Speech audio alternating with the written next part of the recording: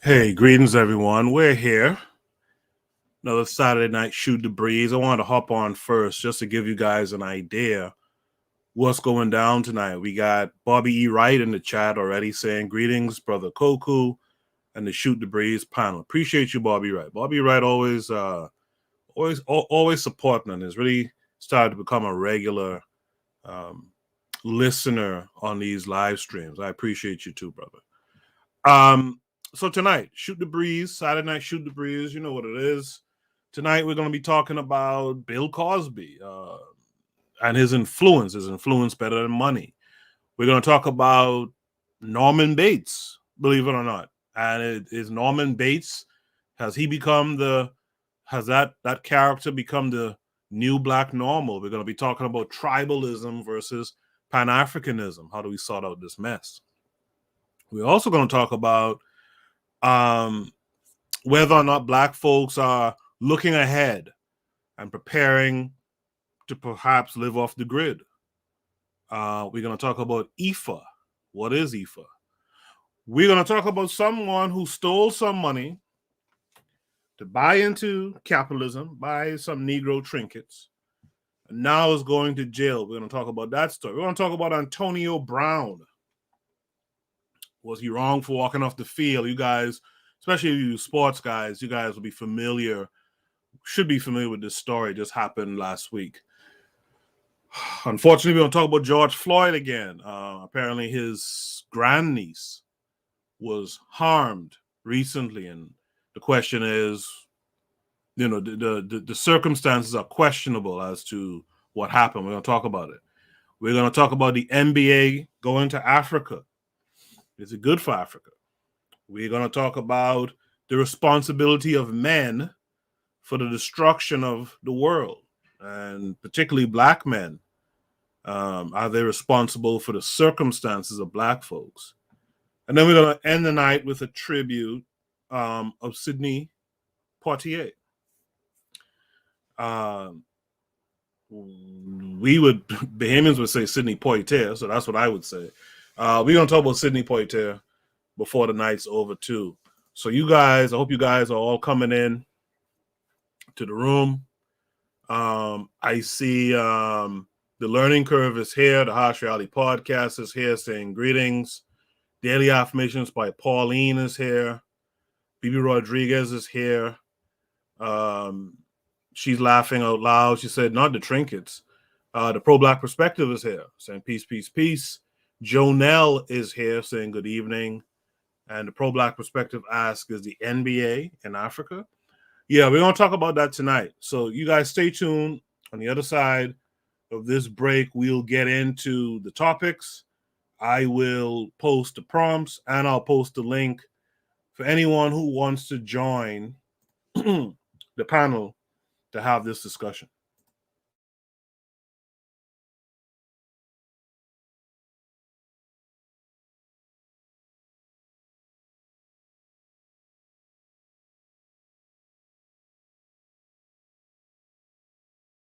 You are listening to the Bitter Medicine Podcast on KWAZ Radio.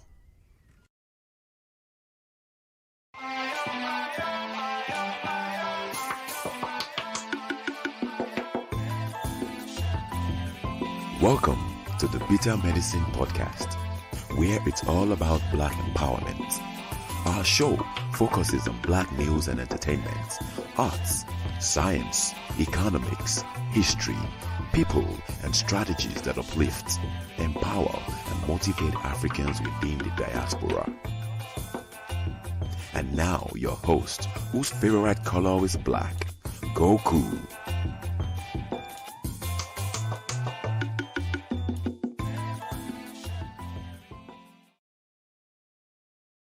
Welcome back to the Bitter Medicine Podcast. I am your host, Koku. Just want to remind you guys before we get the show rolling that this show is part of a podcast network called KWAZ Radio. There are other shows on the network you are invited to tune into. This is D Webb with the Harsh Reality Podcast, asking you to tune in where we tackle the news of the day that affects our community, only on KWAZ Radio. Peace, family. This is Oni, inviting you to listen to the pro-black perspective, where black problems are addressed with black solutions. Greetings, fam. Tune in to The Learning Curve with me, the revolutionary matron on KWAZ Radio. You are listening to the Bitter Medicine Podcast on KWAZ Radio. Yes, indeed. Welcome back to the Saturday Night Shoot the Breeze. I thank every one of you who are here tonight.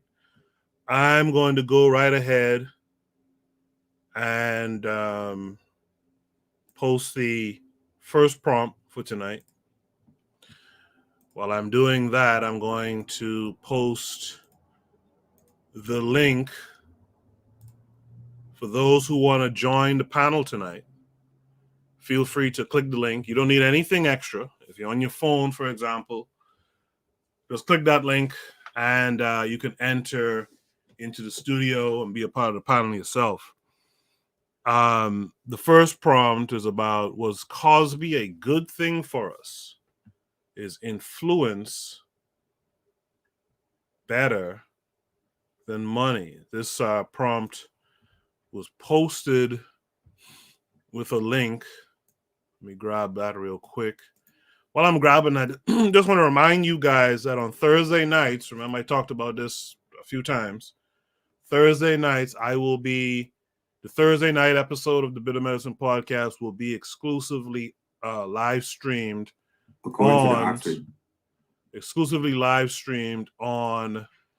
the KWAZ Radio YouTube channel. I know some of you were there. Bobby Wright was there. The Revolutionary Matron was there recently.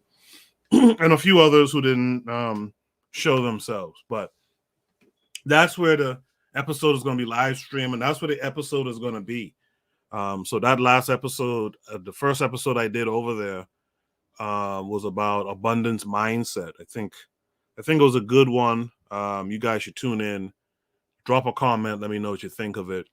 The next one coming up this Thursday will build off of that as well.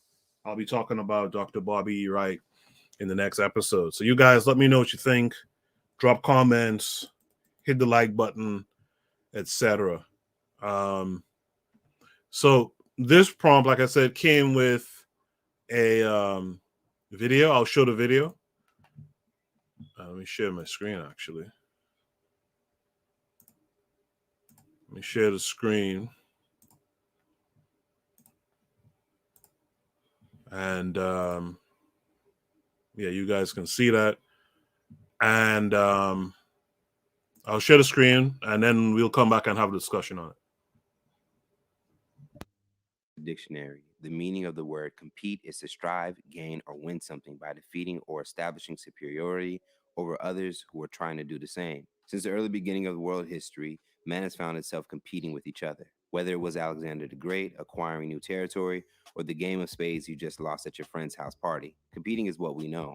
Bill Cosby, whose legacy will now tell a different story compared to the height of his success in the 70s, 80s, and 90s, can be perceived to have viewed race as its own competition. And if we look back at the definition of competing given earlier, he's not completely wrong. In America's history, people from all over the world have come, whether voluntary or involuntary, and found themselves in competition to strive ahead of the next person to enjoy all of the possibilities of life under the stripes and stars has to offer. In 2007, Cosby would shift his focus of entertainment to very clear messages he's always wanted for his people to embrace. That year, during a hot evening at Detroit's St. Paul Church of God in Christ, Cosby would deliver a stern speech that would take bite at the reason why Black people in America weren't winning against their white counterparts. And it seems the message still is relevant to this day. Here's why Cosby says Black people lost to whites. When you said the name Bill Cosby in 1963, you would have come to thought of a young Black man from Philadelphia who just landed his first national stand-up comedy exposure after an appearance on NBC's The Tonight Show. But as time progressed, Cosby's only goal to make people laugh rivaled his ambition to see his people strive to obtain more than the obstacles placed in front of them. In 1968, Cosby, along with CBS, would release an eye-opening documentary entitled Black History, Lost, Stolen, or Strayed. The documentary was a complete shift from the family-friendly laughs Cosby found himself giving to a large portion of white America. And this type of behavior would continue with Cosby throughout his career. If you look at Cosby closely, he may have covertly positioned himself as a civil rights activist. You remember that episode of The Boondocks called Return of the King from season 1, where Martin Luther King Jr. would come back and deliver a speech which shamed the then behavior of black people? What happened to our people? It reminded us very much of Cosby's Pound Cake speech in 2004, where he ultimately would do the same thing. I'm talking about these people who cry when the son is standing there in an orange suit. Where were you when he was 2? Where were you when he was 12? And how come you don't know he had a pistol? Take a look at his work. Fat Albert, The Cosby Show, A Different World, his stance for black stuntmen on the set of I Spy, and 2004's Pound Cake speech. These examples indicate Cosby's clear focus on influencing his people in a direction that he felt would help them elevate. However, despite Cosby's influence in 2007 and the years to come, blacks have stayed behind their white counterparts in several categories that include employment population ratio, per capita income, household wealth, college degrees, and home ownership. Now back to Cosby's speech in Detroit at St. Paul Church of God in Christ. In a room full of black men, Cosby would show once again his focus was not laughter. We are not a pitiful race of people. We are a bright race who can move with the best. It was in this same speech, Cosby, in response to a local judge in attendance, would express why he felt blacks continue to stay behind. The judge would go on to urge that Cosby and other black celebrities donate money if they really want to help. And a very focused Cosby would respond, "I didn't fly out here to write a check. I'm not writing a check in Houston, Detroit, and Philadelphia. Leave these athletes alone. All you know is Oprah Winfrey and Michael Jackson. Forget about a check. This is how we lost to the white man. My problem is that I'm tired of losing to white people." Upon interpretation, Cosby did not think that throwing money at a fire would put out the fire. Cosby instead would focus on what blacks were currently doing that could be seen in his eyes as counterproductive. Cosby showed how he thought African Americans should be represented in his many works, and the rise of gangsta rap did not align. Despite his positive messages, it was his harsh criticism for his own that would turn off many. You see, Cosby has a track record of criticizing his own. This is widely noticed when Eddie Murphy released his special Raw in 1987. In part of his performance, Murphy would reveal Cosby calling him to encourage that he stop cussing so much in his act. Never met the man before, but he called me up about a year ago and chastised me on the phone for being too dirty. You cannot say filth, flying filth. Cosby's criticism of hip-hop would only alienate him even more. Hip-hop, despite being known as an artistic expression that highlights some of the harsh realities of living in the hood, has been a form of entertainment that has put many black people in opportunities of wealth that they may have never been able to see. Many like 50 Cent, who had a quick feud with Oprah over her criticism of hip-hop, have benefited from the music. Fast forward to today, coincidentally, the mentality of getting a check or getting a bag has been embedded within our own culture. But yet, we still have fires in form of police brutality, Karens, unemployment, poor health, and lack of ownership. You see, that check will not resolve grandma's diabetes, being seen as guilty and proven innocent, and as some girls in the neighborhood would let you know, if you're lame, money doesn't make you unlame. Instead, you're just a lame with money. To Cosby's point, maybe more money isn't the solution. Don't believe me? Meet Sharon Terabasi, a single mother who had been on welfare but would end up winning more than 10 million Canadian dollars. Unfortunately, however, Terabasi would find herself back on the bus almost 10 years later. According to reports, she would end up losing her fortune because of a big house, fancy cars, designer clothes, lavish parties, exotic trips, and loans to family and friends. For someone who spent her teen years bouncing from shelter to shelter, Terabasi was unprepared for the millionaire lifestyle. The point being made, money is not always a solution for advancement. Despite not wanting to cut a check that night in Detroit, Cosby has in fact cut many checks. According to reports, Cosby has made the largest donation at one time to an HBCU when in 1988 he donated $20 million to Spelman College in Atlanta, Georgia. You see, for Cosby, representation and how we viewed ourselves became his solution. Influence. It matters so much that he wanted to take over NBC so that he can amplify how we felt blacks on TV should look. Cosby's solutions connected to self-esteem and how we use our influence to guide our ship. The impact of influence is something we all know. You might have gotten a better understanding of it in Comedy Hype's coverage of the Boondocks' take on the gay agenda versus hip-hop via Riley Freeman. Influence is the reason why 40 million Furbies, a creature like owl/hamster, sold in just 3 years of its launch. Influence is the reason why a failed painter when he was alive, Van Gogh, is now one of the most profitable artists after his death. And according to the richest, he sits at the number 1 spot. Can we understand why Cosby blew off signing a check at the church in Detroit that night and instead dedicated a good portion of his career to use influence through entertainment to guide his people to where he saw best? This mentality comes from someone worth $400 million, according to several outlets. You see, influence is wealth. He who controls the influence controls the wealth, and maybe this is what Cosby knew. So just imagine, if we really did treat ourselves as royalty, competing with anyone wouldn't even be a conversation. We'd be too busy being the example. Stay up to date with the latest news and comedy by subscribing here to our YouTube channel and follow Comedy Hype across all social media. Plus, look out for more original content at comedyhype.com. All right. Let's welcome Mr. Untouchable to the panel. Mr. Untouchable, what say you today? Hey, cool. What's going on, brother? I miss you guys last week. Unfortunately, I was entertaining my brother who was out of town. But I'm glad to be back, man. I miss y'all guys. It wasn't because of no arguments. I was listening to the last show, the last playback, man. I was just entertaining, and I couldn't make it. But I did miss y'all guys. But I'm happy to be back. Yeah, glad to have you. I wasn't certain why, but I wasn't certain why you weren't here. But a few people mentioned to me offline about the how things went in that previous Shoot the Breeze, and some folks, I could call names of folks, so they're here tonight in the chat, but some folks just don't like that kind of thing. Like, it's Shoot the Breeze. Yes. Let's let me clear the air on something. While I'm here, when we get into these forums, I want my brothers to know, if we disagree, if we come to different opinions and ideas, nothing what is said on these shows is taken personally by me. Not at all, brothers. Right. You know what I mean? This is, for me, I use it as a forum because it kind of like it helps me intellectually.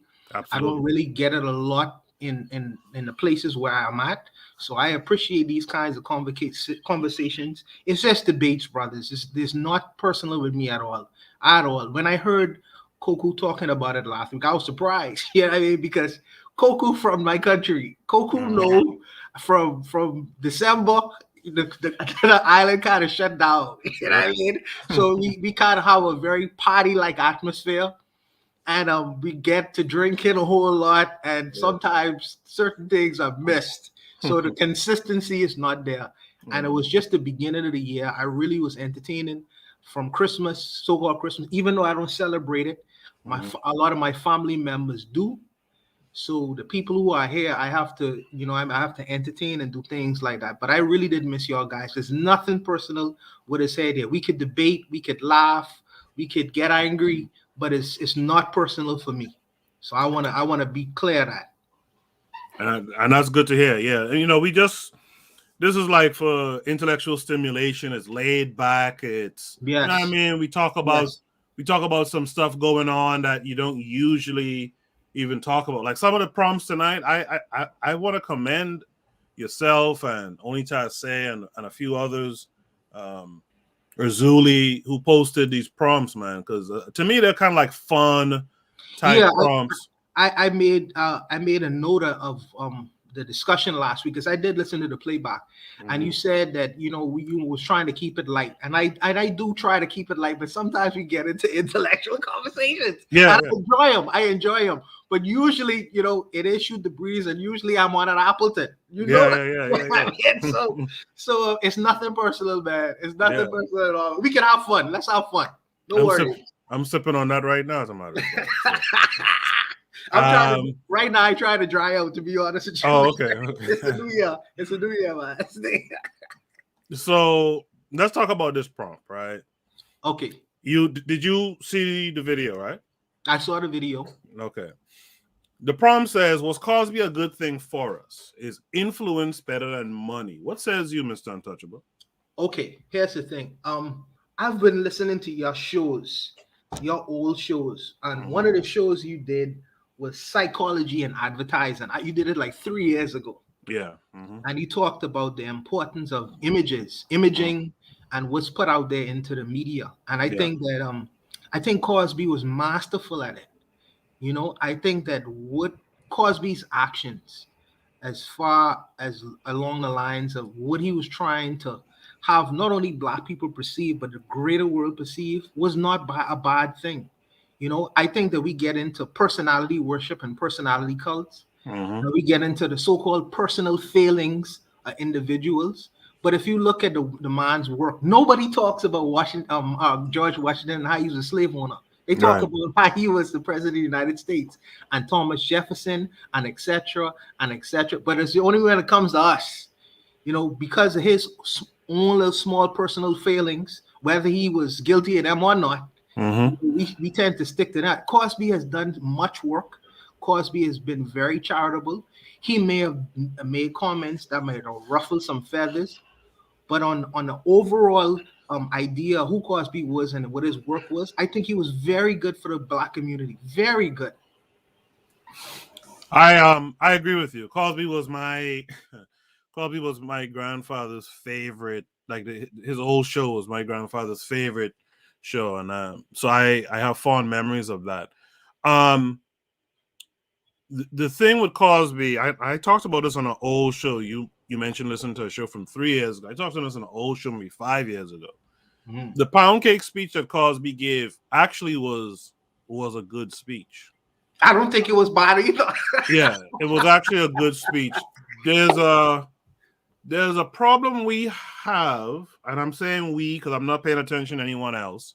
Yes. I think there's a problem that we have. We don't like criticism, and we definitely don't like it when we're youth. We don't like it from older black folks. But what Cosby said was, you can't call yourself an activist because you ran downtown where the protest was going on and broke a window and took a TV. That's not activism. No, it's not at all. It's not at all. There's nothing revolutionary about that type of shit. You know, you just went and stole some shit. Let's call it what it is. But what youth around the time when Cosby was saying that, youth around that time thought Cosby was dealing in, and I know older folks tend to deal in this. They thought Cosby was dealing in that respectability politics type stuff. Mm-hmm.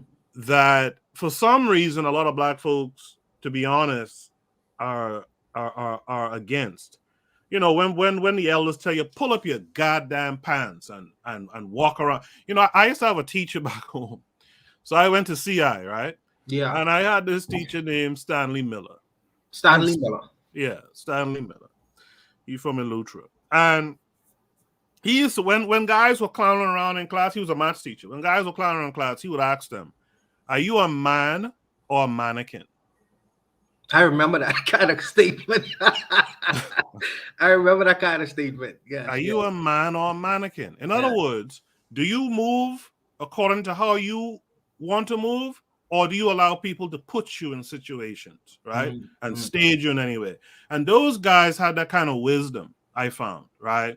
Where they're trying to tell you there's a way to carry yourself, not because you care about the white gaze or something like that, but just for your own people's sake.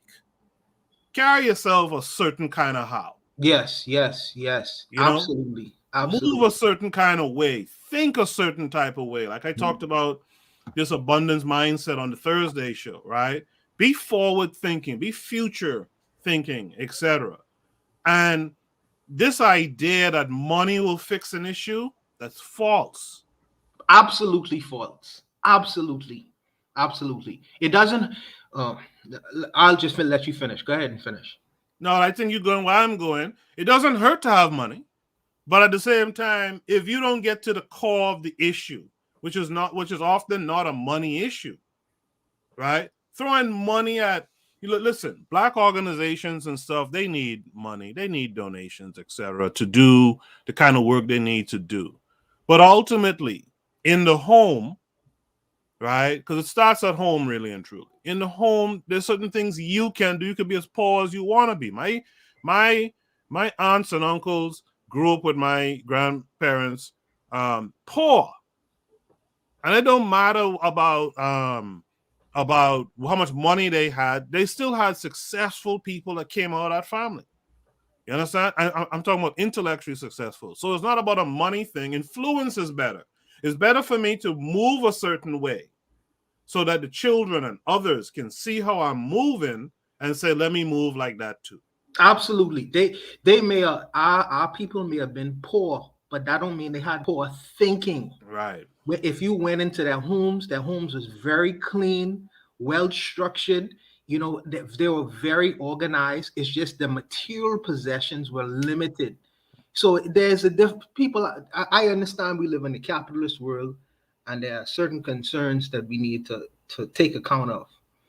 But like you say, imagine this. Imagine this. There are people, and if you do your research, you will find it so. There are people who have won the lottery, very poor people who've won the lottery, and in a limited amount of time, they are poor again. And you have to ask yourself why. Yeah, why didn't money help their situation? Mindset. There are rappers or basketball players who went into the NBA. I think one of them, there was this guy from Boston. I can't remember exactly what his name is. He had earned in his course of his career $100 million.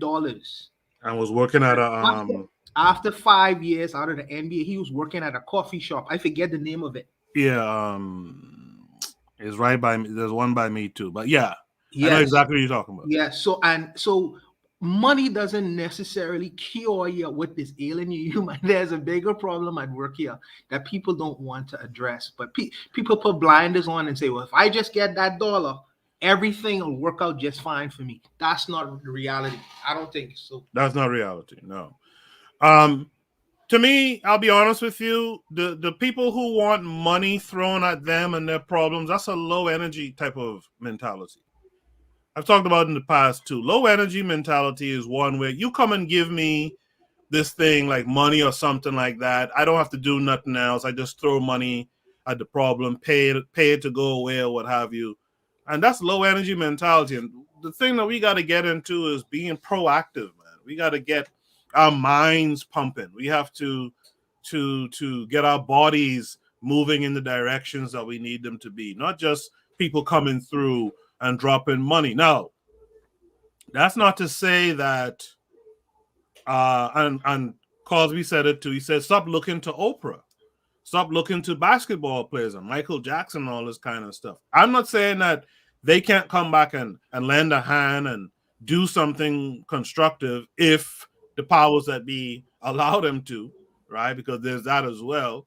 But for you to sit down waiting for Oprah to come and solve your problem, that's low energy stuff. That's loser stuff. Oh gosh, man, it's horrible. I don't. It seemed like we have forgotten our past and our history. The guy who built Tuskegee, what's his name? Koku. Booker T. Booker T. Washington. Booker T. Washington may have had people who would have helped him financially, but how did he build that institution? He used the kids who wanted to go there.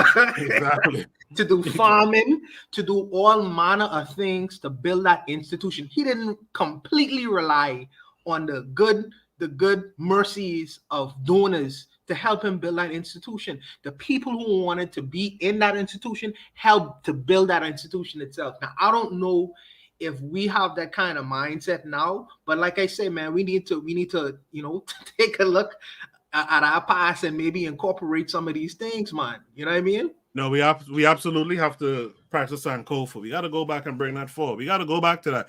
Booker T at one point, if I'm not mistaken, I think it was one of these presidents like Coolidge or someone like that, who he was cool with, gave him some money, and Booker T kind of like reluctantly took it. And then I think he did something like he paid himself $1. Since they got this money, he wouldn't even pay himself to do the job anymore. Right? You know what I mean? Like that's the kind of people. And Cosby is a man like 80-something years old. He came up from that kind of mentality. Yeah. Yes. Mm-hmm. Yeah, this thing. Go ahead. Just quick. This thing where you sitting around begging and hoping someone come out and help you is nonsense. Real quick. Chris Tucker had a statement he made. He said, Chris Tucker's the comedian. No, Chris Rock is the comedian. He said, when I would be driving from city to city, I would break down on the highway sometimes. He said, when I sat in my car, When I just sat in my car, broken down on the side of the street, he said people would just zip by going about their business. He said when I got up my car and started to push it or open the hood, he said all kind of people would stop and say, hey, what's going on? And I've actually lived that experience myself. I broke down in the middle of the street out here, and all kind of people walking by was like, yo, you need help pushing the car? But if you sit in that car, if you just sit down doing nothing drive right past you. Drive right past you. Mr. Untouchable, go ahead. Yeah, no, they'll drive. No. You're right. They'll drive right past you. If nothing is better when you begin to at least take small steps. And I agree with you.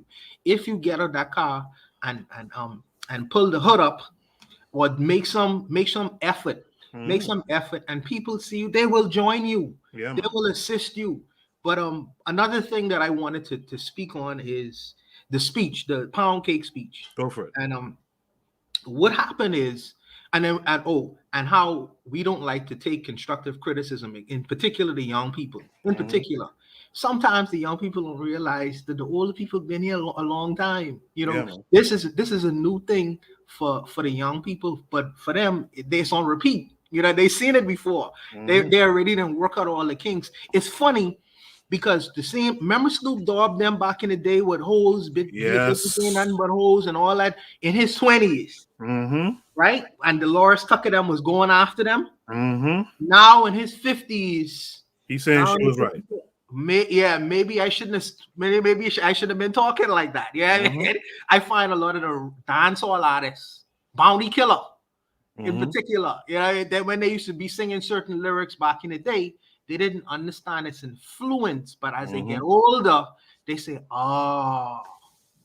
By that time, it's too late, brother. By that time, your influence is up. You know, people they don't want to hear you no more. You're a 50-year-old reggae. Ain't nobody hear you. Besides the other people who may have heard you during that time. So I feel like sometimes the young people need to take a step back, because it's not about criticizing.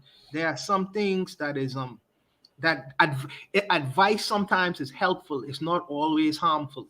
When I was learning to drive, the instructor said, when you're going around a corner you're not familiar with, you slow down, right? Yes. It's the same thing with this stuff. If you're young, you don't speed around a corner, right? Folks are telling you, listen, take your time.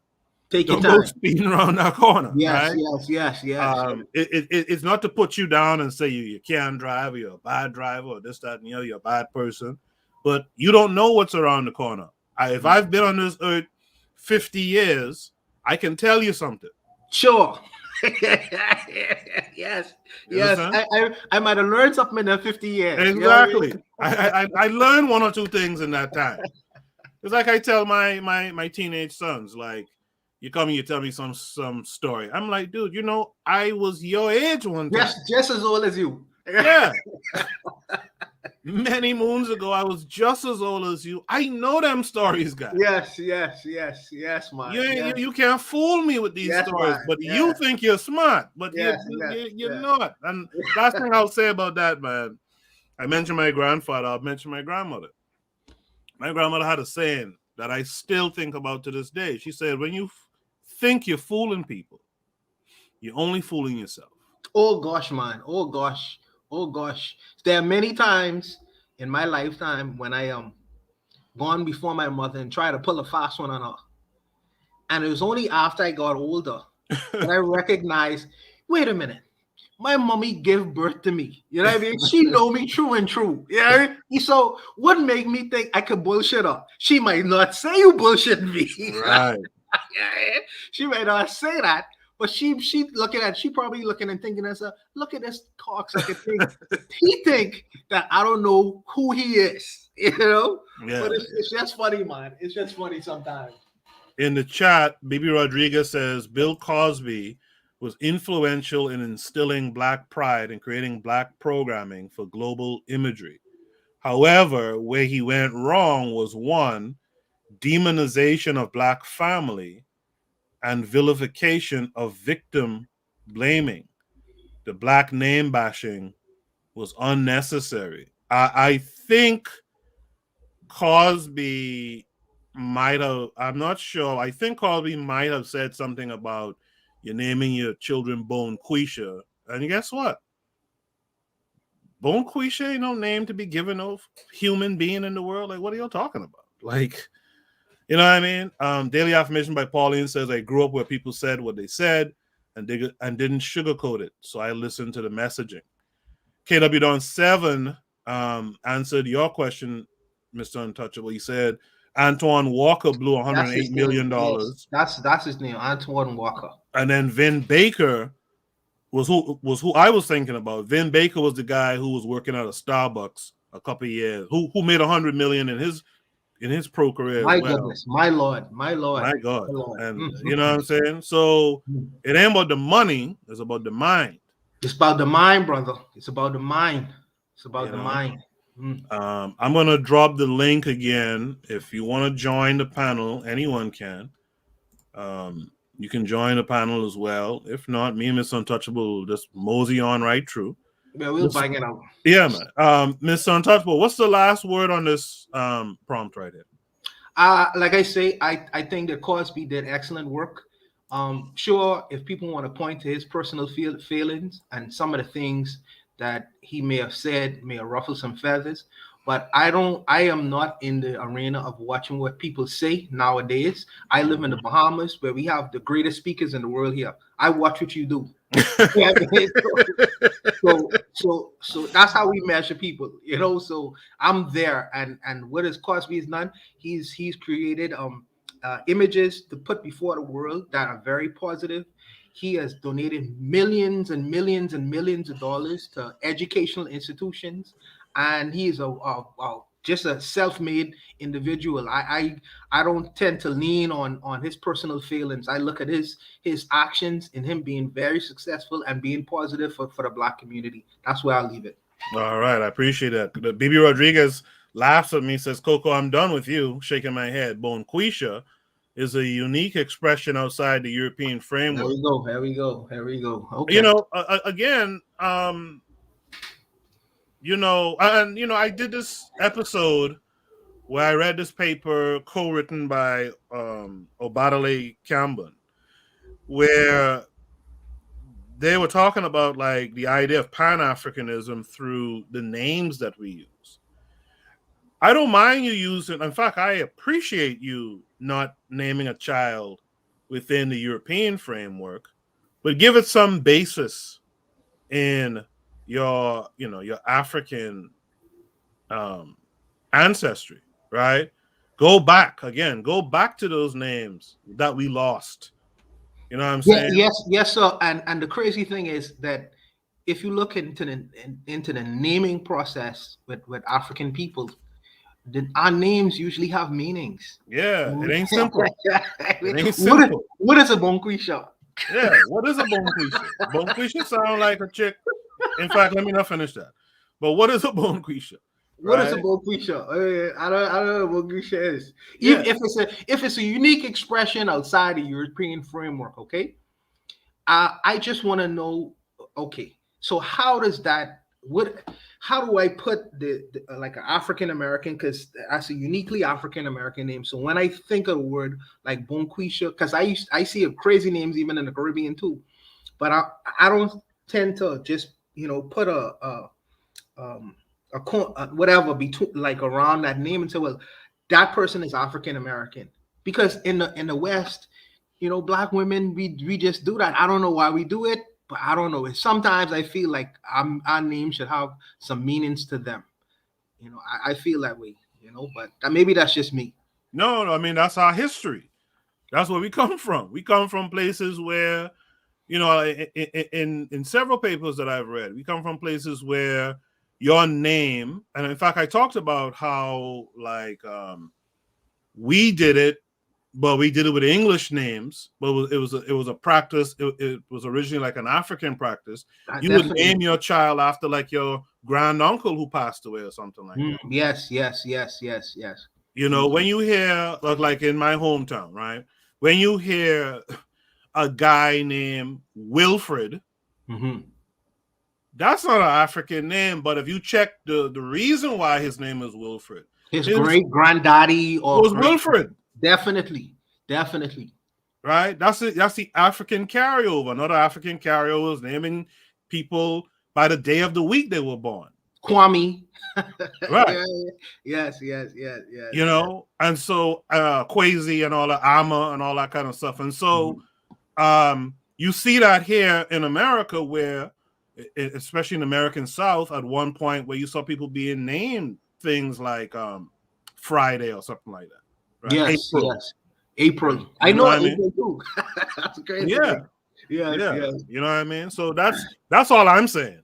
You know, Bonquisha is some shit you put together, you slap that together, and it sounds exotic or some shit. Slap that like flower pop. You know what I mean? Like flower pop. Janelle Benjamin is here. I think that's Mr. Untouchable's people saying Tyler Perry was homeless. Now he ain't. All right. So I think we did that one pretty good. I appreciate you being here, Mr. Untouchable. I appreciate all of you being in the chat as well. We're going to go to Shoot the Breeze topic number 2. I found this was an interesting prompt.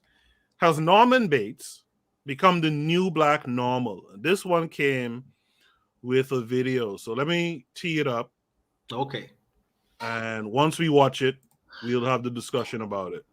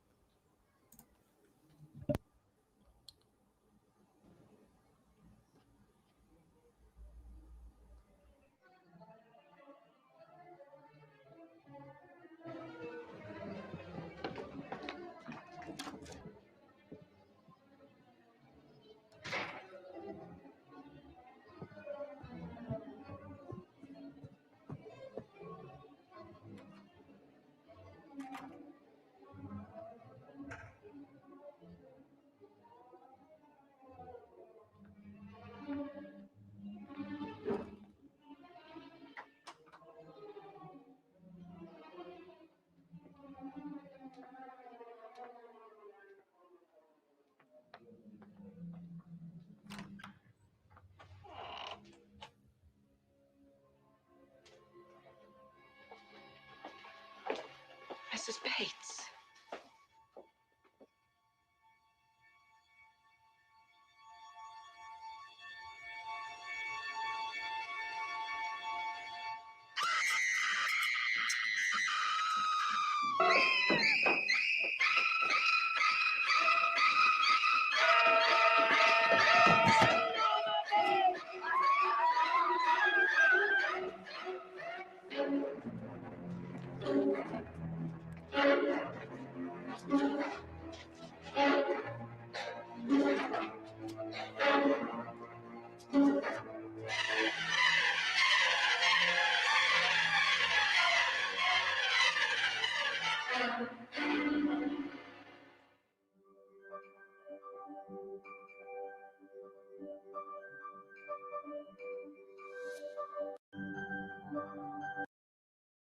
All right.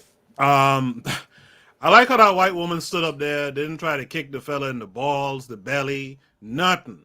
Just let that man wrestle with this fella with a knife. But the problem says, the pro-black perspective asks, what the F is this? I can tell him in a minute. The problem says, has Norman Bates become the new black normal? Mr. Untouchable, it was just a provocative thing that I thought I would talk about because I was listening to the other show and it was a carryover from the last show's discussion of how black men were wearing dresses, okay? And how it was taken humorously. You know, people were seeing it as something humorous back in the day. I forget the name of the Flip Wilson. People was talking about how Flip Wilson did it, and it was so humorous. But if you fast forward a little bit further back into America, cinematography or whatever, that cross-dressing image, you would perceive as a psycho. This is the name of this movie, right? Okay, so when you fast forward, because he was a psycho, you know, acting like a female person, right? When you fast forward that, you know, it got into a thing of humor, you know, with Flip Wilson wearing the dress, and is Dave Chappelle gonna wear a dress and things like that, whatever. Slowly things started changing. I remember a statement by Frances Cress Welsing. She said that there will be she said that she was speaking to what's the guy's name? Who's Who, always Neely? talking about code? Neely Fuller. Mm-hmm. And in the 70s, and he said that in response to Flip Wilson, he said that there'll be a time when the black male will soon. He said that the styles will become more pronounced. The white supremacist is creating a situation where the styles will become more pronounced. So the pants will like start to become further and further and further below the belt, and soon enough, the black man is going to take off that pants and put on a skirt. Okay, he said that in the 70s, and at the time he said that, it was taken as a thing, a slight. He was like, "You must be joking. That'll never happen," right? Mm-hmm. And this was after the whole Norman Bates was shebang, because it was perceived as something that was psychotic. Mm-hmm. But like I say, in the 80s, when Flip Wilson, and late 70s, when Flip Wilson was doing it, and he had the other artists started doing it. Now, when you fast forward that 2022, you see basketball players wearing dresses, skirts. Okay, you see images. I think there was a documentary. This cross-dressing guy. They have it on Netflix right now. If you criticize people for doing that, because that is considered to be like a sexual preference or something that is normal or normative sexual behavior, and if you criticize that now, people will look at you as if you are a psycho. Yeah, it's like, well, that's what people just do. That's just sexual preference to dress like this. So I thought it was funny, the contrast, because a few decades ago, this idea was considered to be seen as psychotic, but now it's not really taken like that. And I just really wanted to just go off of the last discussion y'all guys was having on this particular issue. I feel you on that. Let's welcome in D-Web to the panel. D-Web, how are you tonight? Hey, what's going on, brother? Good to hear from you. Yes, D-Web. It's good to hear from both of y'all. I think Mr. Untouchable stumbled onto something that I don't think he kind of realized, right? I don't know if you have this in any of your prompts later on, Goku, but the brother Jim Jones, right? Mm-hmm. Was a big controversy, the rapper or whatever. When he was talking about how his mom taught him how to tongue kiss and taught him everything about sex and all this other stuff, and everybody was like sitting there in the room just letting this go. It's like, whoa, but with Norman Bates, I believe with the story of Psycho, Norman Bates also was kind of in love with his mom. Like, he pretty much murdered his mom because she was about to get married or something, and he took on her personality later on as a psycho killer, right? Mm-hmm. So I think another thing too, if you look at it, is almost like that we have this situation in the black community that goes underreported of young men, and their moms, targeting them, or their mothers or females in their family or whatever targeting them. I think R. Kelly had a similar type of story, right? And that also kind of, ties into the Norman Bates thing to me, where you have these situations, like I said, with the older female and the young boy, and it's seen as a rite of passage, right? Mm-hmm. Where if it's the situation reverse, it was a young lady and a man, then it would be, obvious, cut and dry that this is sexual abuse. But when it's a young boy, all of a sudden, he should enjoy it. It's time of his life, Mm-hmm. So I think that also kind of points to what whether or not Mr. Untouchable saw it, it kind of ties into that whole prompt, and especially the Jim Jones situation, Yeah, the pro-black perspective is in the chat asking his mom taught him how to kiss. Yeah, that was a big deal this week on, I guess, social media and whatnot. About Jim Jones learning how to tongue kiss from his mom, and a lot of people came after and was like, maybe people need to reach out to Jim Jones and really give him some counseling, because he said that like it was something everyone did, when that's far from the truth, right? Maybe he needs some counseling. I see Janelle Benjamin says men wore robes and long skirts in every culture for centuries. Earlier, she said that they're just clothes. Gender expression isn't sexual. She is an unavowed hardcore liberal, and she's a feminist. So she's gonna. Why don't you come on and educate us, Janelle, on what you think about this conversation for the night? Daily Affirmation by Pauline says Jim Jones retracted and said it was a joke. Is that right? I didn't know that. Wasn't nobody laughing. Yeah, wasn't no one laughing, right? So I'm curious about this joke thing. Yeah, so Mr. Untouchable. Yes, sir. Yes, sir. Do you think so? When Flip Wilson and them were doing it, right? They were doing it in the name of comedy, as the last week's conversation had it.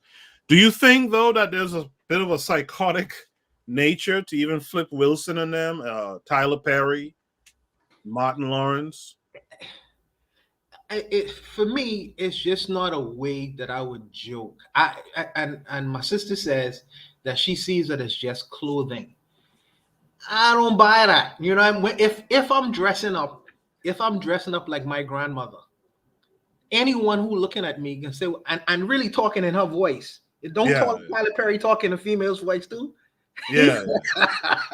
What's the difference between when he's doing it now and when Norman Bates was doing it back then? Oh, it's only comedy. He's not killing anyone. He's just telling jokes. I don't necessarily buy it. I think that there is a psychosis that's going on, a heavy psychosis, and everybody don't want to talk about it. But really, you know, I mean, I think that, I don't know, something is wrong with that picture. And for the longest period of time, people thought Tyler Perry was a little man. So I think as we welcome Janelle to the panel, I think what a lot of folks don't realize, how much stuff is pushed through to the mind based on it's just a joke or it's just humor. Janelle, welcome to the panel. What say you to this? Thank you so much. Good evening. Good night, everybody. Good evening. I feel like there's no binary when it comes to clothing. People, we just wear clothes. Like there's no there's no sexual connotations. No, there's Janelle. no a dress, you know, a blouse. A blouse is not for a man. I'm gonna tell you that straight up. A blouse ain't for a man. You know, a skirt ain't for a dude, right? Unless you're one of these Irish or Scottish or whatever it is. But a blouse ain't for a dude. But continue. I didn't mean to cut you off. I'm just saying, who defines what is female and what is male? Where did that notion of clothing having binary classifications come from? From designers. It's white supremacist thinking that, you know, quote unquote, you know, what is professional or how should we wear our hair? It's policing. It's policing. You start to tell people what to do and what to wear and how to wear it. And this is for quote unquote women and this is for quote unquote men. It's not necessary. I mean, and certainly it's not sexual. I mean, if you want to talk about the men who sneak in their wives' panty drawers and put their underwear on when the woman isn't around, maybe that's sexual. But I mean, if I want to walk down the road in pants, and you know, I have cousins who grew up in the holiness faith in America who never put pants on, because again, they thought, you know, biblically speaking, that's what quote unquote men should wear, and women shouldn't do that. And I just think that was absolutely ridiculous. You know, like they couldn't wear pants for decades in their lives because their father thought they shouldn't do so. And you know, the world has told us what is appropriate for women to wear and what is appropriate for men to wear. And it's it's garments. It's absolutely ridiculous. That's what I got to say on that. My learned friend, would you date a man who comes to you in a Sunday dress and permed hair and a parasol and permed hair? I'm attracted to men. Stop it. I'm attracted to men. I'm not attracted to, you know, anything else on the spectrum. I like men. It's just clothes. Suppose he likes clothes. Suppose he likes those clothing. Listen, stop it. Oh my God. A dude comes to your door in high heels, a sundress with a parasol. Prince wore high heels and he was one of the most masculine men with stable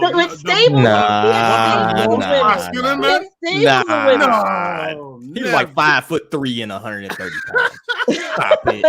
Stop it. Prince was masculine and very sexy and had women who would run him down. Because he's rich. He was a rich. He's a rich music artist. Money.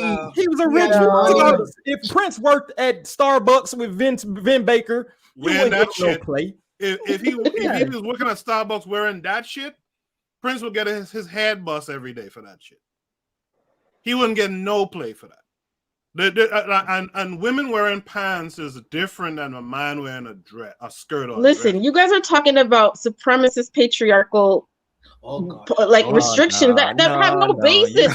No basis. In here. These are black men giving their thoughts on the. We're not confused by white supremacy. White supremacy didn't tell me not to wear a skirt today. No, but patriarchy did. Patriarchy did. Patriarchy did. No, so we went around skirts if it wasn't for the white men, right? Is that what you're saying?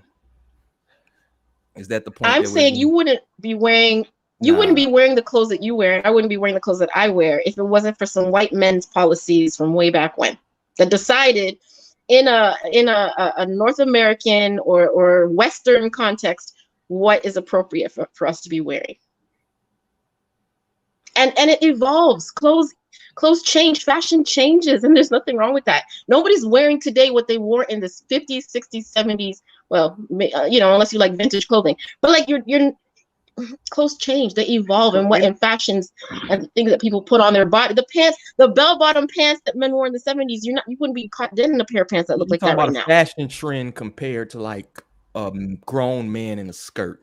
There is a thing is that there's an agenda to demasculize. There's a reason why when black men, have to appear to smile all the time and do all this stuff. There has been an agenda to demasculize men. That is why you're seeing China having lessons to their children, to their young boys on masculinity. Meanwhile, America's pushing this woke you can wear a skirt and makeup and still be manly. You know what I'm saying? It's society dictates you're destroying your warrior class. Half of your warrior class right now is doing TikTok dances and playing with balls, no homo, right? They're throwing. So your biggest, strongest men right now are subject to what you quote as the white supremacy, right? Whereas they've been demasculated to the point where they are out here actively making money to people who hate their guts, making money for them. And you have to see the big scope of things. You can't just be like, oh, clothes is clothes. There's a reason why they want Dave Chappelle to wear a skirt. It's a reason why they got, Kevin Hart sitting in a white man's lap on SNL. It's reasons behind that, and you have to pay attention to that. You can't just be like clothes is clothes in society. It's a reason why this certain segment is dominating society right now, and they want you in a dress and them in a suit. You know what I'm saying? So you have to pay attention to that. Like the pro-black perspective said in the chat, he said, but we weren't wearing skirts in Africa too. So there's definitely an agenda, and unfortunately, like I think someone said earlier, there's this agenda that's going on, and if you have that liberal type mindedness, you'll just go along with it, not recognizing the damage that it's ultimately causing. Janelle, what's your last word on this this prompt? Actually, what's your take on this prompt? Do you think that this is becoming the new black normal, or did Janelle leave? I think Janelle left. She's in the chat. She's gonna stay. Yeah, she's gonna stay. And by the way, Janelle, it's all like I said, it's all love. This is not. Yeah, she's not upset. She's not upset. Yeah, this is not an attack. Go ahead, sir. My bad. Go ahead. No, go ahead, D-Web, Brian. Go ahead. Oh, no, I'm just gonna say it's all love, man. Like I said, we all learning. We all works in progress, man. I got my issues, you might talk to me and be like, yo, you tripping with. But so, we always, we're all just trying to learn and gain from each other. So it's all love, shout out to Janelle. In our black world, there is contrast, and you're gonna have very liberal-minded people who I don't have a problem with it. I have to watch where my people are taking me. Yeah, I mean, if you guys, if the women, the mothers are hardcore liberals, Coco, I think she needs to get a link again so she could get back on. But if the liberals are in office and if they're in power, they're gonna take you in a particular direction. And I think that our sisters, the women, these pro women, feminist women, or whatever, they have a particular perspective. We must hear them, but I just don't agree. I don't agree with that train. You know what I mean? I just don't agree, man. I can't get it with it. And she herself said that if a guy walked up to her on a personal level, wearing a dress, a Sunday dress, and permed hair, she wouldn't even give him the time of day. So I'm thinking to all these women who are these pro patriarchy, we're anti-patriarchy. Stop it. Stop it. Not 50, more than 50% of the women who call Donald Trump a chauvinist, they voted for him and put him into office. So they want that kind of male kind of character with a suit and tie and suited and booted and masculine kind of ideology. They want that, despite what they say when they went to the polls, they voted for him in droves. Because I'm telling you now, and Janella's back now. I'm telling you now, you ain't going John Canoe, and Mr. Untouchable knows what I'm talking about. Holding hands with no guy looking like Prince. You know what I'm saying? You ain't doing it because you know that's trouble. Janelle, you're back. Sorry, I got kicked out for a minute. It's all right. My last word on this is, I recognize certainly that, what is happening in the world is, to a certain extent, making Black men in particular feel that they need to look a certain way or behave a certain way that is less than the masculine manly standard that was set by white men. But you shouldn't be looking at what white men are doing and how white men dress or how white men behave as the standard for yourselves. So that'll be the last thing I'll say on that. Janelle, can I ask you a quick question? Sure. As a Black woman, do you have children yet? I do. You do. Are you going to? Do you have a son? I have a son. Mm-hmm. Do you let him dress up like a girl?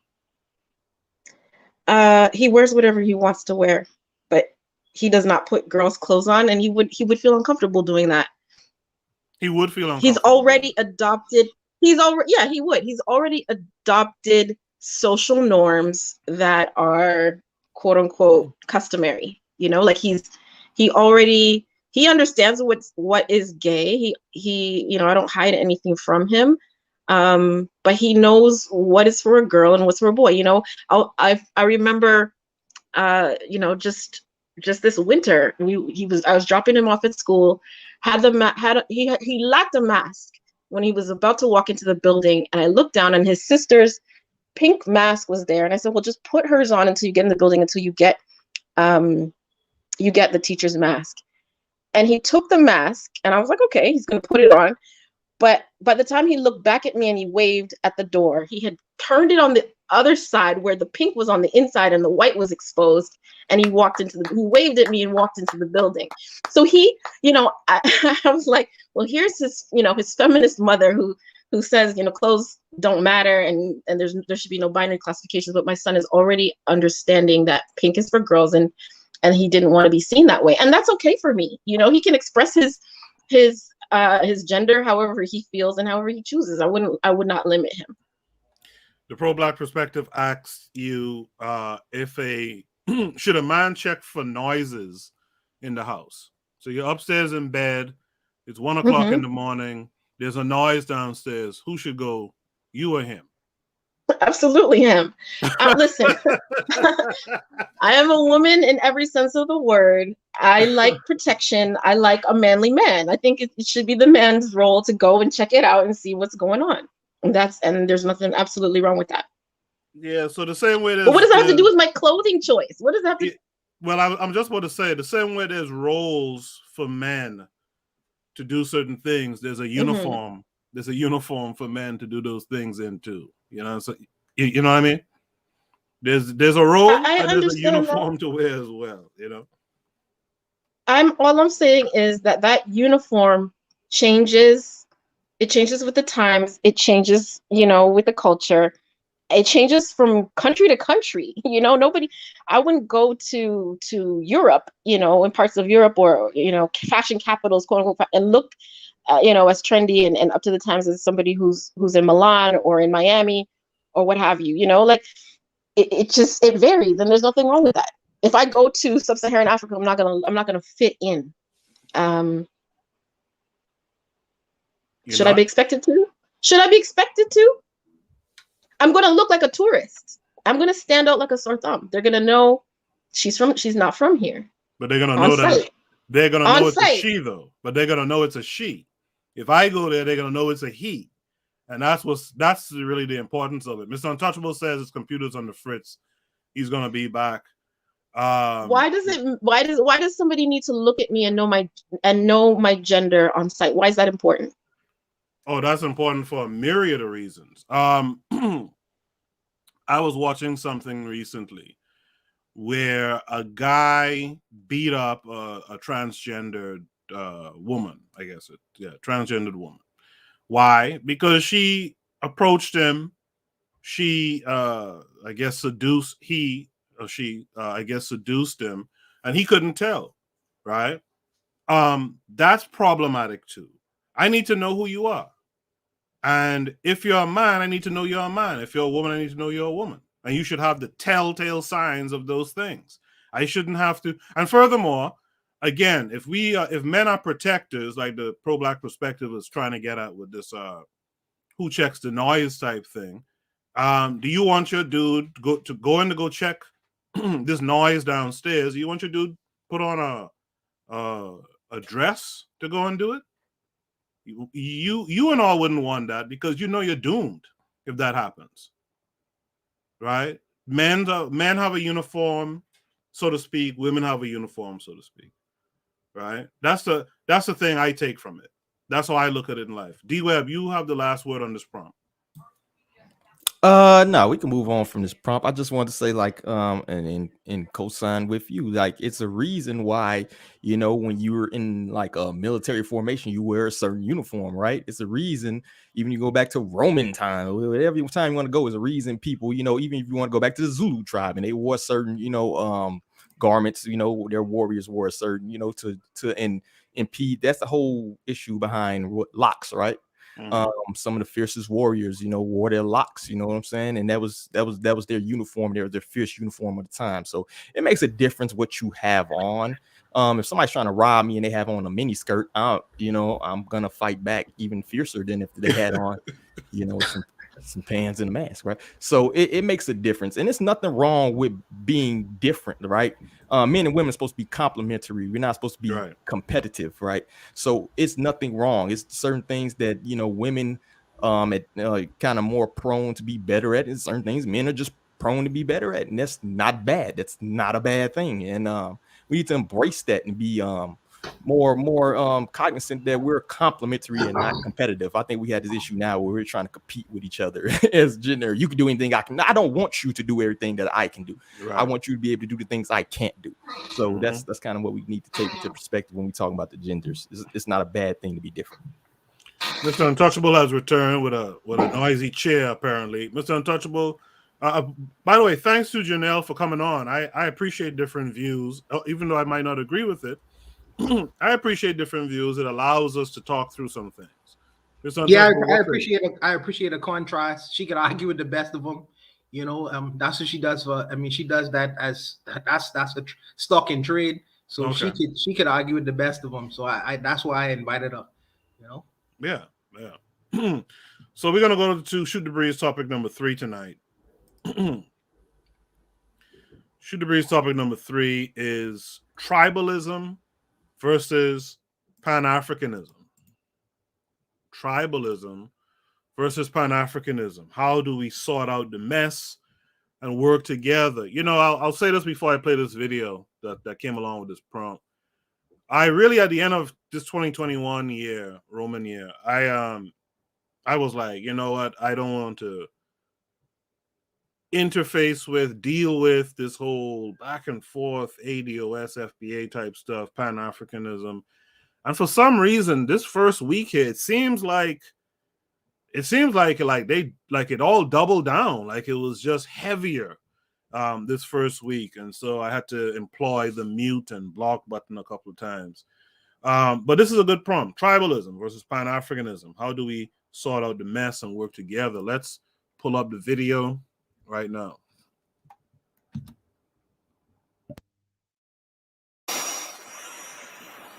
About to board a flight back to Accra from Lagos. I'm gonna miss Lagos, but I'll be back in March. Looking forward to it.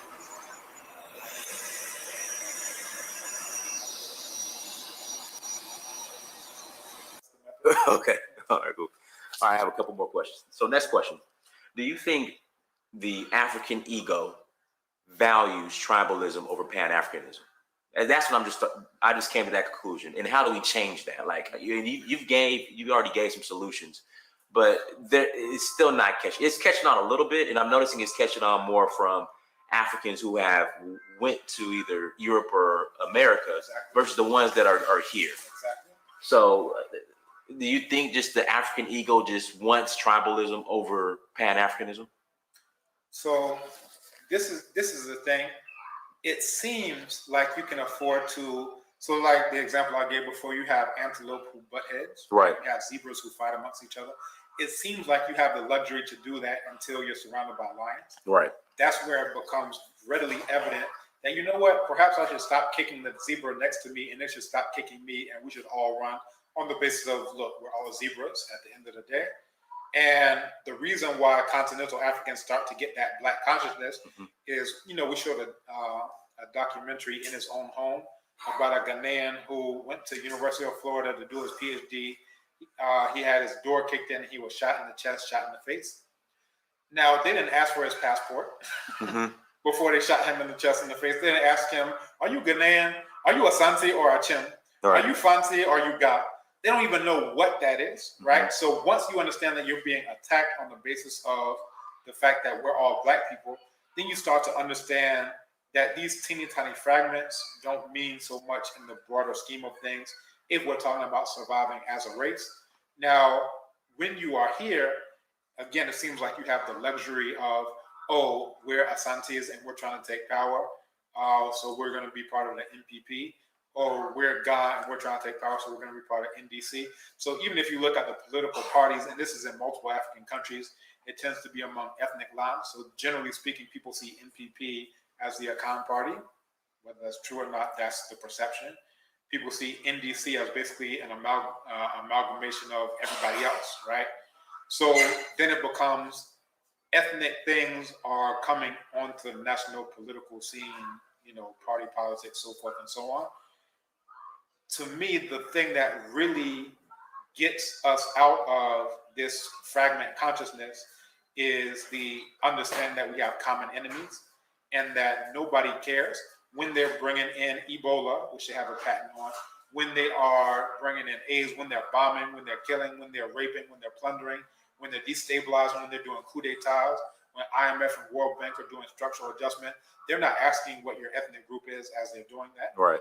They're saying, all you black people, we have a common policy for all you black people. So for us, it would behoove us to come up with a common policy no matter what it was. If we just said something as innocuous as we're not going to wear any clothes made by white people again.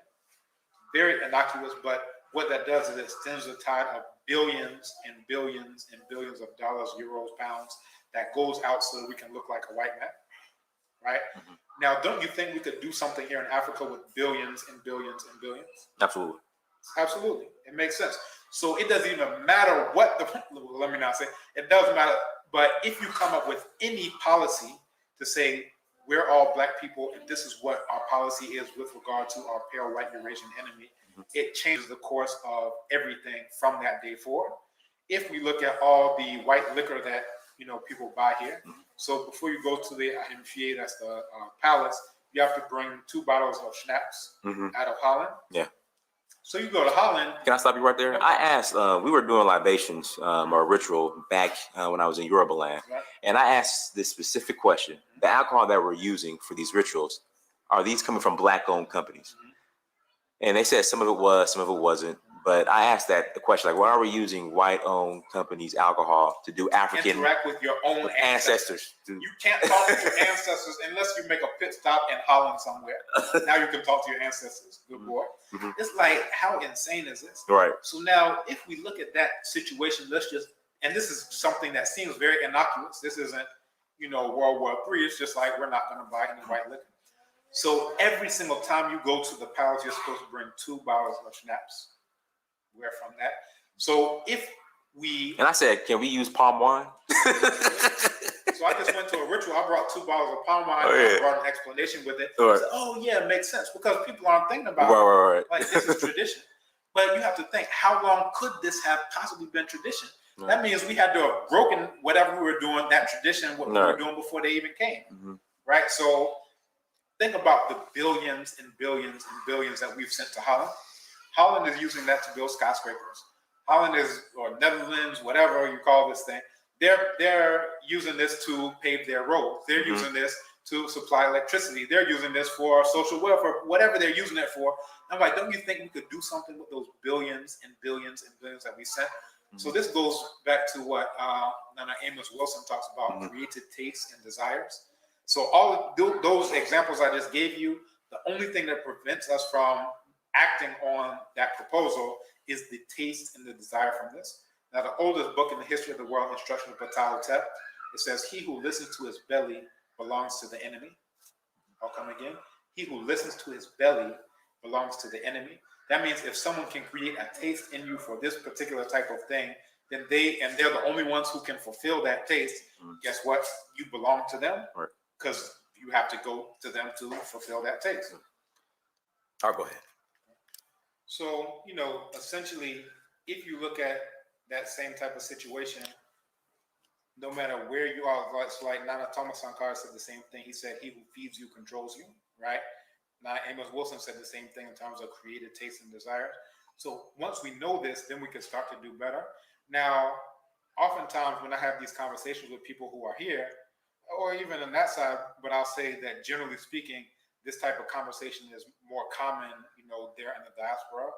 But those who are here, once you start to say these things, they're like, yeah, that makes sense. Matter of fact, I said to an elder at Mount Point, he was like, I'm never buying this white liquor again. It has to start somewhere. It's going to start from here. Now, imagine if, I was just sitting over in Whiteville, so-called America, and say, oh, the people on the continent, they don't get it. Meanwhile, I'm just sitting over there aiding and abetting the enemy, financing my oppressor. And as long as they give me a Walmart and internet, I'm cool. That's the hush money. So I'll keep financing you while you bomb African people from throughout the world, while you enslave us to the prisons, so forth and so on. So, in my view, Africans from the diaspora who have sense, not anyone who calls themselves American or any fragment. If you consider yourself to be an American, then you need to be in America doing what Americans do. If you consider yourself to be an African, which equals a black person, if you're not black, you're not African. If you're not African, you're not black, period. So if you consider yourself, then all right, that's fine, do your thing. But for those who understand that we're black, when we're here and we're raising levels of consciousness, like an example with the Gandhi statue. So people had no idea about what Gandhi did against black people, much less what he said about black people. Like at the King Museum in off Auburn Avenue, he has a big. Okay. That's one of the next ones on the list. Okay. So yeah, if you have people who know better and are here, as soon as we bring up this idea and share the information, that's what people are willing to rally around. That's where you get thousands of people who are signing the thing. And then some people, like the comments I've seen are like, see, this is why we need Africans from the diaspora to tell us what these white folks are doing and what they're all about. So I'm getting these comments all the time. But you got to be in it to win it. If I'm over there and just complaining like, oh, the continental Africans don't got it together, then the thing is going to be standing right there, and there's going to be no debate around it. There's going to be no fight around it, right?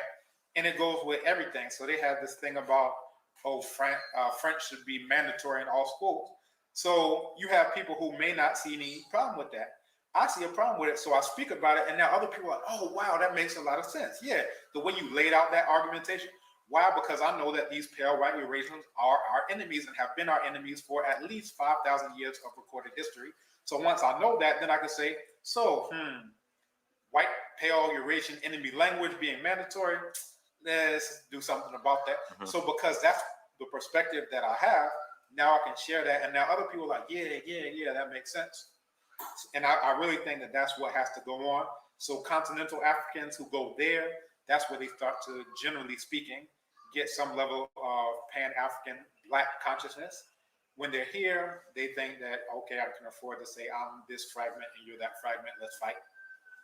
That don't work over there because nobody cares what your fragment is. If you're Black, you get the same treatment as all the other Black people. Same thing in India. We were talking about this too, in relation to the statue.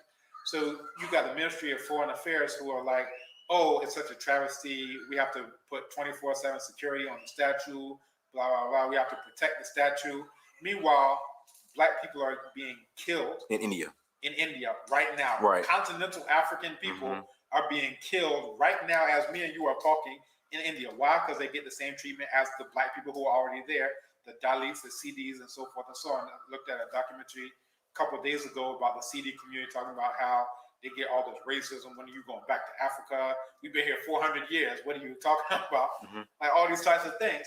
So when continental Africans, I give the story of Masonda Ketanda Olivier, a Congolese who was beaten to death in broad daylight over a rickshaw in India.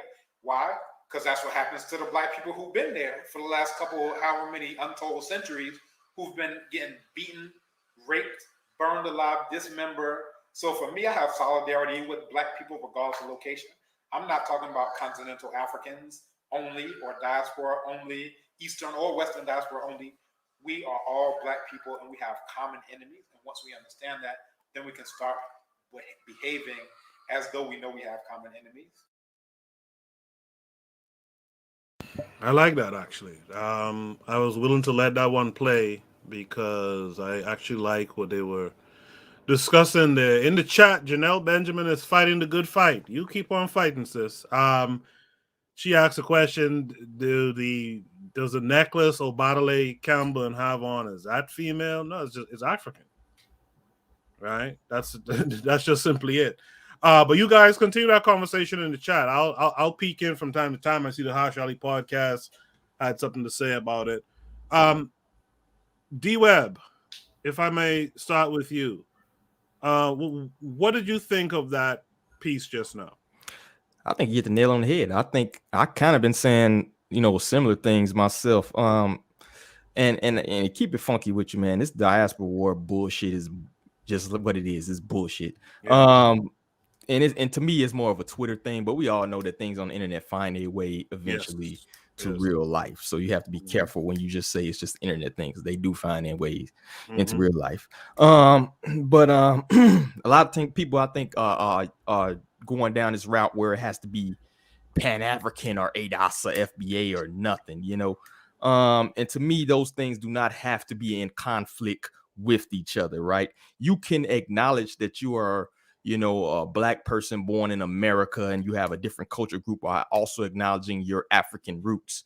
You know what I'm saying? It does not have to be an all or nothing thing, right? It doesn't have to be a conflicting thing. And like the brother said, if you get gunned down the street, it's not going to be like, was he Ghanaian? Was he Bahamian? What was he? Was he? No, you a Black dude and you got shot. You know what I'm saying? And we need to recognize that, right? I think a lot of the things you're seeing, though, is just Black Americans posturing for their space. They see how, Jamaicans, Haitians, Ghanaians, Bahamians, they're able to acknowledge their roots while also maintaining their different culture groups. As the newest culture group, I would say, I think they're just kind of posturing for their little, slice of the crumbs that are falling apart. But at the end of the day, we should all have the same goals. We should be all on the same mission. And I just see a lot of this divisiveness and this all or nothing, it's just stupid, man. It's just device crabs in a barrel mentality to me. Everybody who is in these culture groups are still at the bottom in terms of financial measurables. So it doesn't matter and I've seen people arguing today about who invented hip hop and who cares? Who's profiting from it? You know what I'm saying? It's all just mental masturbation. It's stupid posturing. It's not productive in any kind of way. So I don't even participate in the ignorance. You know what I'm saying? But I think the brothers hit it right on the head, and I think that was a great video to show, what we really need to be focused on. Absolutely. Janelle says that she's done. Good night, all. I hope Janelle is not too upset with the group. We do appreciate. I was joking. I'm sorry. No, I mean, you know, she has her belief, we have ours, but that doesn't mean that there's any discord between us, you know. But I hope you have a good night. I hope you come back again too, by the way. The Pro Black Perspective says, appreciate the convo, though. Glad you're raising a good young man. Yeah, I echo those sentiments as well. Don't let, again, like I say, don't let a disagreement and, you know, philosophical or ideological outlook, you know, make you quit the band, so to speak. You know what I mean? Every one of us are valuable in our own way. Mr. Untouchable, what say you to the prompt? Don't mind Janelle, you know, because she already thinks that I'm a toxic female, toxic male, anyways. So she probably think, oh, they're all a bunch of toxic males. but she'll get over herself. Don't worry about it. She has 2 kids and it's probably getting late, so she has to do what she needs to do. Okay. But, young kids. What can I say that D Web didn't? I mean, touch on. He kind of D Web nailed that, right? He kind of touched on all the points, man. You know, it's all bullshit. Dr. Cambone said that we have a common enemy, and it is true. That's a fact. You know, but I was just in the chat room, this weird chat room the other day, and this Ghanaian was talking off the side of his mouth, talking about West Indians and the fact that he was just talking real reckless. And I came upon this video and I was like, you know what?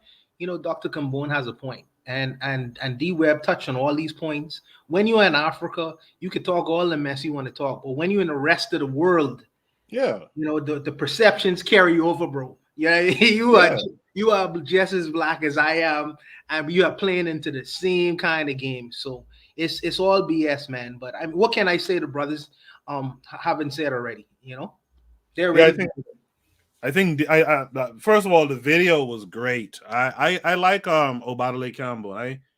I need to talk to his people again about having him on again on the show. But yeah, I thought that was a real good piece, and I think D Web just summed that up completely well afterwards. D Web was in this spaces that the rest of us hosts from KWAZ Radio were in, and we had to deal with some of that kind of stuff, especially in the space that I hosted.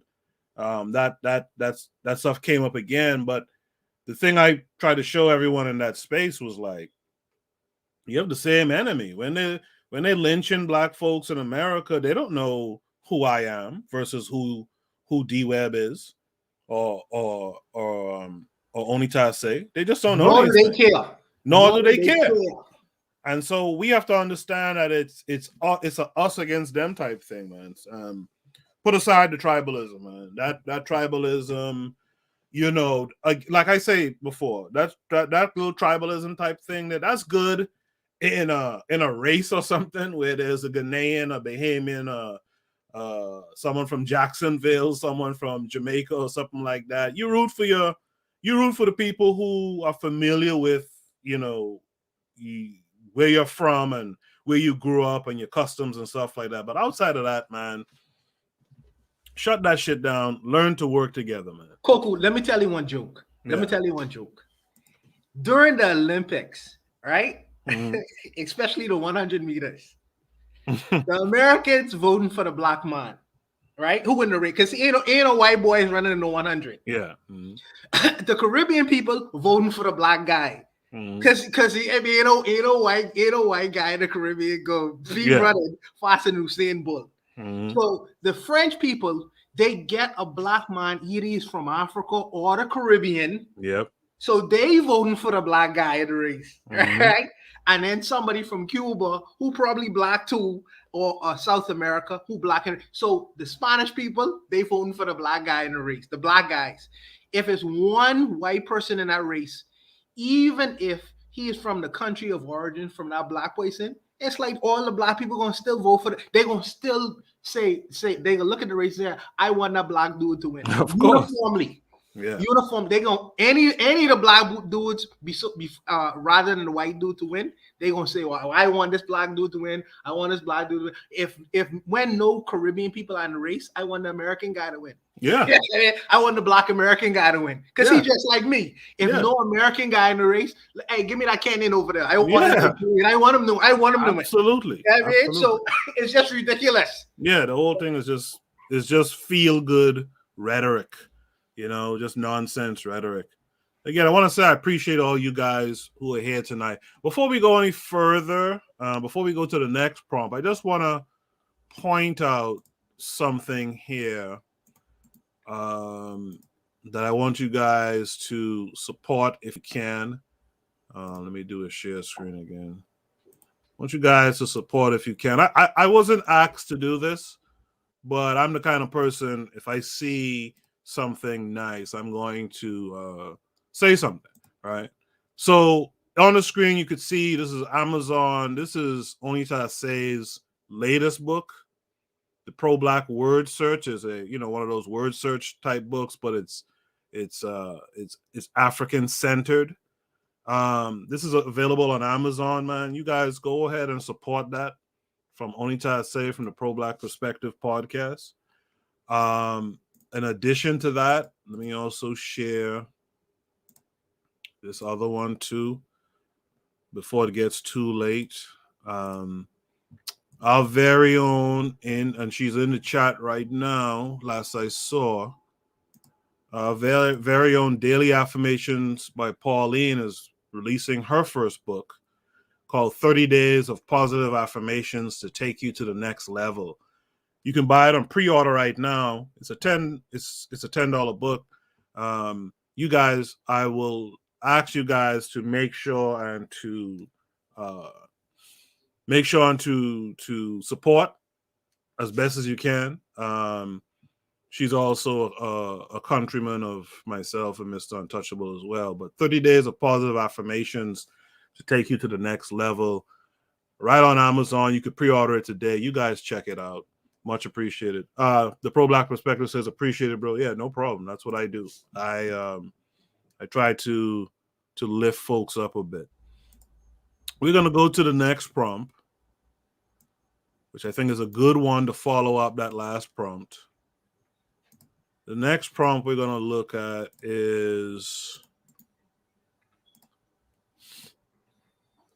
are Black people looking down the road and preparing for sustainable living off of the grid? I know D Webb will probably like this conversation as well, but let me play the video first, and then I'll talk to the panelists here about what we saw. So let me add that. Sorry, I have to go through all these machinations to get this thing up. Crap. Bear with me 1 second here.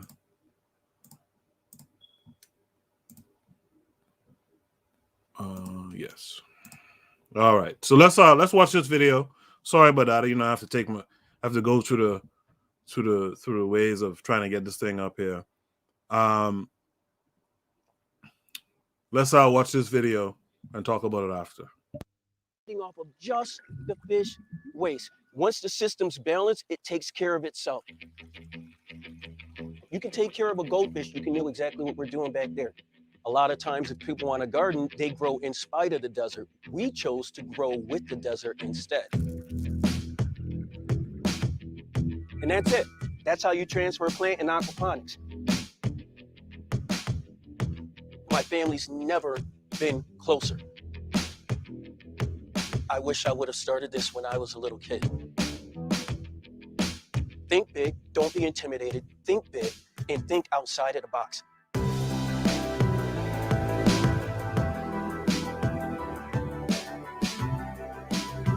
The beauty to hydroponics is you can actually use the earth itself to help you grow your system. My name is Charles Collins, and I'm a sustainable gardener.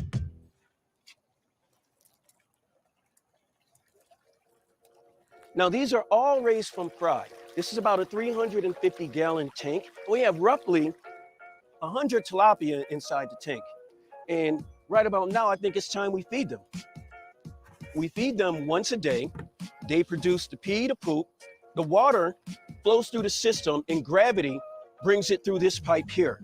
It then comes out into this upper grow bed, which is about 12 inches deep. And we use 3/4-inch scoria lava rock because that brings a really good substrates and a really good surface for the bacteria to grow. The nitrates and the nitrites in the fish poop get broken down by bacteria. The bacteria makes their little colonies within your substrate. The substrate then makes that food for the plants. The plants in return use their roots to clean out all of the hard and solid waste from the fish waste. It goes through your entire system and gets put right back into the fish tank, fresh and clean. As the water makes its way through the first grow bed, it then comes out into the second grow bed. The plants are actually feeding off of just the fish waste. The nitrogen gets broken down, which is what the plants are actually eating. Once the system's balanced, it takes care of itself. Now you might be asking yourself, why fish? Fish are a sustainable form of protein. And in our case, we use tilapia because they're fast growing and they actually self-control their populations in the tank. So it's never too full, plus they are delicious if you grow them correctly. They've got a bad reputation, and I really want to work towards helping clear that up because, guys, it's something that we could all be doing at our homes. We don't want to rely on the big markets and the big box stores and things of that nature. We want to know where our food source is coming from. Grow, be a part of the desert, not in spite of it. All right? Granted, that's an ostentatious pool back there. That's really, really big, and it kind of goes against everything we're doing, but before we started gardening, we kind of lived in the desert. We wanted a pool. So although we have the pool, that's not even the focal point of our property anymore. You all right, guys? Yeah? You okay? Hey, Kevin. Before you say, okay, how can you be best friends with a pig? Have you ever hung out with a pig? All right, now hang out with a pig and then come back to me. All right, we'll discuss it because pigs rock. If you're ever upset, look, trust me, you can be as mad as you want, but if you ever give a pig lettuce and listen to him chew, it's freaking hilarious. Pig poop is a tremendous source of fertilizer. These guys provide poop for us. I get to hang out with chickens and pigs, dude. What's not cool about that? There you go. I just knew that they were the closest cousins to Tyrannosaurus Rexes, so if I could have a little T-Rex walking around my yard, why not? It's awesome. Chickens are the gift that keeps on giving. On average, 4 to 5 eggs a day. They also provide us a rich source of nitrogen for the soil. These can be stored and refrigerated for up to a year without being treated. The chicken waste, we scoop that up, we put it into our composter for their own soil. I got a pig named Kevin and Kobe that live in a house with me. I watched Justice League with these guys. The Zack Snyder cut. It was awesome with my pigs.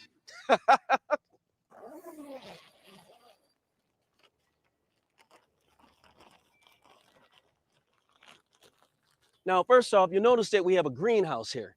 Why have a greenhouse? Well, we have fruiting vegetables, fruiting plants, and they've been fruiting throughout the entire winter. Most of these plants are about 2 years old, or they're clones from plants that were 2 or 3 years old. We have a variety of peppers, which are prolific growers in the desert. We have a ghost pepper right here. We have Thai peppers, chili peppers, long peppers in here. These are Ukrainian peppers right here. These are shishito peppers, and right there we have a dwarf bell pepper plant. The idea is you have a limited amount of space, so you don't want to grow really, really big fruit. The beauty to hydroponics is you can actually use the earth itself to help you grow your system. We're using a modified flood and drain system with fabric pots because it makes it easier for the plant's roots to breathe. We've also incorporated a buried reservoir system. That way the water stays at a nominal temperature between 70 and 74 degrees. Now, if you take a look at our growing substrate, we use hydroton, which are the clay balls, and we also use a mixture of cocoa coir, which is basically the hair from a cocoa plant. Leave the rest to nature and you're good to go. I wish I would have started this when I was a little kid. Every day I wake up and I'm like, I wish I would have just done this earlier. It's giving me a new perspective on just my life, a new perspective on health. My family's never been closer. This is my boy Malik, this is my little girl Charlie, and this is my son Davon. We work together as a family. My daughter takes care of the chickens, she takes care of the pigs. My son has basically planted almost everything that you see over there. He actually built this entire enclosure over here. Without them, I'd be nothing. With them, I am everything. So thank you, guys. The best part of all of this is absolutely giving back. We want to give back in every way that we can. I want to have one of these in every single yard. You know, when you leave this world, man, you leave people with memories. And I want them to remember that I never gave up on them. I never wanted them to give up on each other. And that, like, literally, we can make a difference. It's time for us to transfer some plants out here. We're going to take some starters right here, and we are going to set them into the aquaponics rig. This is a handy tool that I use. I'm really giving you guys a tip right here because no one knows about this. It's a piece of PVC, and when you're going to use it to move lava rocks, reach inside, move these lava rocks out the way. Now, here's the beauty to aquaponics. There's no soil, guys. There's no soil whatsoever. And now we are going to take a squash that my wife started. We're going to set it inside. We're going to take that PVC. We're going to pull it out. And that's it. That's how you transfer a plant in aquaponics. This all started because we had a power issue in our house, and it cost an awful lot of money to get the wiring and everything else fixed. The fear with me was we had fish, we had plants, and they relied on a steady power source. If not, they could just die. Really set my mind to thinking, how can I possibly prevent this from ever happening? Use the power of the sun. This is an 800 watt 4-panel power station. We draw about 4,600 watts a day, which is about 4.6 kilowatts a day. Now, the average household uses about 120 to 126 kilowatts a month. So this tiny little power pack system right here could actually power our house if we wanted it to. You're also going to need to be able to conserve that energy during the night. That's where a battery bank comes into play. Now, a lot of people get solar and they're grid tied. What people don't realize is when the power goes out, your power's still out, even if you have solar. So we chose to do an off-grid method to where we actually store our power so we have it in reserve when we need it. It just offers you so much of a sense of freedom that you really aren't aware of until you do it. I was so bad when we first started, I couldn't grow old in an old folks' home. I'm not even kidding, man. We were just awful gardeners. So the first thing that we actually successfully grew was basil. Got it from Lowe's, of course. Lowe's or Home Depot, because we were nervous, we were scared. We got traditional gardening, in-ground gardening. We did that for 2 years. We got pretty decent at that. And then I started looking into hydroponics. We ended up getting a cheap hydroponics rig for $50 off of Facebook Market. None of the crap worked on it, but it gave me an idea of how the systems work. Fast forward a month after that, I built my first hydroponic system. Fast forward 6 months after that, we started growing things from seed. Everything you see here, except for the ornamental plants, is all from seed. Plant that first seed. Like literally, depending on what you want to do, I would always recommend start with traditional gardening. I mean, a good test if you actually want to garden or not are mung beans and quick sprouting plants. Because if you can't change the water out 3 times a day, maybe gardening is not for you. It's so easy, and it's a super green. It's a super green. It's so healthy for you. If you actually want to do it and you got that spark in you, just take that first step. Literally take that first step. You don't have to do it on a large scale. Like I said, not even an estate, not even a huge yard, not even a patio. I just showed you how to do it on a countertop. If you can grow a basil plant in a cup on your kitchen counter, or in your windowsill, you can do everything that we're doing back there. Don't be intimidated. Think big and think outside of the box. What's up, y'all? Little bit of onion action going on over here. I know a lot of people mistake them for leeks, but they're not. These are actually scrap onions. We got these from the grocery store. I think these are 2 or 3 years old now. They've been transferred from traditional gardening to hydroponics, and now they have their final spot in the aquaponics garden. We have some tatsoi over here, Asian cabbage, and this is very, very, very delicious. We also have the super green kale. My wife likes to make her little kale shakes and her green shakes or smoothies. And this comes in handy. Also, I love making kale chips. That's a whole different video. This is our super green, and this is New Zealand spinach. Well, in New Zealand, it's just known as ice plant. And if you look at the backside, you'll actually see crystals on it. When it comes to aquaponics, it's not about how much stuff you're growing. It's about how much space you're taking up when you're growing it, because you have a very limited amount of space. This entire beautiful New Zealand spinach plant only takes up about this much space in its aquaponics tank. literally less space than one of these onion plants right here. We get to the lower grow bed, and here's where we'll actually have our starter plants. The beauty of aquaponics is the plants grow about 3 times as fast as they normally would, and they grow 3 times as big. Just take a look for yourselves. I was born and raised in the ghetto. It was kind of rough where I'm from.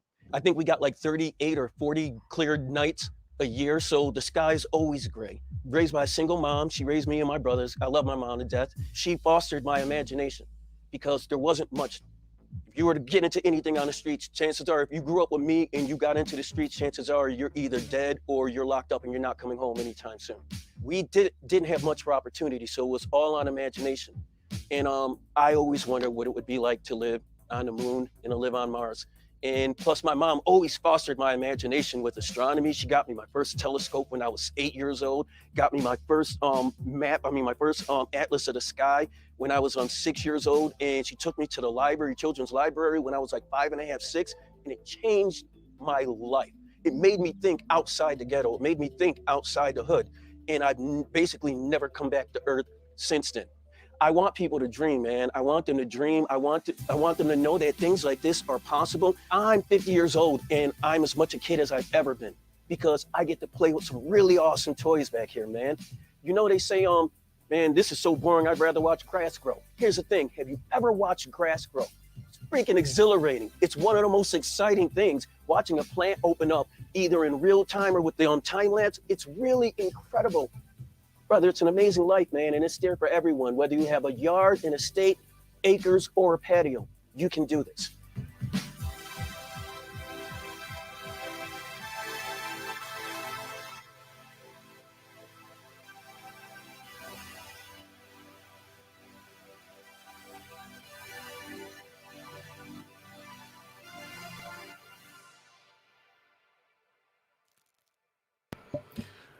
I gotta tell you, before I throw it to the panel, I gotta tell you that that is one of the best things. I think this video and the one with Obadale Campbell is two of the best things, definitely for today.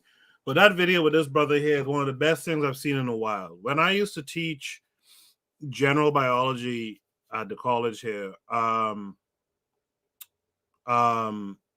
we used to have these projects, these semester-long projects, and oftentimes across the 20-odd sections, we would have these groups of students who wanted to do aquaponics or hydroponics, and it was always a fun thing. Next time I teach that class, I haven't taught it in a couple of years. Next time I teach that class, I will be showing them this video. It's good to see a black man like that too, doing this kind of thing. And I think the pro-black perspective mentioned it earlier that he knew a sister who wanted to buy a farm like this. If you want to buy a farm like this, it'll cost you. But the reality of it is, like he said towards the end, a lot of what he's doing, even in cold places like New York and Chicago and stuff like that, you could do this in your windowsill. You could farm scraps, scallions and all that kind of stuff on your countertop, right? And that's one of the things I actually would like the kids to learn in an African-centered curriculum. I like them to learn how to farm, how to do urban farming, right? So yeah, this video was inspirational. The only thing I hope he has along with that is he has his ammo. And with that, I'll throw it to D-Web. D-Web, what are your thoughts on this? You would throw with the ammo. But I think that was a dope video, man. I was sitting there watching, like I was watching the History Channel back in the day, on my black nerd joint. But the first thing I would like to say is that, like you said, we need to think ahead, right? One thing, while I'm a big proponent of chess, right? Chess teaches you to think 3 moves ahead at all times, right? At minimum. So we've been seeing, it's supply chain issues or whatever they calling them. We're seeing like what's coming down the road, right? Where I know some managers who work at grocery stores and they're telling me like it's gonna get way worse. Like they got trucks sitting there, whereas they have the trucks to get them places. They just don't have the manufacturer doesn't have the supply to send it to these stores. So it's gonna be a lot of tightening up of the belt, right? So things like this is very important. Being self-sufficient. That's one thing I always talk about, being self-sufficient. And this brother got it down packed and is enjoying it at that. You know what I'm saying? Like, he's learning a lot from the land. And he's also learning a lot. It teaches you about everything, because now you're seeing the ecosystem. He basically created his own ecosystem. Yes. And you're seeing where things interact with each other. I know I got off the tilapia train a long time ago. He talked about tilapia. The thing about what's wrong with tilapia is that they feed it this GMO corn, which fattens it up, and it's things you don't want to put in your body. But the way he's talking about sustainably feeding that tilapia, where it doesn't have this junk that you get from the grocery store. Big jewels was dropped in that video. There's things. And one of the favorite parts of the video I want to say is when he talked about family and creating memories too. We need to get out this chase the bag mentality, man. We need to get out this I'm gonna work for 10-12 hours, to get my kid these Jordans, to get my kid this PlayStation 5. Meanwhile, I've talked to him all of 2 hours this whole week. I haven't taught him anything. You know what I'm saying? Like, it's the point where you send your kids to school, you go to work for 12 hours and you think you're doing the best you can to provide for that kid. In reality, they're being raised by somebody else, not learning anything other than how to pass a test and not learning anything about life in general. And God forbid, whatever they teaching them on the low in these classrooms, you know what I'm saying? For what I'm seeing, these teachers more concerned with being TikTok stars than actually teaching them tangible things that can be useful to their life. So we need to get out that mentality. And that was my favorite part of actually the video, is talking about family, the memories. The young brother King Randall, who I talk about sometimes, he shared a video today where he's on one of these news stations. He's about to open back up the school and stuff, and his son, seeing his daddy on TV saying, "Daddy gotta work, daddy going to work, daddy going to work." And I'm like, yo, that's nice. That's dope. That's what we need. And this is a 22-year-old kid, yo. And I call him a kid, not in derogatory sense, but just in the sense that this dude is so young. He's a youth. What people in their 40s can't achieve, right? And complaining about and asking politicians to do for them, and he's doing it. You know what I'm saying? So we need to, I think the biggest part of that we need to take away is that we can do for self. It is very doable. You can build. It takes work, but we can do it. And great video, man. Before I throw it to Mr. Untouchable, I just want to add to something I've noticed since being in the States, and this is why you can't knock folks for going other places. The knock you can give is they're not returning and bringing back that knowledge. So when I was growing up in Nassau, we had chickens in the yard, we had goats in the yard. And we had a farm out in the area called Millers Road. I don't know if Mr. Untouchable is familiar. He probably is. Cowpen Road, Millers Road, all that. And we had a farm out there, and we had pigs on it. And the thing I always noticed since I came to the States is that when you see pig farms in the States, it's not all that slop and stuff that we used to deal with back home. It's very dry and very kind of clean. It's not all that slop. I just wanted to point that out too. Before I go to Mr. Untouchable, in the chat, we got Lero here. I'm surprised. This is the first time I've seen Lero here before. I appreciate the sister coming through. Make sure you guys listen to the last Harsh Ali podcast episode where Lero was there as a co-host. It's a real nice episode. She was great. Make sure you guys check that episode out. She's permanent too now, so welcome.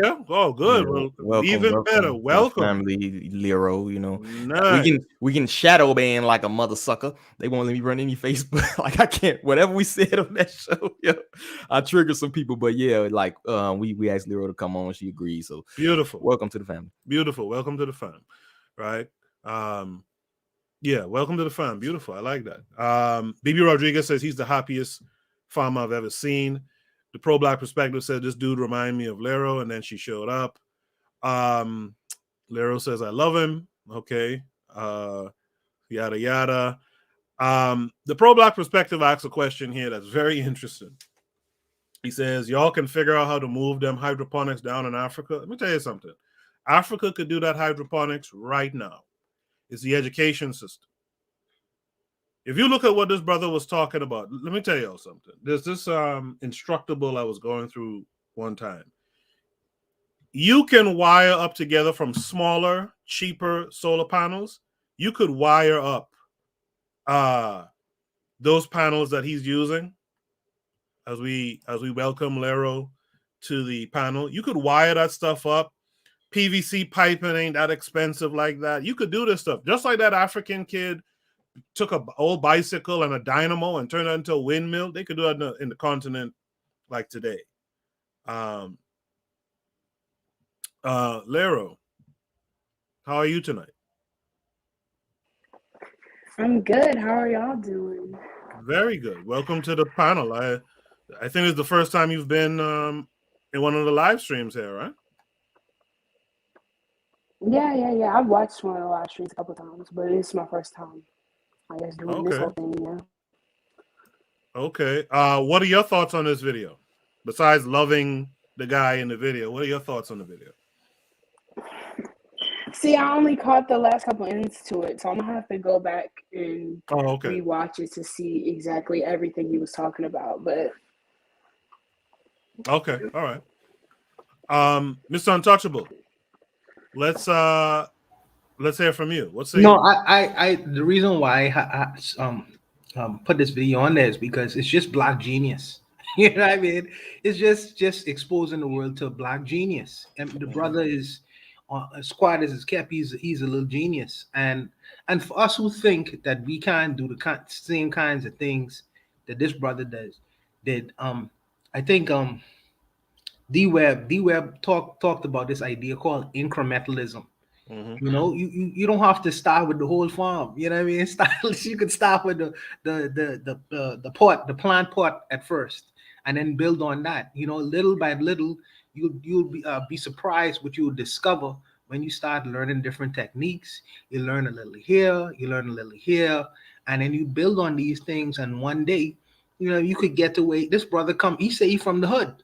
You know what I mean? But his curiosity took him into a particular way of thinking that he was able to develop all these grand ideas. And his mother nurtured these things from a very young age. You know, if you listen to him, he say, well, my mother, you know, helped me with astrology. She took me to this. So having a parent who could back you up in whatever field you may have an interest in is very important. But the brother is a genius, no doubt, man, no doubt.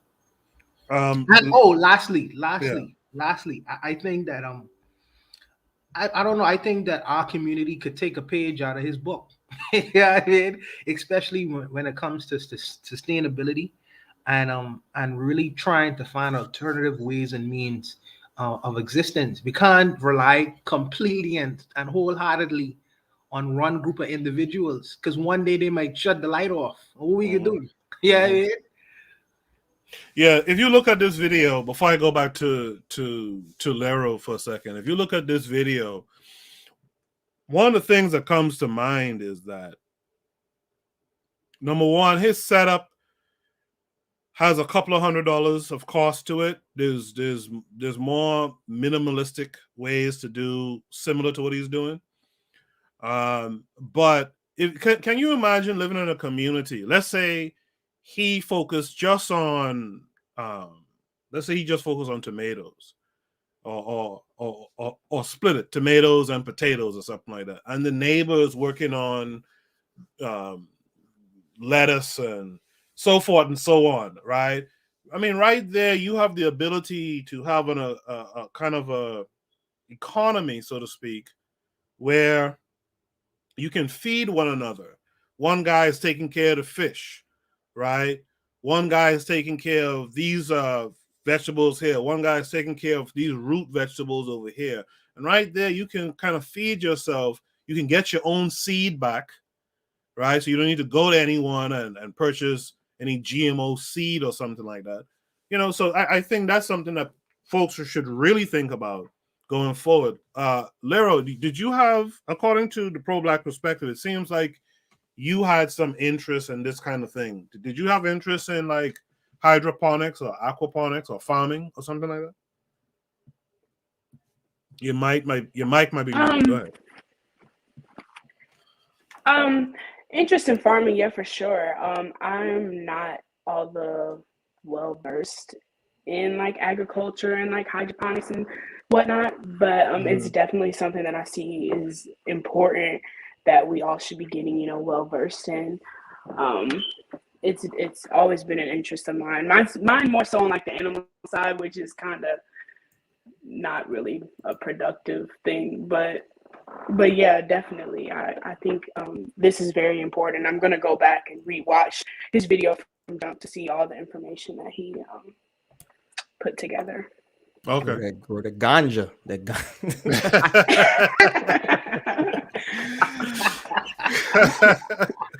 Hydroponics for the chronic, eh? Okay. Okay.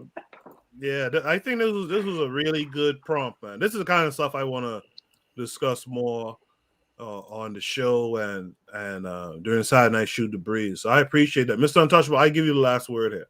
Yeah, like I say, I applaud the brother, and as he said, he started from the hood, and he did it little by little, and just as he is a genius, or just as he explored the avenue to get him to where he is right now, we should take the initiative and explore our own particular avenues, and little by little we'll become our own little geniuses, man. We ain't gonna conquer everything, but in our own field we could become little geniuses as well. So nice. The Pro Black Perspective says hydroponic marijuana. Then he says what I said, hydroponic chronic.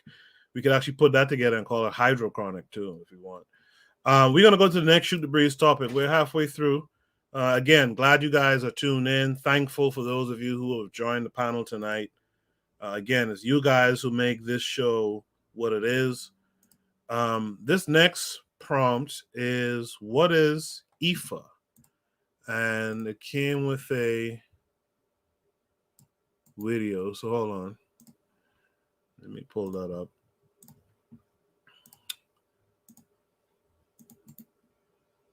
Make sure you guys have hit the like button too. If you're here, make sure you hit the like button, share on your social media if you can. That would be appreciated. Let's watch this video and then we'll have a discussion.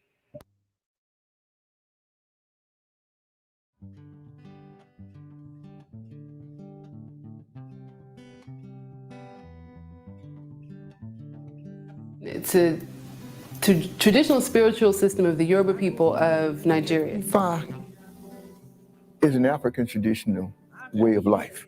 Some may call it a spirituality, some may call it a religion, but it is a way of harmonizing ourselves with the world around us, the universe around us, so that we can flow through this life. Ifa is the study or the observation of life. When you study and observe life, you begin to recognize things about yourself, others, your community. It's countless revelations. Ifa is a way that we focus that intent, focus that observation. Ifa is a way of life. And through that, we study a way of life through the deities of nature that are explained through nature. And in Ifa, we believe in one God, and we believe those aspects of God are carried out or explained through forces of nature. So those are just extensions of God, rather than, we don't pray to the rain, or we don't pray to the rocks. We pray to that force of life that is through God, through those things that are living. But the practice and the traditions is just a way of life. It's just how we communicate with the Creator and our surroundings and our ancestors. Our ancestors then are our link to divinity. They are our link to divinity. That's the best way to explain it, that we are praising our ancestors because also what they provide for us is a divine record of consciousness of our family.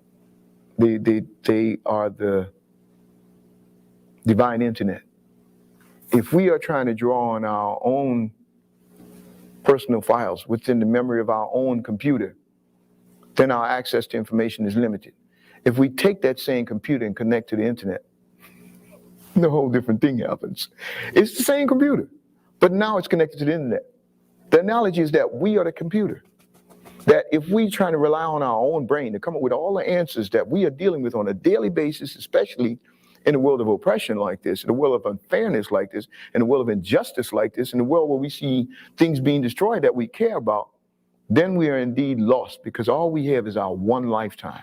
When we draw upon the lifetimes of our ancestors, it's like our computer is now connected to the divine internet. And once we connect to that internet, then we have answers that extend across lifetimes. We begin to see patterns in our family. We begin to understand patterns of our resistance in the family. We begin to understand the things that the ancestors did and why. We honor our ancestors. First and foremost, ancestors are the foundation. And an Egun Joko is a ceremony that helps us to communicate and honor and give thanks to the ancestors. Egun is the Yoruba word for ancestor.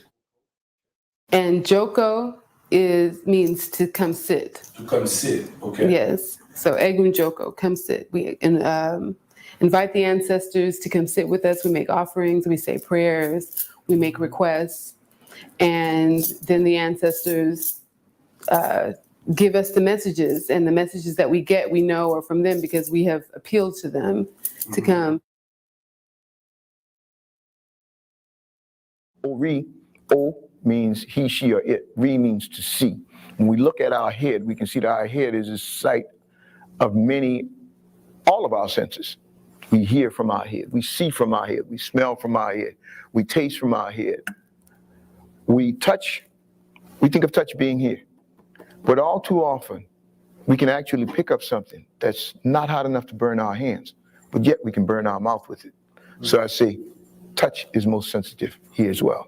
You see what I'm saying? So that puts all 5 of our senses as having their strongest locations within our head. Ori is the convergence because of that sensory region, but also the sensory apparatus. It allows the energy of the spirit to enter. It allows the energy of the heart to enter. It allows the energy of the body, of the mind, to be a part of the process, so that all of that is taking place inside of physically or metaphysically the head. So that's what we call the Ori, that place where the mind, spirit, and heart meets. Ori Sha. Yeah, Ori again means the head. Sha means to own. Sha means to own. Yeah, so the owner of the head. Each elemental force within the universe, and there's 7 primary that we kind of lean to in the New World. Yes. Those forces are capable at the child's birth of connecting to that child because they understand that child's path. And they, in principle, are connecting to that child. The principle is connecting to a personality. So it can manifest itself down on its plane to make the will of God be known and happen here on this plane. Those Orisha are selecting that child. And because that child is choosing his destiny, in a sense, it's also selecting that Orisha. So that Orisha is a selected head. That child is a head that's been selected. So there's a selected head relationship that goes on between those two. Orishas are, like I said, the forces of nature. In Voodoo, they're called the Loa. In the Kemetic system, they are the Netters. They are functions of God. They are the messengers. They are the forces of nature. Eshu, okay, Ogun, and Ochosi, which in simpler terms are called the warriors of Ifa. Why that? They open up the way for you. Okay, those are the ones that when your life, they go to bat for you to make your life better. I don't know if you are familiar with the revolution in Haiti, the story of Toussaint Louverture. And it's reputed that he first went to Ogun to help the fight to overthrow the French, and Ogun refused. So he went to Gede, which is Ilegba, and Ilegba agreed to help, and they made the right sacrifice. But the switch is that they gained their independence, but the French, they were so mad that they kept them impoverished. So maybe someone didn't do the full sacrifice. I don't know. Because that was the same thing we had done in New Orleans, was to create this syncretism, you know, because what had happened was that we could not openly and overtly practice African religion. When we begin to understand Christianity, that's one of the things I think people don't give us credit for. We did not hear the stories of all the miracles that we heard from Christianity for the first time. The raising of the dead is nothing new in Africa. You know, the divine or miraculous birth is nothing new in Africa. You know, so with that, when these things were brought to us in Portuguese, in English, in French, in Spanish for the first time, we were not hearing them for the first time. We were hearing them in those colonial languages and under those auspices.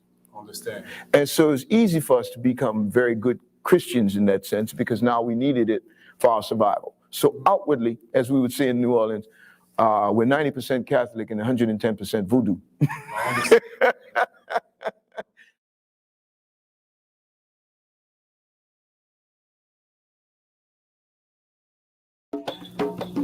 Music is very important in Ifa for the simple reason that we know music is vibrations. That vibrations are wavelengths. Wavelengths are capable of changing human consciousness.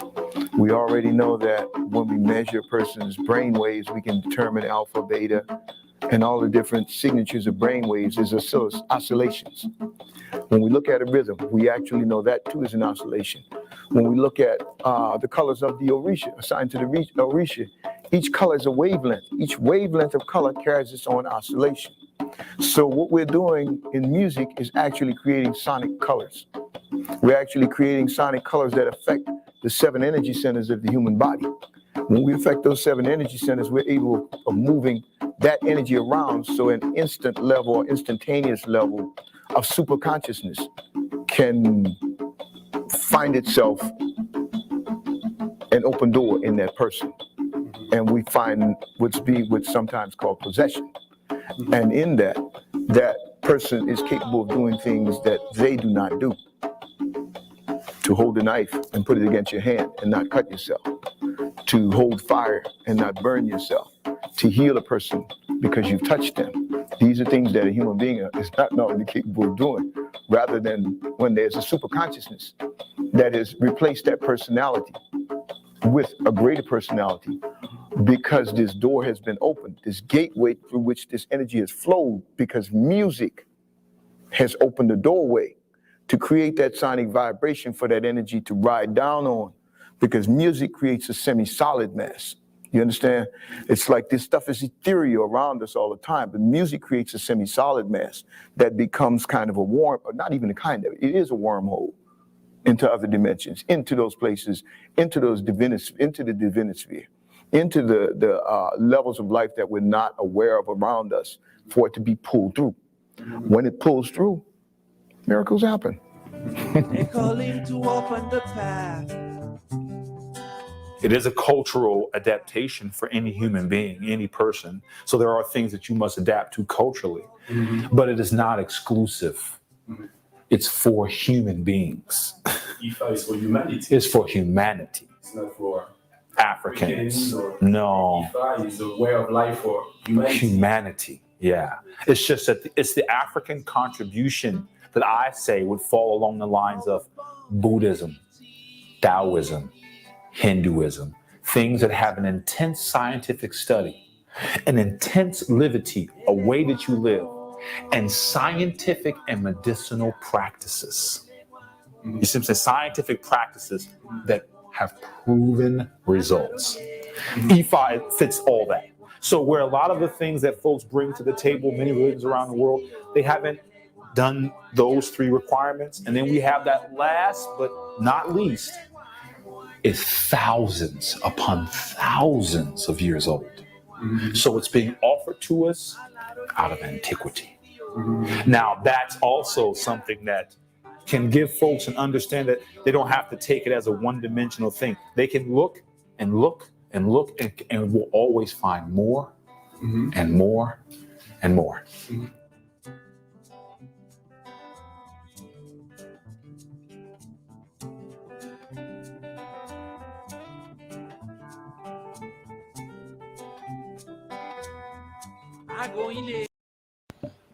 Yes, indeed. I gotta say I like that segment as well.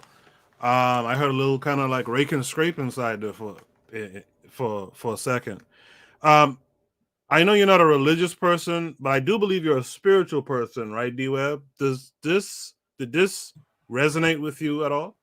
Oh yeah, definitely. The thing about the spiritual system, a lot of things are interconnected, despite whatever system you choose to practice. It also kind of brings a point I was making earlier. I've made it several times. Is being melanated actually enough to seek unification, right?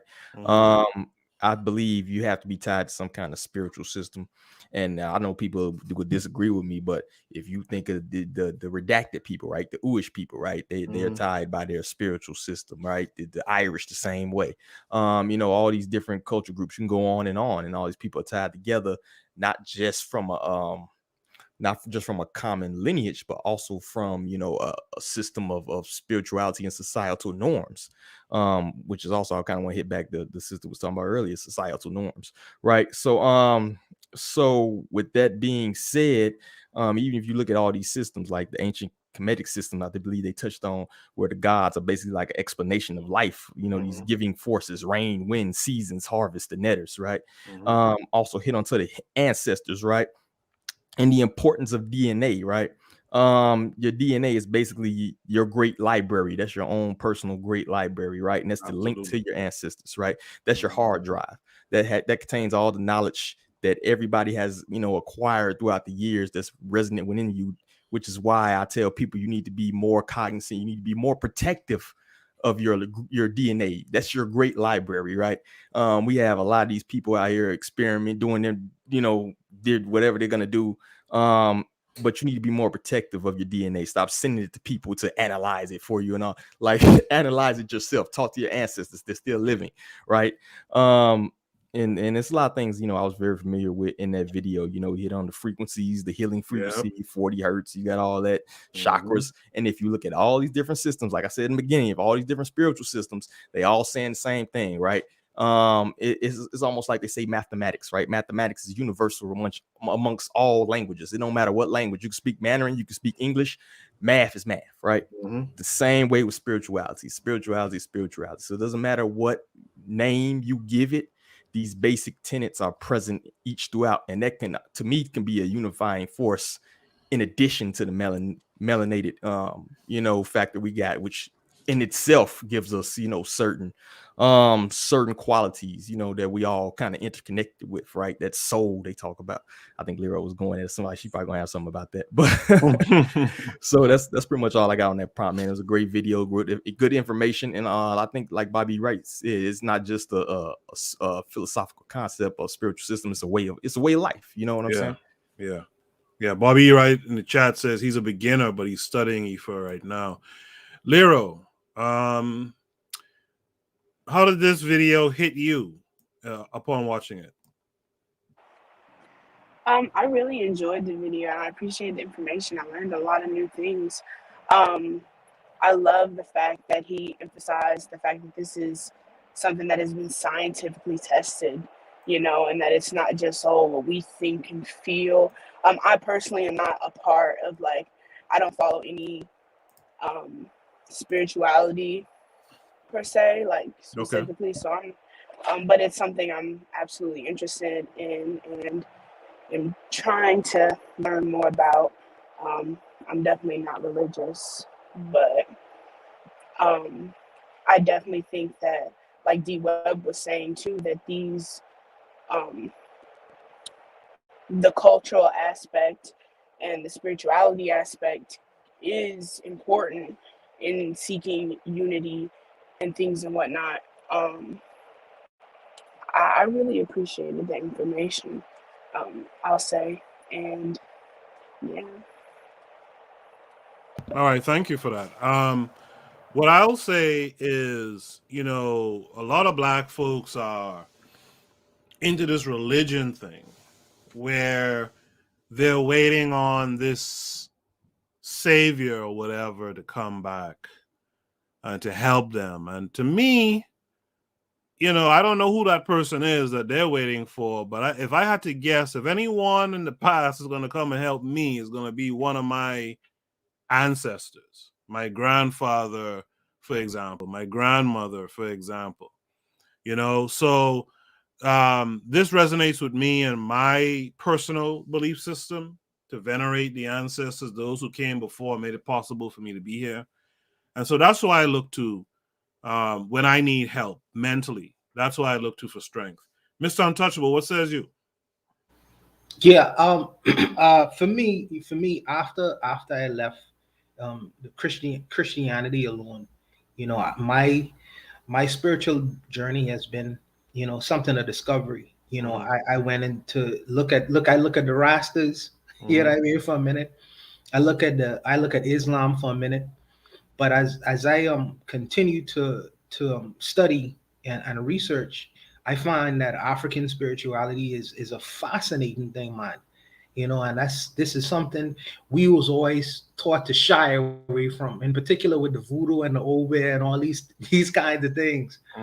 But as I do more in-depth study on African religions and spirituality and things of that nature, I just find them fascinating. So I just thought I would share it. One of the reasons is I feel like Black people are deists, at their core, man. We have to have some kind of idea, spirituality or God at our core, So and I feel like if it's not going to be Christianity, there is a void. So the question becomes, how do you fill that void? What is the alternative to filling that void?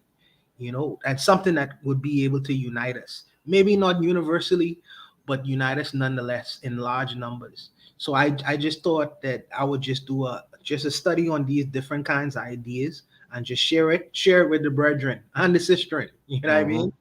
Some things that I would have found along the way. That religion thing too is interesting because, like in Nkrumah, I know, I think the pro-Black perspective point is a couple months back, but Nkrumah was like I want to say a Roman Catholic or something, and his take on like African spirituality with its elements of like polytheism and stuff, he was like, that's basically atheism. So, and this is the father of, modern day Ghana. And it's like, why would you look at it that way? That's real strange. But again, that's the indoctrination of his religion that's making him say that. Any of our leaders or leadership who seeks to lead large amounts of Black people into any particular direction, if they are not inclusive at some level with spirituality, they have really come up short, because that's how our people are. I mean, I don't know if it's some people say, oh, that's our maladjustment. Some people would say that's just how we are fixed to the universe. But we are deists. We are spiritual people.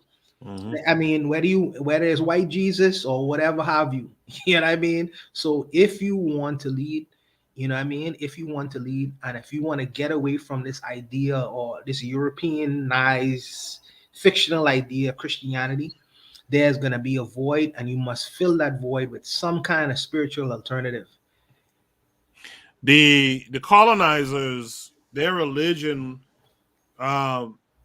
well, I mean, first of all, most of their religion was forced on our people anyway. But second of all, their religion had, quote unquote, better punishment systems than ours. Like, we didn't really have words for devils and Satan and all that kind of stuff, right?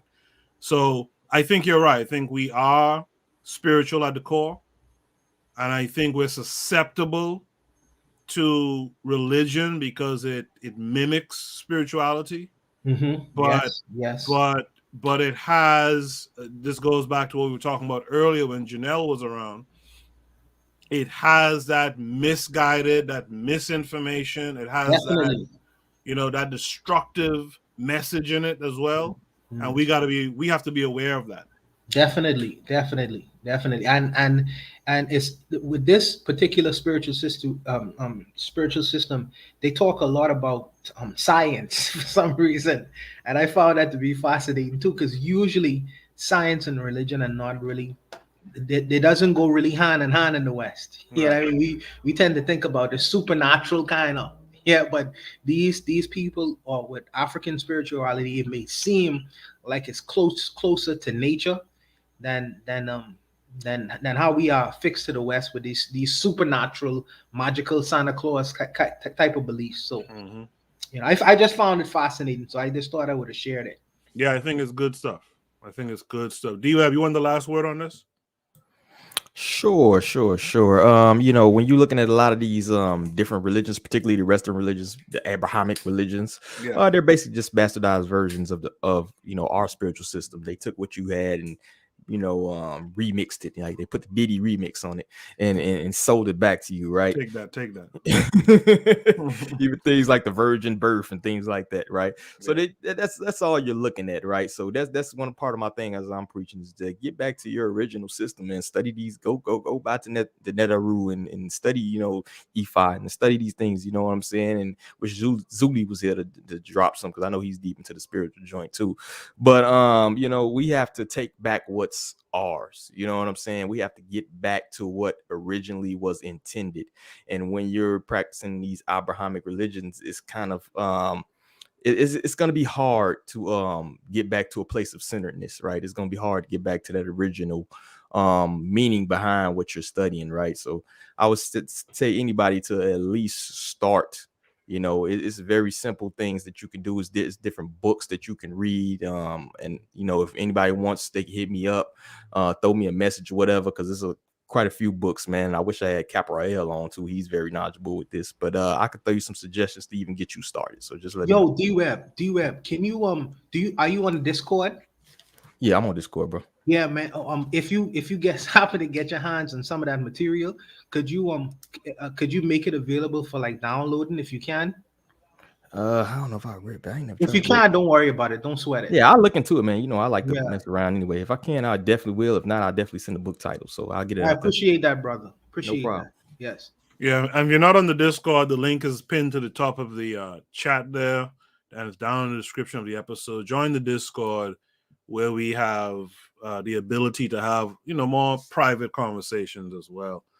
Coach Peter's here. Coach Pete said our people need to get back to the spiritual way of our ancestors. Spirituality is the new birth. I like that. What we're going to do now, we're about to go to Shoot the Breeze number 6. We're halfway through the ep. Let's do a station ID break here. And on the other side, we'll come back and finish out the rest of the episode. You are listening to the Bitter Medicine Podcast on KWAZ Radio. This is D-Web with the Harsh Reality Podcast, asking you to tune in where we tackle the news of the day that affects our community, only on KWAZ Radio. Peace, family. This is Oni, inviting you to listen to the Pro-Black Perspective, where Black problems are addressed with Black solutions. Greetings, fam. Tune in to The Learning Curve with me, the Revolutionary Matron on KWAZ Radio. You are listening to the Bitter Medicine Podcast on KWAZ Radio. Yes, indeed. Thank you guys for being here tonight. Those of you on the panel, D-Web from the Harsh Reality Podcast and Lero from the Harsh Reality Podcast. Thank you guys for being here. Mr. Untouchable, as always. It's appreciated that you're here as well. Bobby Wright in the chat says, Koku, that's a perfect way of putting it. The colonizers' religion mimics spirituality. And they know that too. That's why they did it that way. Let's go to Shoot the Breeze topic number 6 tonight. Shoot the Breeze number 6 is, I could tell this is a Zuli prompt. Stole money to buy into capitalism, and now he's going to jail. So let's get to what this story is really. So apparently a Fort Lauderdale man, hold on a second. Okay. Fort Lauderdale man is accused in a $4.2 million COVID relief fraud scheme, used funds to buy a Lamborghini and luxury items, prosecutors say.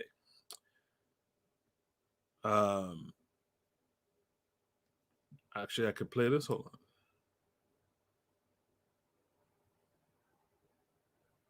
Maybe not. All right. Thanks for choosing to listen. We're converting your article into audio and we'll begin playing momentarily. Okay, I hate that. Fort Lauderdale, a South Florida man. Fort Lauderdale man accused in $4.2 million COVID relief fraud scheme used funds to buy a Lamborghini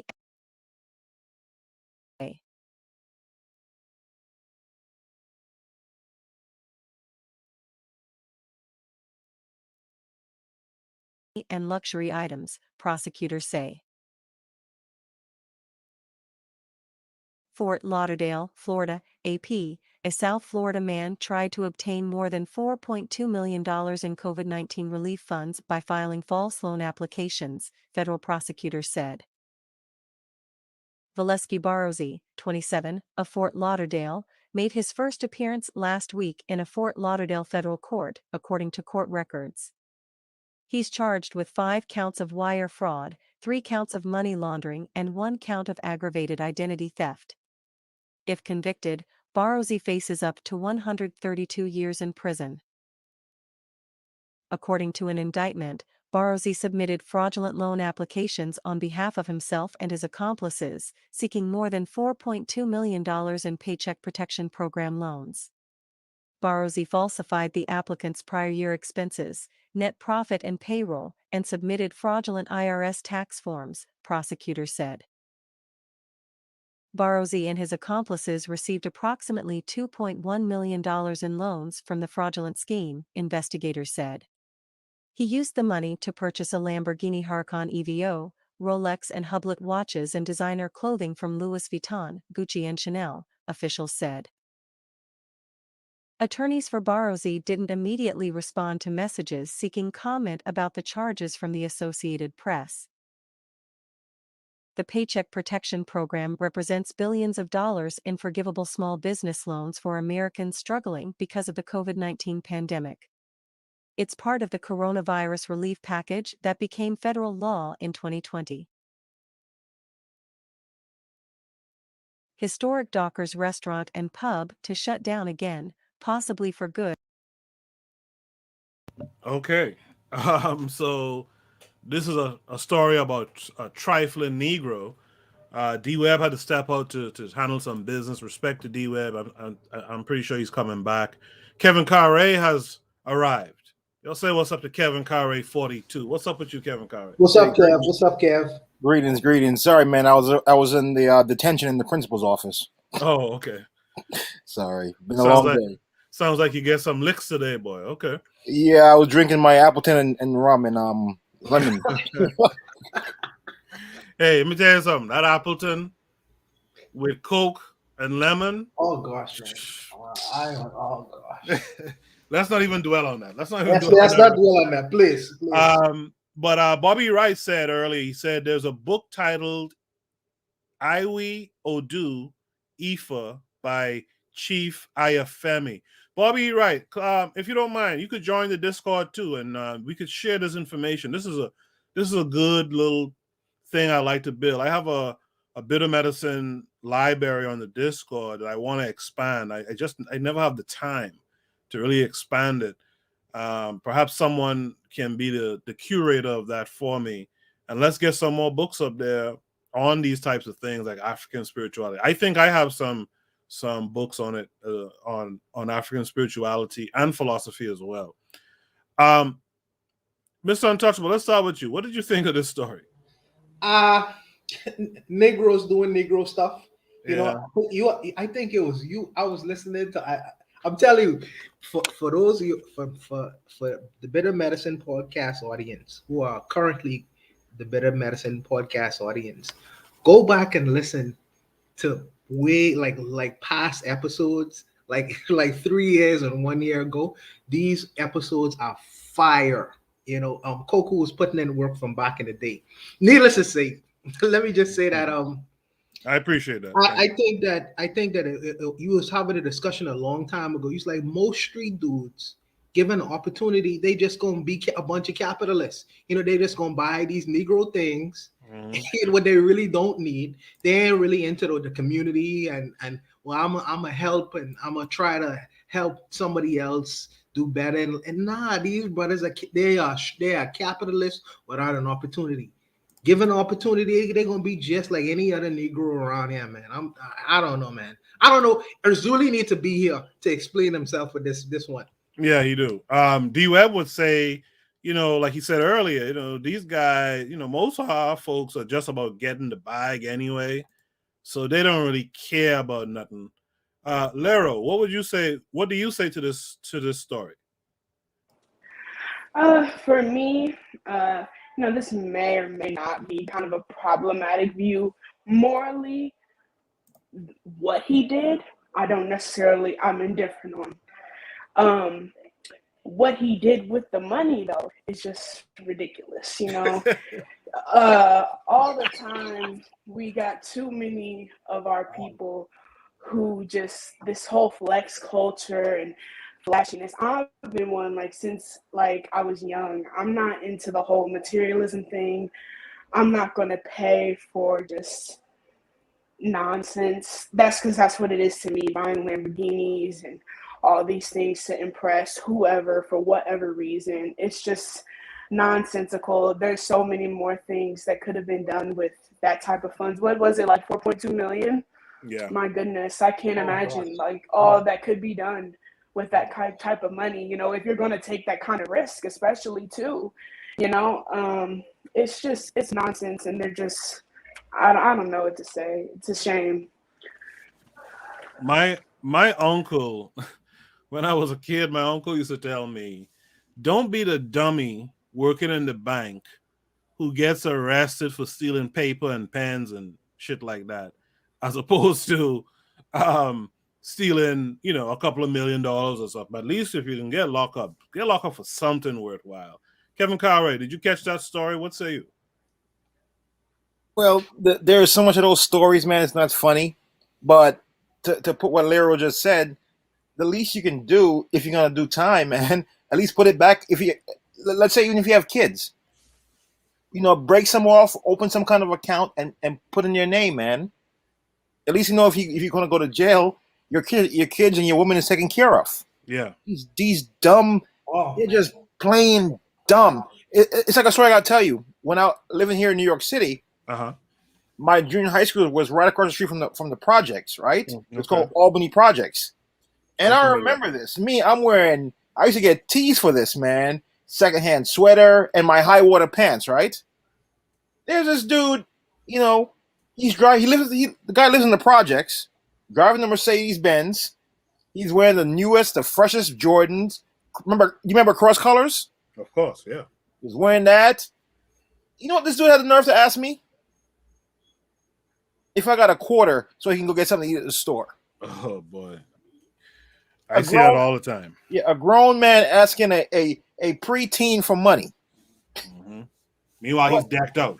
Yeah, he's decked out. It's like that mentality, man. It's just that we have to get off this materialism thing, man. Yeah, you can have nice things, but after a while, you get bored of them. It's gonna be like, what's next now? Now what? But I digress. Yeah. Go ahead. I like the abundance mindset, but the abundance has to be about something. Go ahead, Mr. Untouchable. No, Koku, the brothers, them never think about a rainy day. Mm-hmm. I don't understand it. They never think about a rainy day. But I understand if you have to live for the day mentality, you can't see yourself ever getting arrested. What if I need a lawyer? What happens if I have to spend 20 years in jail and come out? I mean, do I really want to be broke? Should I buy some gold here, some silver there? Should I be able? Yeah, it's like, I mean, oh goodness, man. It's just this, the live for today, the hell with it all nonsense. I don't understand it. They just don't speak my financial language. Let me just put it like that. Mm-hmm. Yeah. Can I add to what Mr. Untouchable just said too? Something else I forgot to add. Mm-hmm. And those, let's say you getting all that money, right? Those people that you're attracting, when you're gone, they're gonna go leech off somebody else. They're gonna forget all about you. Mm-hmm. In the chat, Daily Affirmations by Pauline says people from other groups or diasporas are purchasing real property, etc. Hold on, the thing just moved. Real property, etc. with their PPP loans. I would have dipped out of here with a Swiss account. I mean, it's. I don't know what. Maybe because let me say, maybe because I have like an immigrant's mentality. But I know if I steal $4 million, my privileges in that country is over. They're gonna come looking for that money. Yep. So I'm out. If you arrest me, you have to arrest me in another country, a non-extradition one. Yeah, you know what I mean. So good luck to you. That's how I'm thinking. Hey, Mr. There's one I think in the South Pacific. If you pay $250,000, yes, they have no treaty with the United States or any other. Man, I'm out. I'm done. I'm a CEO. I'm good. That's retirement money. You know. Oh goodness. D Webb, I hope everything's well. What say you to this story? I'm not sure if you caught the story or not, but I caught the gist, even from what y'all just saying. What up, D-Web? What's going on with your car, Ray, bro? It's good to hear from you. And this is what I think the matron hits on this all the time, that money consciousness, right? Mm-hmm. What they say, guns and butter, baby. People don't know the difference between guns and butter. Like, you steal all this money, you go waste it on, trinkets, these Negro trinkets, instead of building something tangible or even trying to stash it away or something. I've known people who have taken money, had it for a certain amount of time, right, where they put it into account that gains interest, took the interest, moved the interest, and when they come back to recoup the money, they just keep the interest on the money. You know what I'm saying? So it's like it's certain things you can do where though you can come up real quick on them. Even if they took that money, that 4.2, blocked crypto real quick, then flipped it back to dollars, flip it right gave back. them their money back. Oh, my bad. Here's your 4.2 million back, and I'm gonna keep this meal that I got off the top. But we're so ignorant with money consciousness, man, that we just want to stunt on other people and flash for people who don't care about you and actually are hating on you. The fact that you're doing this, you know what I'm saying? They have no love for you at all. You didn't take care of your people. Your mom still owes her mortgage and everything else. And now you going to the joint, and you ain't even getting a nice Bertie Madoff deal. You know what I'm saying? You finna do all that fed time. So it's ridiculous. D-Web, you know who got a nice Bernie Madoff deal actually? Who? Bobby Bonilla, that baseball player. He's played for the Mets. Good lawyers. No. They had to they deferred his contract because the Mets were getting that money from Madoff. Now when Madoff got canned, got caught, the deal got extended more. So he's collecting I think they owed him like $12 million. He gets $1 million every year. Every year. July 1st is Bobby Bonilla. Yeah, you got a national holiday. Salute to Bobby Bonilla. But at least to add what D-Web says, man, there are monthly dividend stocks called REITs. You put that 4.2 or some of that money into that. My goodness. Into that, like at least $500,000 or $1 million, you're good. Oh goodness. Exactly. And could have moved that, whatever he made off the interest of that, could have moved that and paid your restitution back or whatever, and you've been good. Whenever you get out, you good. You good. Like, Mr. FBI agent, man, I'm sorry, I didn't know that money wasn't mine. I thought, I got a inheritance, but here's your money back. Take it. Oh goodness. Yeah. Those are the last people you want coming at your doors, the FBI, looking for that money. Yeah. BB Rodriguez agrees with Kevin Carre about the REITs, the REITs. Mm-hmm. She says 100. She says, "Oh, that's how Bobby got it extended." Yes, that's how he got that extended. That's why. That's real estate stock, right? Yeah. REITs is real estate. Real estate investment trust. Yeah, I mean, Razuli should have been here to explain what really prompted him to care about this, because again, this is stuff that we've seen guys go in Louis Vuitton or Gucci or something like that, trying to buy a $300 belt and getting hemmed up and all this kind of stuff. You went and stole 4.2 million. Oh goodness. And you have the good sense to lay low. I mean, you went to Lamborghini, Louis Vuitton to run off some paper just to look good. Mm-hmm. See, this is and again, this goes to the show I did on Thursday over on the KWAZ Radio YouTube channel about abundance mindset. See, a lot of people will think, a lot of our people will look at that and think, oh, well, they was thinking abundance, wasn't they? No, they wasn't. That's a scarcity mindset. Scarcity, bro. Oh, goodness. $4 million. Oh goodness. There's people with money with a scarcity mindset. Sorry about that, Kevin Carter, but there's people with money with a scarcity mindset. They're holding on to that money. They saved it up, and maybe they have a million or two, but they're afraid to do anything with it. So they just basically save it in their banks or save it under the bed or something like that. But that's a scarcity mindset. Kevin Carter, go ahead. Yeah, and the moment you drop that Lamborghini off the lot, it went down in value. Exactly. Oh goodness. And then the insurance on that bad boy, the gasoline you got to pay on. I'm not a car person. I don't drive, but you guys that drive understand when you have that Lamborghini, it's gonna be more expensive. And then where you gonna put it? Someone's gonna try and steal that shit from you. Yeah, that's the thing. It's just so disappointing to see that we have this kind of thinking still going on today. Obviously, we're not creating the proper mindset in the youth, and this is why we see these type of activities later on. Go ahead. The tweet I sent you early in the week from the about the celebrity worshipers. Remember that? Yes. This comes in play. Yes, absolutely. In the chat, the pro-black perspective says he's looking good to the other inmates. He don't even have that shit in there. He just looks like an ass. You know? Oh goodness. Daily Affirmations by Pauline says, talking about dumb, a few days ago, a Fort Lauderdale lawyer got caught smuggling cocaine-soaked legal pads into a West Palm Beach jail. Bond was $58K. Why? Oh goodness. Boy, I tell you, this getting the bag mentality is really bad, because the bag that you're getting is just superficial, right? And I think we talked about all the different ways you could have rolled that money up, even if you have to do the time. Even if you got to do the time, as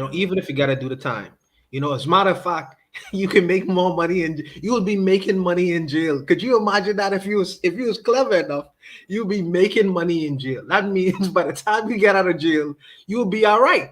Yeah. I remember growing up, there was someone back home who went to Fox Hill prison, but they had this money, like $1 million, buried under a house. They came out and dug the shit up, and it was all right. They did some time. But if you thinking like that, okay, cool. But anyway, I think we touched on that enough. Wait. Last one. There's another story. Not a black guy, but I think it was this Eastern European hacker. He had hacked into, I think, this credit company or something, and he wiped all the records clean. And on this, there's a mugshot of him. He's like, no, he's being handled by the FBI, and he says, "I regret nothing. Oh, I'm gonna do some time. I did good in the world." Yeah. All right. So I think we touched on that one pretty good. Let's go to Shoot the Breeze, topic number 7. Shoot the Breeze, topic number 7. The pro-black perspective said it's not getting the bag, it's getting bagged. I feel your brother on that one. We're going to Shoot the Breeze, topic number 7 for tonight. Was Antonio Brown wrong for walking off the field? Thoughts after reading a statement from him via his attorney. Let me pull up the statement. I wish there was a quicker way to do this. Let me pull up this statement from the attorney.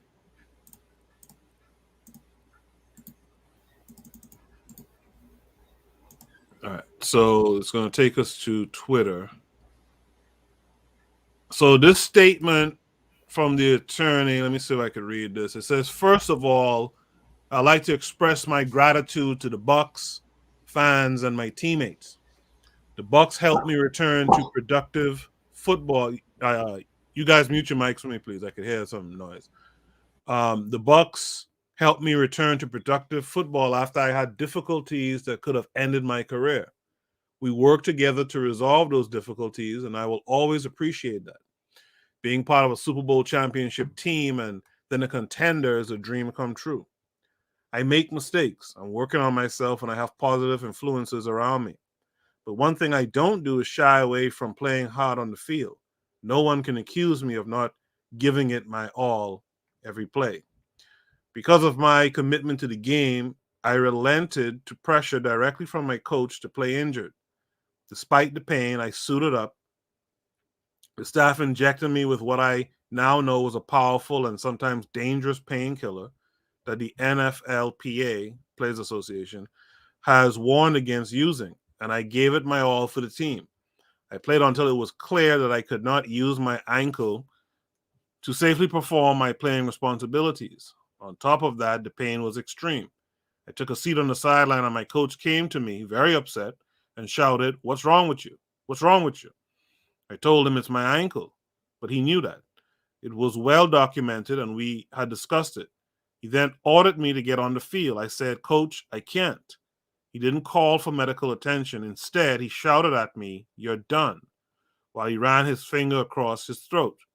Coach was telling me that if I didn't play hurt, then I was done with the Bucks. I didn't quit. I was cut.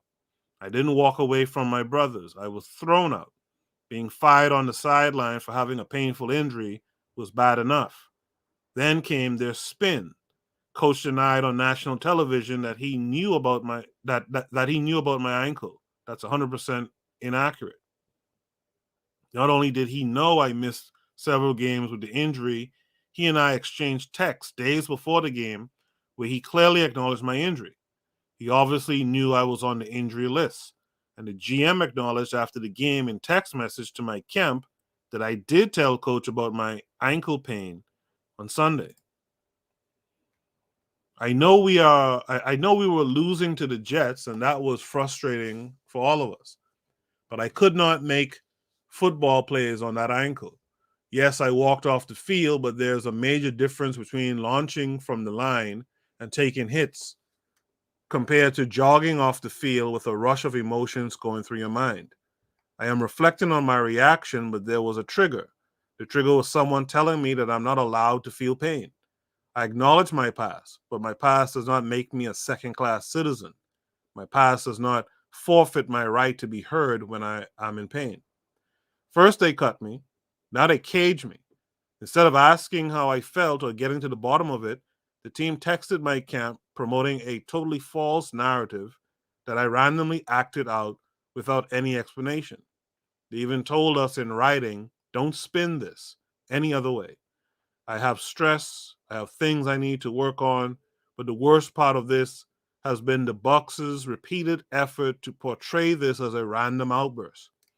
They are telling people that first I walked off, then I was cut. No, no, no.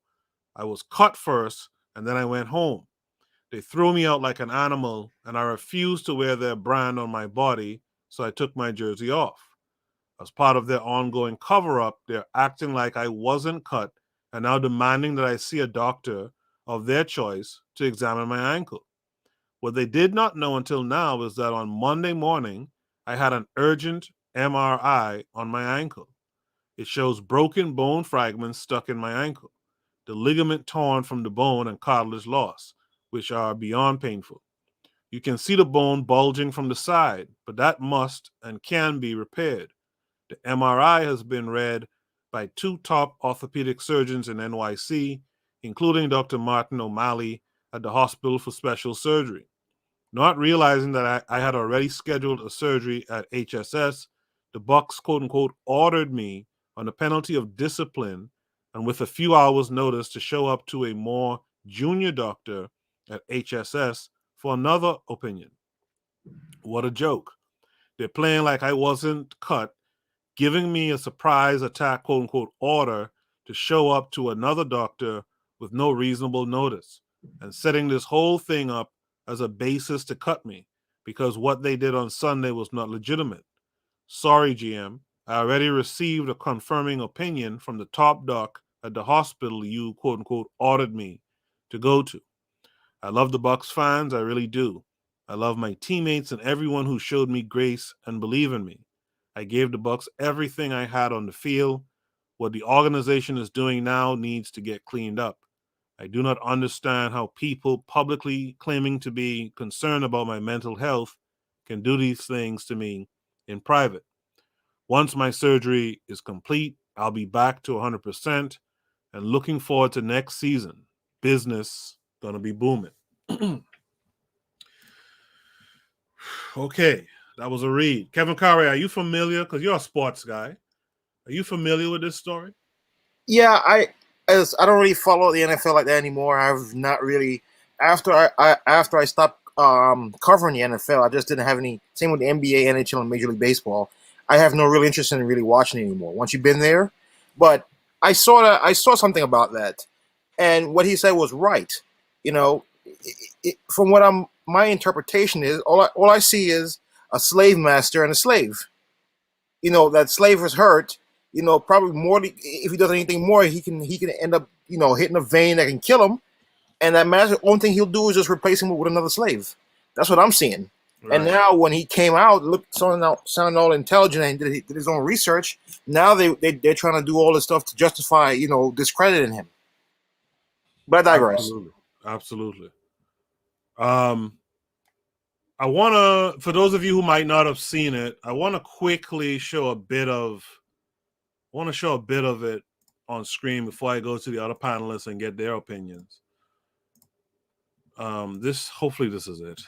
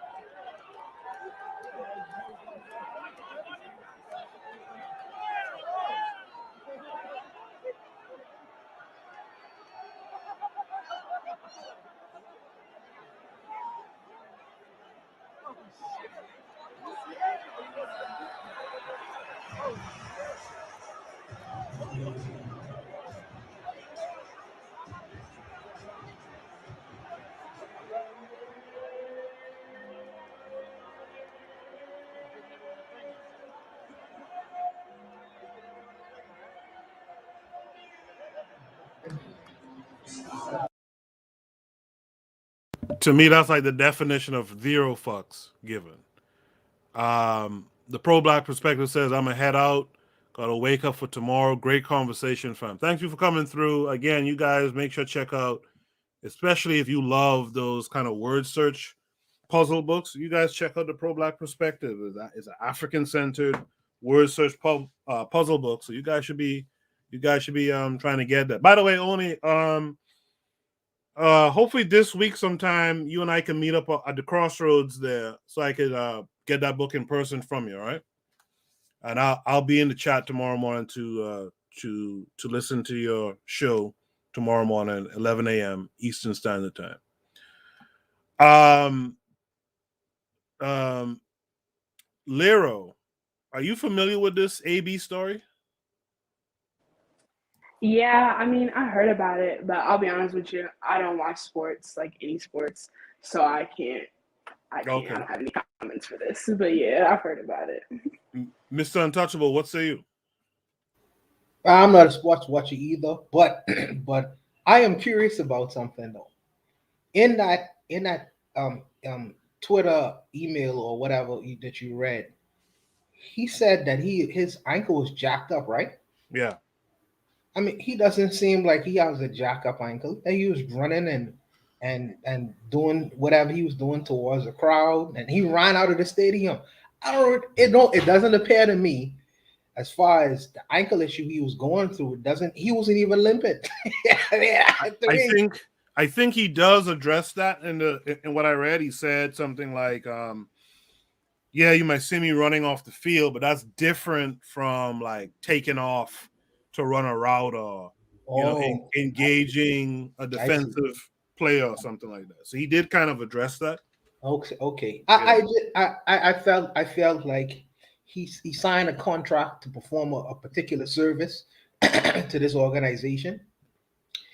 Yes, the organization probably did some things that he didn't agree to, but on the face of it, it just shows bad sportsmanship and bad form. You know, it doesn't really. He's a professional at what he does, You know what I mean? Everyone in our field is a professional. Be professional.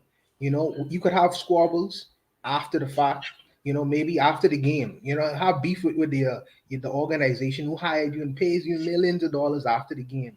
But to do it on the field like that, for me, it just shows bad form and bad sportsmanship. Just on the face of it alone, I've heard someone do an analysis on Mr. Brown, and he doesn't really have a good track record, man, with these football organizations. You know, I don't know whether it's the organizations or it's him. You know, but you guys who are bigger sports football watchers would probably be able to suss this one out better than I could. Since the Kaepernick stuff, I haven't watched football. But I'm familiar with AB because I was a long time football watcher. I will say this: he's had some problems which he acknowledged, and the problem with having problems is that it's easy for people to pin shit on you too. They'll say stuff like, "Well, it can't be us all the time. You know, you're the common denominator." I think I heard Shannon Sharp say something like that this week. It has to be you. And so it becomes easy. You know, it's like if a guy is known to be a thief and something go missing, it's hard not to look at that guy and say, listen, we know you're a thief, you know. So it must be is you who thief this thing too. You know what I mean? So I think AB might be suffering a little bit of that as well. Yes, but D-Web, what say you? Well, he still got to kind of recognize that NFL is still a good old boys club, you know. Exactly. You're a 33-year-old wide receiver. You know, it might be over with. It might be over with. You're not a quarterback. Quarterbacks have more leeway, but even look at Deshaun Watson. He still hasn't sat on the field this year. So even then, it's a limit to what you can do. But as a wide receiver, as a position player at 33, and you're more of a distraction. Okay, how talented you are. Mother Nature is undefeated. Time is undefeated. You know, Father Time is undefeated. So it's like you're 33 years old, you're wide receiver, you're too much of a distraction. We're just gonna get somebody to take your place. You know, so it might be over. And also he kind of shitted on White Jesus, aka Tom Brady, who kind of, you know, he kind of, you know, gave him basically the leeway, gave him the cosign to sign this man to the team. So when you shit on White Jesus, it's pretty much done with, you know. And it was different. Honestly, it was different ways he could have handled it. To me, he kind of made a show of it. You know, we went back on the Negro trinkets. You could have just sat on the bench, brother. You could have kept your pads on, walked to the back, you know, with the doctor, you know, made it look good. You embarrassed this organization on national TV. Yes. What other organization is going to want to deal with you after that? These people are all interconnected. They've all coached on high school and college teams together. Their kids eat dinner and intermarry with each other. You shitted on the system. I don't care how talented you are. It is a million other Negroes who can run fast and catch a ball. It's over with. You know what I'm saying? So I think he's getting bad advice. I think he has some issues in terms of his mental, you know, capacity. And I hate when they go to like straight to the medical. When you buck the system, it's automatically you're crazy. I don't think that, but I think with this particular brother, I think he does have some demons that he probably needs to tackle. He's had other incidents. He has a lot of baggage, like you said earlier. He has a lot of baggage, you know. Yes. But I also understand too, when you're done, you're done. Like when it's been, I don't walk away from 6-figure jobs because it's like, dude, I'm done, you know. So I understand the way, you know, where he was coming from, but it's other ways he could have handled it, particularly dealing with the career field that he's dealing with. Like I said, when you embarrass the barrel maker on national TV, I don't care how talented you think you are, particularly at 33 years old in the NFL, where the average age is like 25. Your career's probably over with, brother. When you burn bridges against powerful men, you better have some power behind you as well. You know what I mean? Because just because you're not a part of that organization no more, that don't necessarily mean they ain't gonna come after you, bro. So you better have some backing, you know. But And we seen this too. We seen this too with you know, the way Terrell Owens went out, the way you know Chad Johnson, Ocho Cinco went out. Like when you think you are a bigger than the system, when you think your talent outweighs these people who have been, you know, had these billion-dollar organizations for generations, they're gonna show you. They're gonna show you real fast. Yeah, so, Candyland ain't going nowhere. It ain't going nowhere. These people have owned these organizations since the 20s, dude. Some of these people. So it's over with, yo. And D Web. Jay got it fucked up. D Web. What's up? Now they have these super breeding grounds, man. Like these new prep schools now.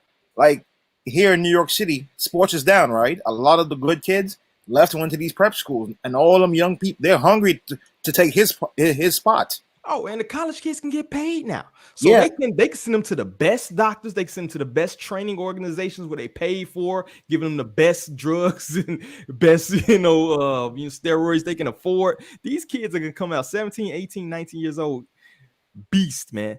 And you're 30, about to be 34 years old, and you're a problem child. You know, and you're a wide receiver at that. So your job is dependent on a good quarterback. If you don't have a good quarterback, you're useless. I don't care how great of a wide receiver you are. So I think he overplayed his card. I don't know who's giving him advice or whatever, but this might be the last contract he gets. I would bet good money that he's probably over. He's done. Well, I'm pretty sure he's done. D Web and Coco, two things. The Jets might pick him up because the Jets are always looking for someone. And number two, D Web, I know you read this book, The $40 Million Slave, right? No, I haven't read that.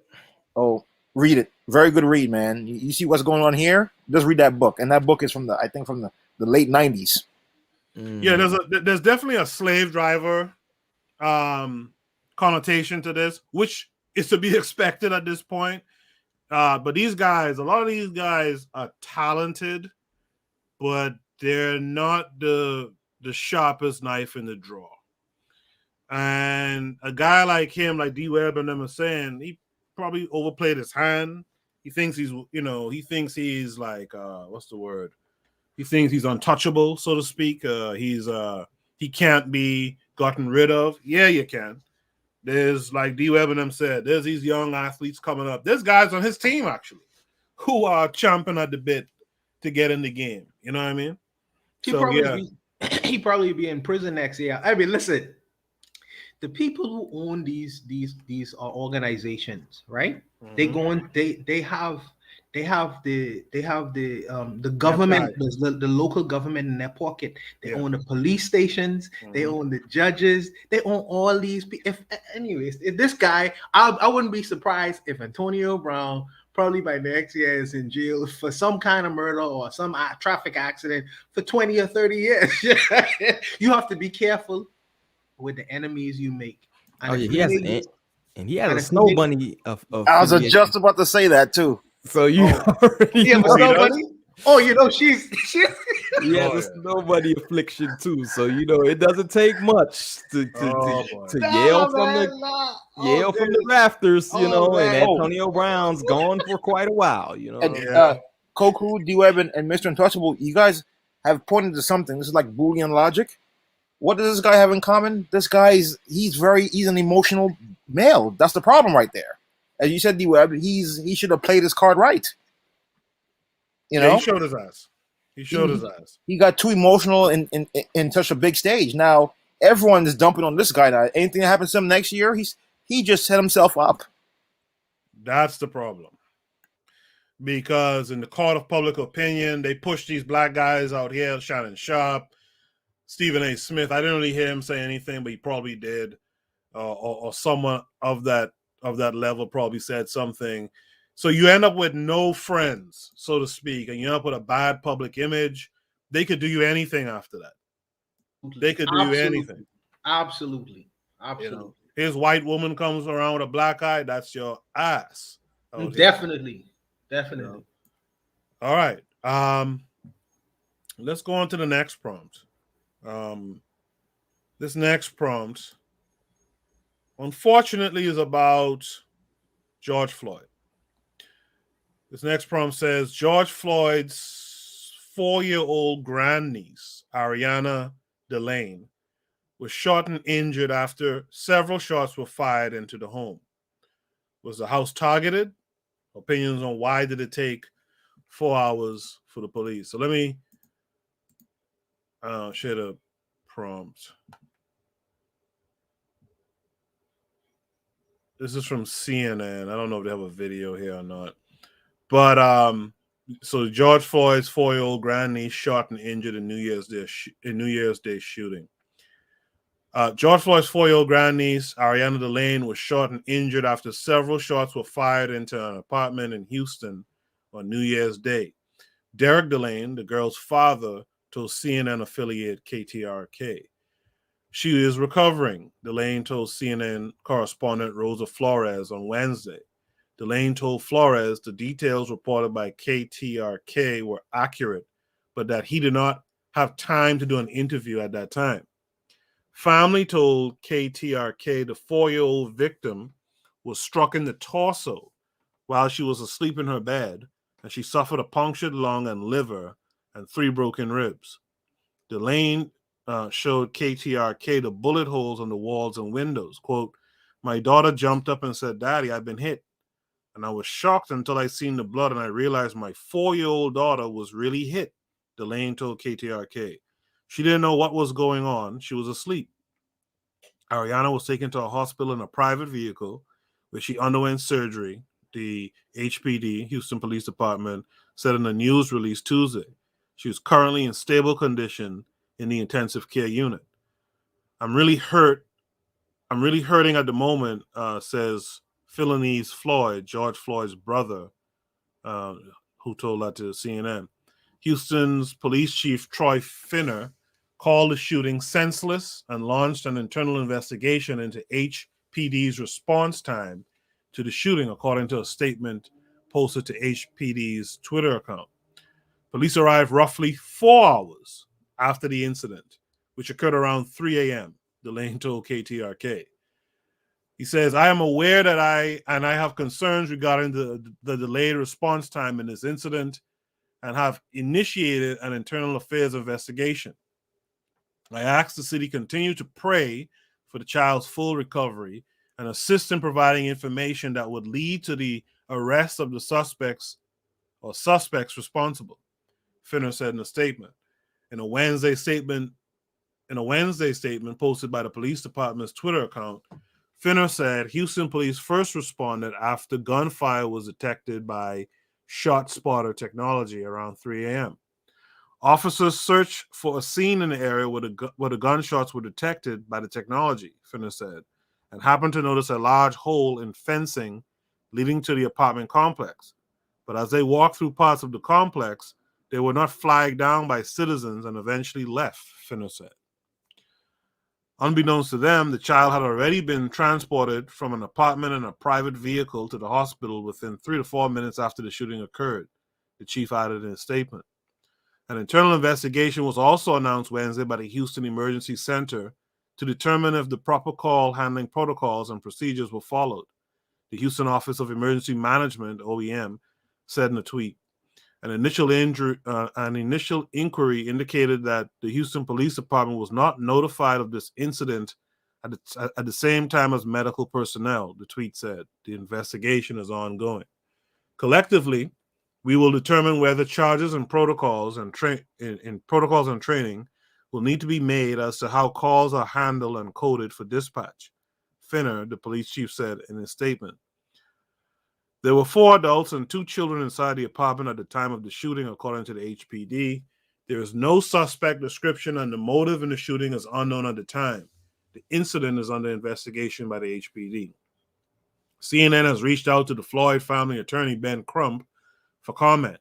Floyd died in May 2020 in Minneapolis after then police officer Derek Chauvin knelt on his neck for more than 9 minutes. Chauvin was found guilty of murder last spring and was sentenced to 22.5 years in prison in June. His death sparked protests in the United States and around the world that call for changes in policing and law enforcement's relationship with Black and brown communities. Kevin Carre, how do you feel about this story? Just hearing A 4-year-old child was shot, sustained all these injuries, and survived, by the way, at least for now, so has survived, who's also the family of George Floyd. How do you feel about this? I don't feel very good seeing that or hearing that. But do you remember last week's show? With that tweet that went viral about "Don't kill us," and I said, "Listen, they're gonna put that person, that one kid that says kill us, on there. They're gonna be in there in them shooting range, shooting at that photo.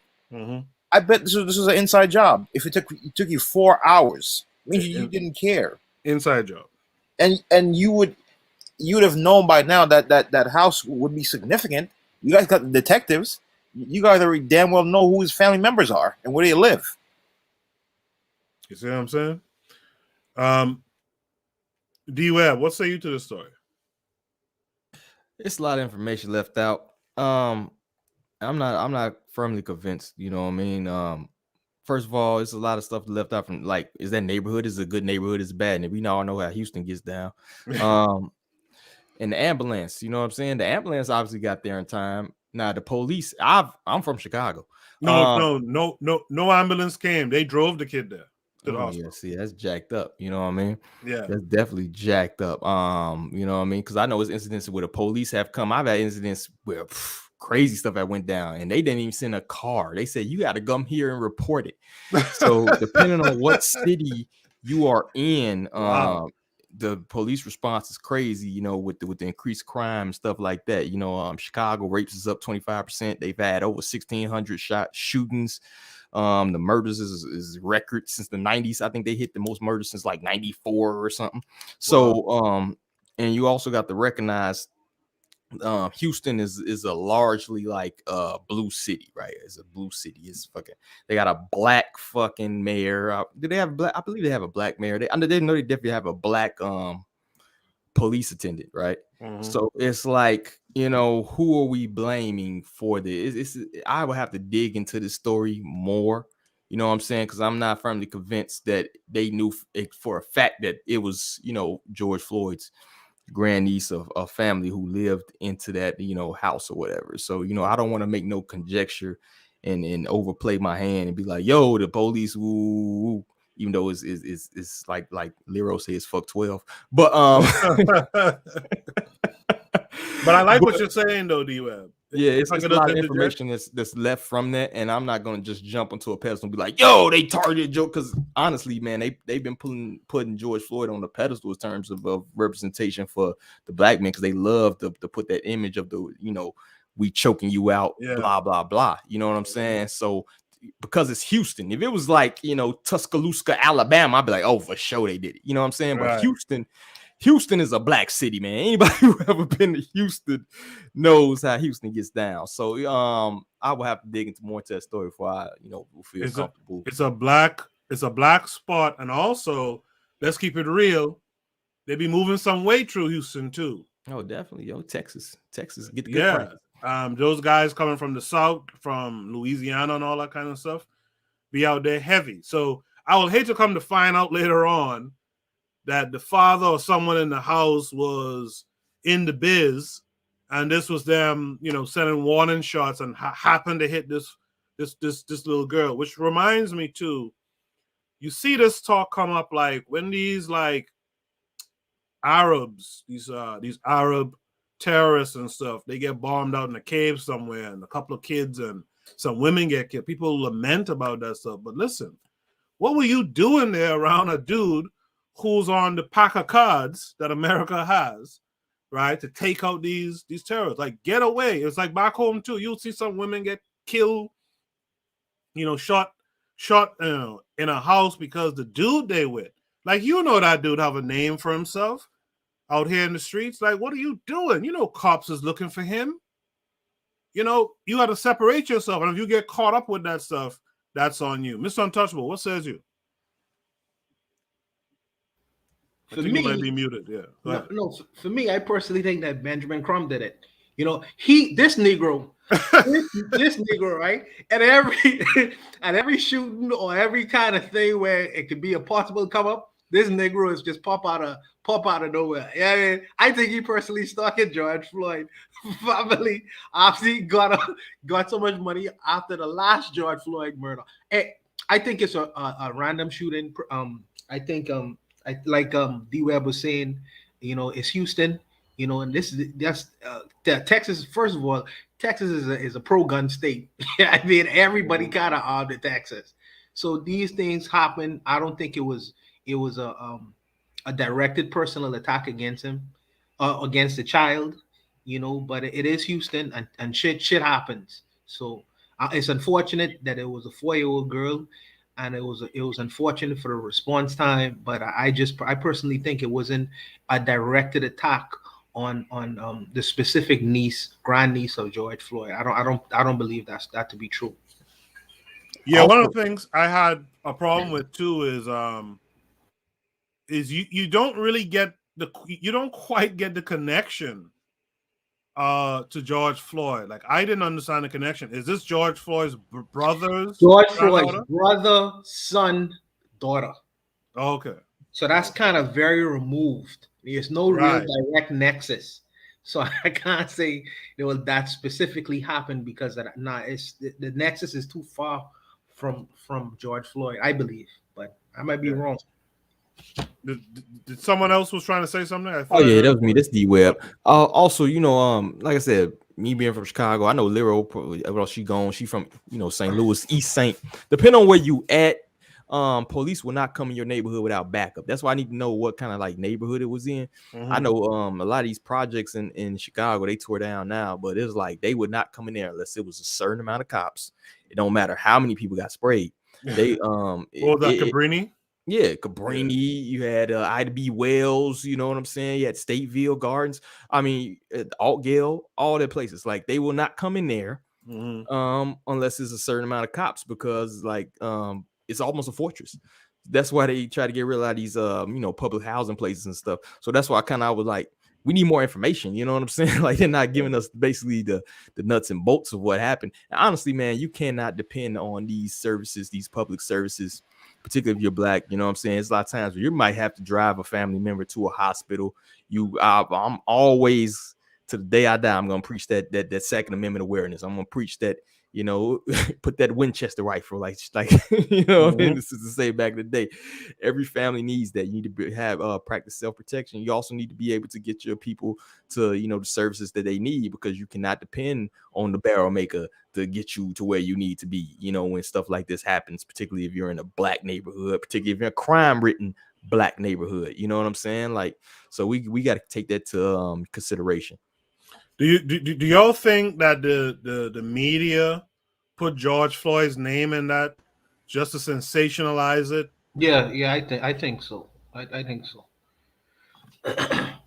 Agreed. I think so. Daily affirmation by Pauline says, maybe the person targeted the home and she was the one who got hit. Didn't the article say a hole was cut into the fence? Yeah, the article says a hole was cut into the fence of the housing scheme that they live in. I'm not sure exactly what this housing scheme looks like. If it's one of these kind of Cabrini Green, Albany projects type project, like that you can see in New York and Chicago and stuff, or if it was like Pinewood Gardens or something type of, to use a back home reference, right? To type of scheme. So I'm not sure which it was. Kevin Carway, I'll give you the last word on this. All I can say is sad, man. Sad. For a 4-year-old girl to survive that, though, grown men get that type of shit and are done on the scene. Like, for a 4-year-old girl to deal with that, I gotta give her some props, man. Go ahead. But mentally, it's gonna scar her for a while. Oh yeah, for sure. It's not a nice thing at all. I'm not trying to say it's a nice thing or whatever, but it's really surprising. Like, that's horrific as a parent, to have to rush your kid to a hospital with gunshots and ribs broken and all, and I think liver pierced and all that kind of stuff. That's not cool.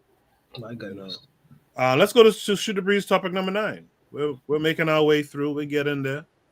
Thanks to all you guys who are still around. Daily Affirmations by Pauline is still here. BB Rodriguez is still here. I imagine KW Don 7 and others are still hanging out. So I appreciate you guys. We're going to shoot the breeze, topic number 9 of 10. No, the matron is still here. The matron said they literally filled him up with unsafe drugs. Who was filled up with unsafe drugs? I'm not sure. Shoot the breeze, topic number 9 is the NBA in Africa a good thing for Africa? I think there was a video with this. Let's play it. I think it was a video. The Black community suffers from the worst health disparities. The Minister of Wellness Ministries is the only pro-Black Bible-based health ministry of its kind. We teach biblical health principles that can eradicate obesity and disease. We have everything you need to feel better than you've ever felt in your life. Act now to get your biblical health ebook and DVD, both for free. TheMinisterofWellness.com, TheMinisterofWellness.com.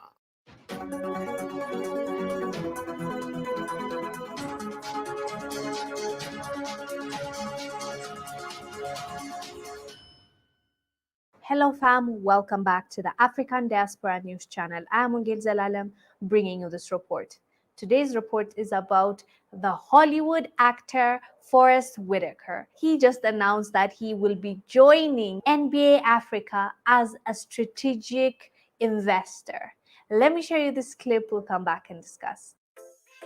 Basketball is definitely a bridge. Everybody has a different journey. And basketball connected so many of us.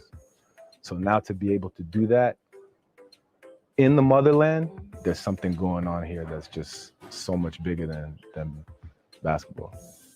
Ladies and gentlemen, today a new chapter in sporting history will be written as we witness the first ever final of the Basketball Africa League.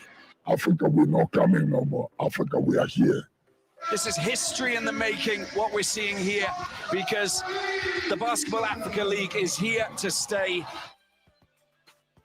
Well, Forrest Whitaker is involved here and there in Africa. He has projects already. So I know he's heavily involved in Africa when it comes to him investing or having a project, which is a good thing. And it helps that he's an African American, and it's like bridging that gap. I love it when we work together. But I also know NBA Africa is like supposed to be an extension of the actual NBA that is found in the US. So yeah, I know it's going to give a lot of opportunities to the African players and the youth and the people that will be involved in it, because I'm sure they will have a lot of funding because it's entertainment at the end of the day and it's basketball. I just hope nothing comes with it. No, behind the scenes kind of influence, because I know Barack Obama was announced last year that he is going to be an investor as well, a strategic investor as well. And, since he was in politics and you know how Obama tried to push certain things in Africa that didn't make people happy, that part makes us feel a bit uneasy, just knowing that there might be something involved, or like, are they going to try to slide something that we Africans might not want? I don't know, but I don't want to focus on the negative. The positive is it is going to bring a lot of opportunities to our young stars that are capable and that are deserving, and also it's going to put Africa on the map when it comes to the exposure. And when they're bringing that basketball tournament in Africa,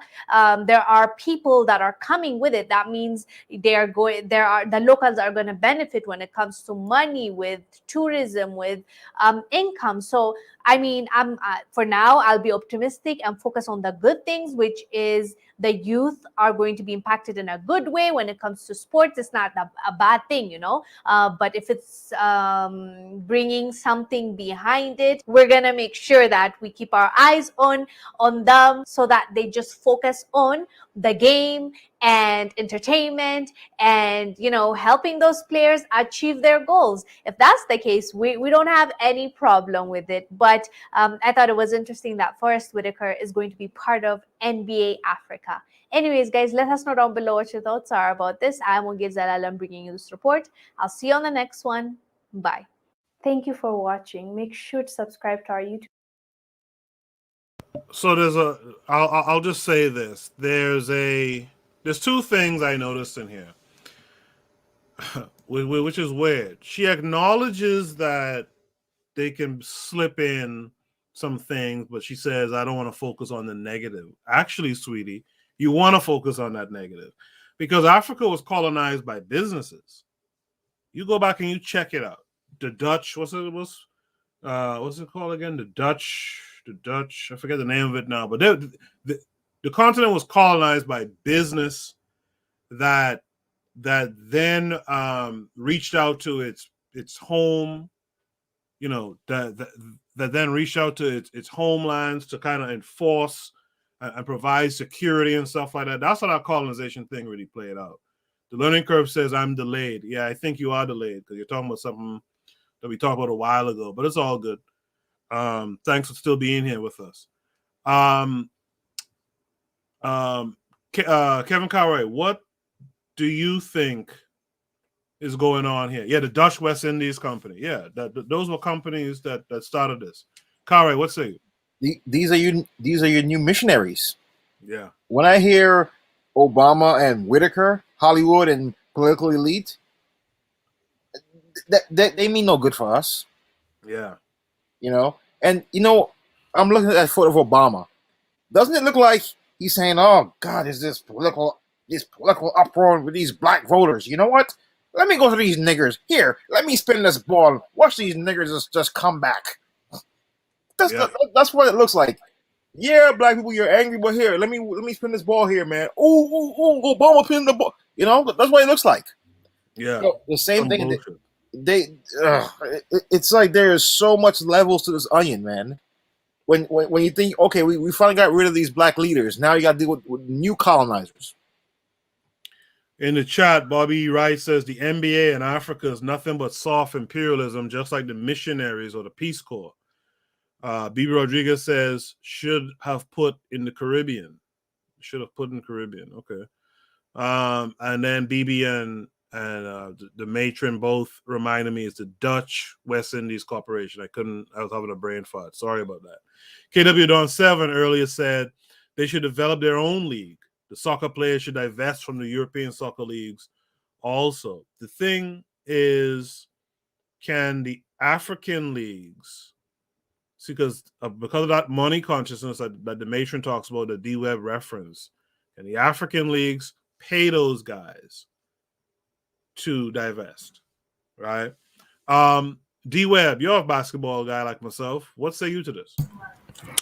Yeah, just touch on the last thing you hit about the money consciousness. Like I said, if you can't pay your best the money to make that league, you know, have the best and the brightest, the NBA and leagues like that just gonna pluck them off anyway. Yeah. So you're never gonna be able to grow that league to the point you want to, because due to that money consciousness, that whole controlling the currency thing, they're just gonna pick off your best and your brightest, and they're gonna go in and get the bag. They haven't been taught this whole loyalty, this whole like patriotic. Yeah, patriotic. Build your own with your own people that look like you, right? They haven't been taught that. So they're going to get the bag and they're going to go to the NBA. They may come back when they're 37, 38 years old and washed up and didn't play in the league. You know, we've seen that happen before too. It also kind of speaks to what we're saying too, you know, like you're going to the continent. The continent we already kind of touched on is going to be the next consumer hub. It's going to be the next, they're trying to build I hate to use the term, but the Wakanda, right? Yeah. You're going to have your warrior class once again. Instead of striving to build your best and your brightest, right, your best warriors, they're going to be striving to, you know, play with balls and get the bag. So that's kind of where you're headed to when you bring this the NBA to Africa. And I think even the sister was hidden on the video that she's kind of apprehensive. She was kind of hinting at it. She was trying to do a good spin on it, you know, put a smile in the face to it. But under the reality, she's like, I don't know if this is a good thing or not, you know, particularly with the people you have investing into it. You know what I'm saying? So it talks back to your first prompt, whereas, you know, your influence versus, you know, wealth building versus, you know, your culture versus getting the bag, right? So, or you can build your own, right? It's going to be hard. It's going to suck, right? It's not going to be lucrative at first, but at the end of the day, it's going to be more beneficial to you and your people because you're building something that you built on your own with your people, right? As opposed to getting this NBA dollars. I particularly don't think it's a good thing, particularly with the NBA already being in bed with China. And we see that, and we know what China's trying to do with the continent with their, you know, what's that initiative they're trying to do where they're trying to build a coalition. I forgot the name of it, Belt and Road or something like that. So you're seeing that, right? And now the NBA is going to Africa, who has a vested interest with China. So it's all kind of, you know, a big circle I'm seeing right now. So I particularly don't think it's a good thing. I think Africa, you already got the African Union, right? You know, take some of that money, take whatever, and build your own league, right? That way, if the thing about China is whenever a player from China wants to go and play in the NBA, China gets paid. They own that player. When Yao Ming went to play for the Houston Rockets, they had to pay China a bag to use Yao Ming. That's right. The NBA in China, they're not going to pay anything. They can pluck off your best and your brightest, don't have to pay you nothing. That's nuts. You know what I'm saying? So we gotta hold it down. You gotta hold the fort down. You gotta stop chasing this bag, chasing this money. I think the Great House said it earlier when he was talking about most of the arable, and this kind of off topic a little bit, but real quick, he's talking about most of the arable farmland is going to be in Africa within the next certain amount of years. Is that going to be beneficial for the Africans or whatever? And I made the comment that it's going to be about beneficial for the politicians. The people, not so much. You know what I'm saying? And we're seeing this with the NBA, right? They're going to put a league out there. They're going to pick off, your best and brightest, send them to the States, and they're not going to put anything back into Africa. You know what I'm saying? So I personally think it's a bad thing, but I digress. That's all I got. Yeah, that thing with Great House, he was pointing out how the world's topsoil is bad, but Africa has the best soil, like large amounts of the best soil for farming. So yeah, that's something to talk about probably next week for Shoot the Breeze too. Mr. Untouchable. I agree with D-Web. I think it's a horrible idea. I think it's actually a horrible idea, and I do think it is a form of soft imperialism. I do believe that. It's interesting. It's interesting that Barack Obama is investing in Africa, and if you want to do something for Africa, why not go to Silicon Valley and speak to Microsoft and all them Fortune $500 million technical companies, and why don't you have them invest in Africa so you could raise a generation of computer technicians, people along those lines, as opposed to basketball players. So here's where I disagree with D-Web though. I believe that they want to create a class of so-called athletic superstars, like how they have the black athletic superstars in America. They want to develop a class of African superstars. They're probably going to pay them millions of dollars too, because what they want to do, they want the young people to focus on basketball rather than what's going to possibly solve Africa's problems, which is STEM, science, technology, engineering, mathematics. You know what I mean? I feel like that's what's really going to solve their problems. But what do they want them to focus on? They want them to focus on playing basketball. Yeah. So they become a non-factor. You know what I mean? They become unimportant in the world scheme of things. And let me also say this too. Even though the NBA also has partnership in China, which is a fact, it is an American company, and they have American ideals as well. Yeah, exactly. So that's a part of the imperialism that's going to go over into Africa, and I don't understand why. The intellectuals in Africa, they probably do see it, they probably do see it, but you can't speak to these dumb leaders because the dumb leaders just looking at the immediate buy. They're not looking at the long-term consequences and fallout for including this so-called NBA idea into Africa. I think it's a reckless idea. I think it's a horrible idea, and it will not entertain. Africa doesn't need entertainment to solve its problems. Africa has entertainment, a lot of it. They have soccer and all manner of things along those lines. You know what I mean? Africa does not need to produce another athlete for a million years. They do need doctors, they do need scientists and tech. So they are joking. You know what I mean? If Barack Obama and what's that other guy's name who's investing, thinking that they're trying to actively do something for Africa, they're actually working against what Africa is supposed to be. Maybe they know about it, or maybe they indirectly don't know about it and just are doing silly things. But I don't think that this is a cure for Africa's problems. But I do believe that they want to develop a class of young black men for younger people to look up to, so the younger people will spend most of their time dribbling basketballs, you know what I mean, as opposed to doing something that was going to fix their country. And in fact, when you spend 5, 6, 7 hours out of the day playing basketball, right? They don't tell you that only 1% of these people are probably even going to enter the NBA. So what are they going to do? You know what I mean? So you're developing a class of people who are going to be, physically talented, keep the body strong, but the mind dumb. And in the world scheme of things, Africa will remain the same or even go backwards. I think it's a horrible idea. I agree. I think, Forrest Whitaker might think he's doing something good, but I know Obama knows better. And there's a reason why, like Kevin Conway suggested, there's a reason why he's being pushed. He's the face of this thing because they figure with a Kenyan background, Kenyan father, he can be the Trojan horse that goes in there and gets everyone on board. He'll talk nice and whatnot, and he'll get this imperialist movement going on in the continent. In the chat, Bibi Rodriguez says it's called the G New Silk Belt. I think that's what it's called, that D-Web was trying to remember. The matron says no one in power wants to raise empowered Africans. They're trying to exploit the idea on Jesus and celebrities. Absolutely. And we keep...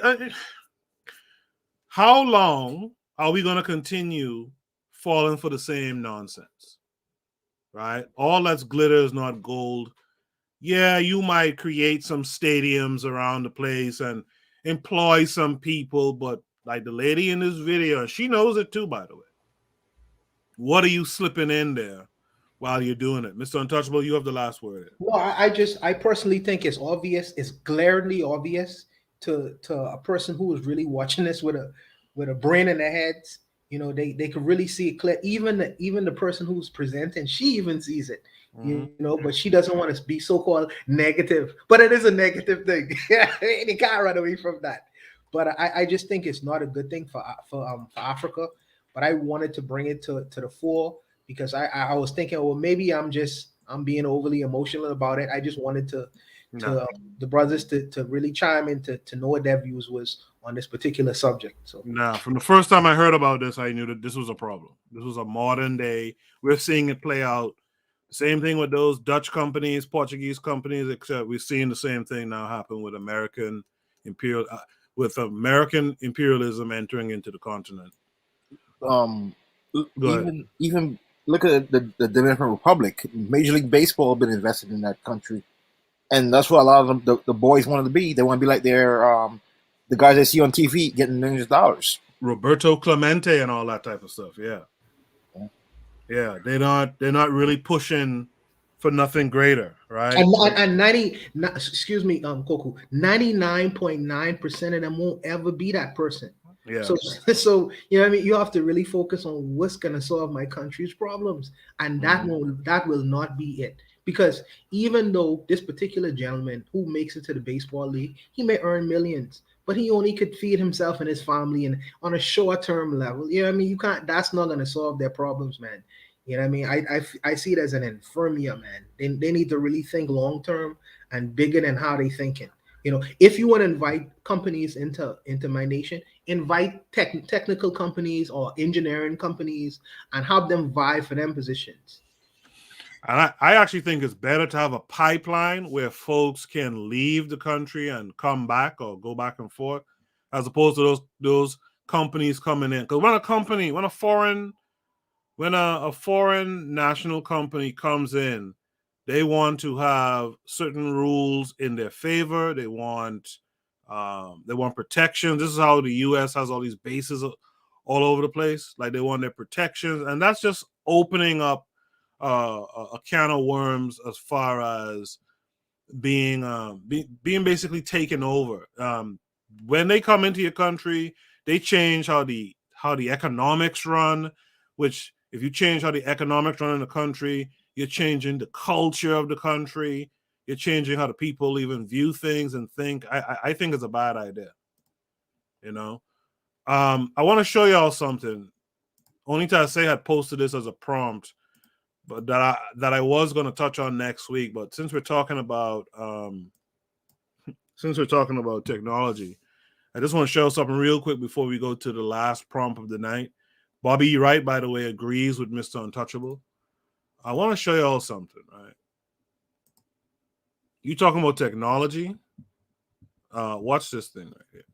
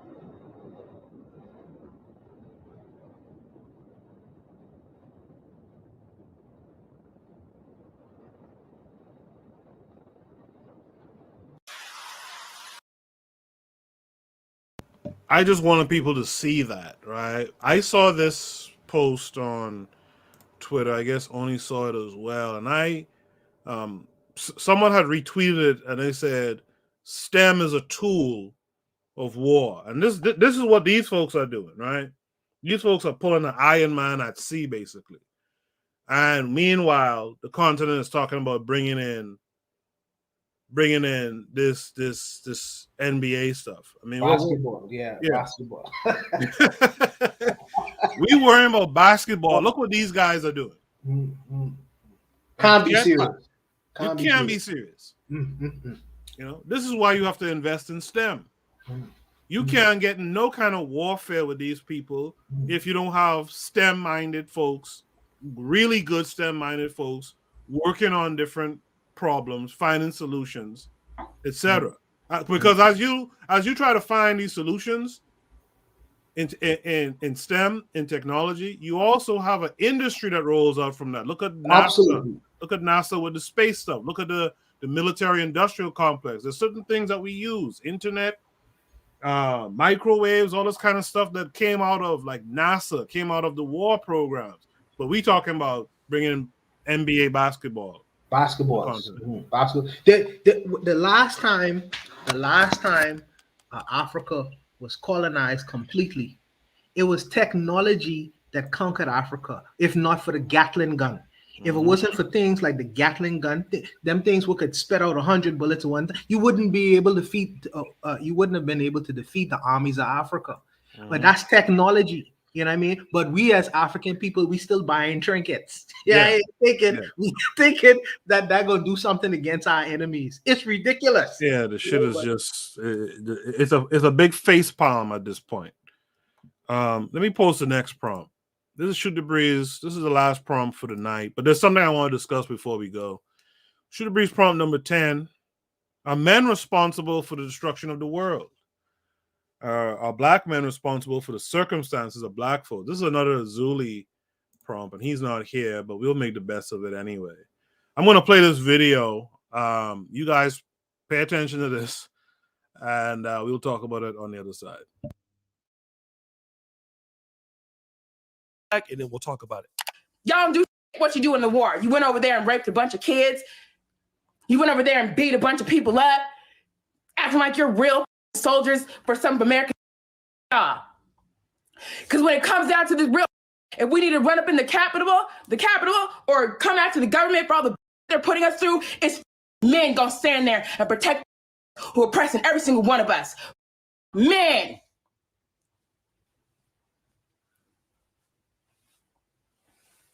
Ain't doing for this world and ain't done for this world in ages. Want women to sit over here and pay for your toilet paper and suck your you. Crying because a woman wants you to pay for her meals and take care of her and be a protector. Then you mad because all these women is running around here dating other women. Men.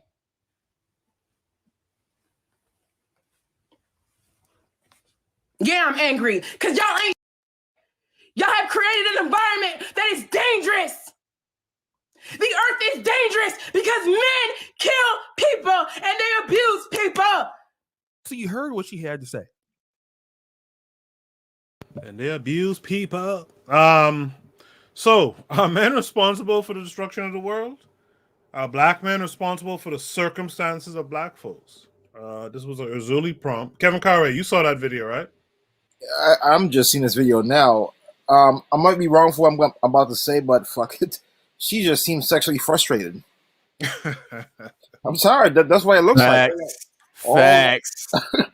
All bitter. that. You're it's bitter. like, oh, come on, man.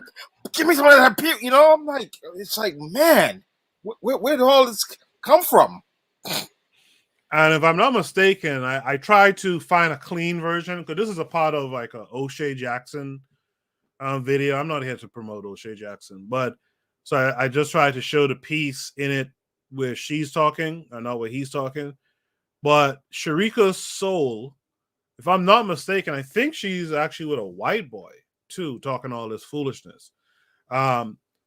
D-Web from the House Rally Podcast, what says you to this? Oh, Web dropped out for a second. Mr. Untouchable, you take the baton. Hey, man, this lady, she's remind me of a person we may have had in the chat earlier. I don't know, but I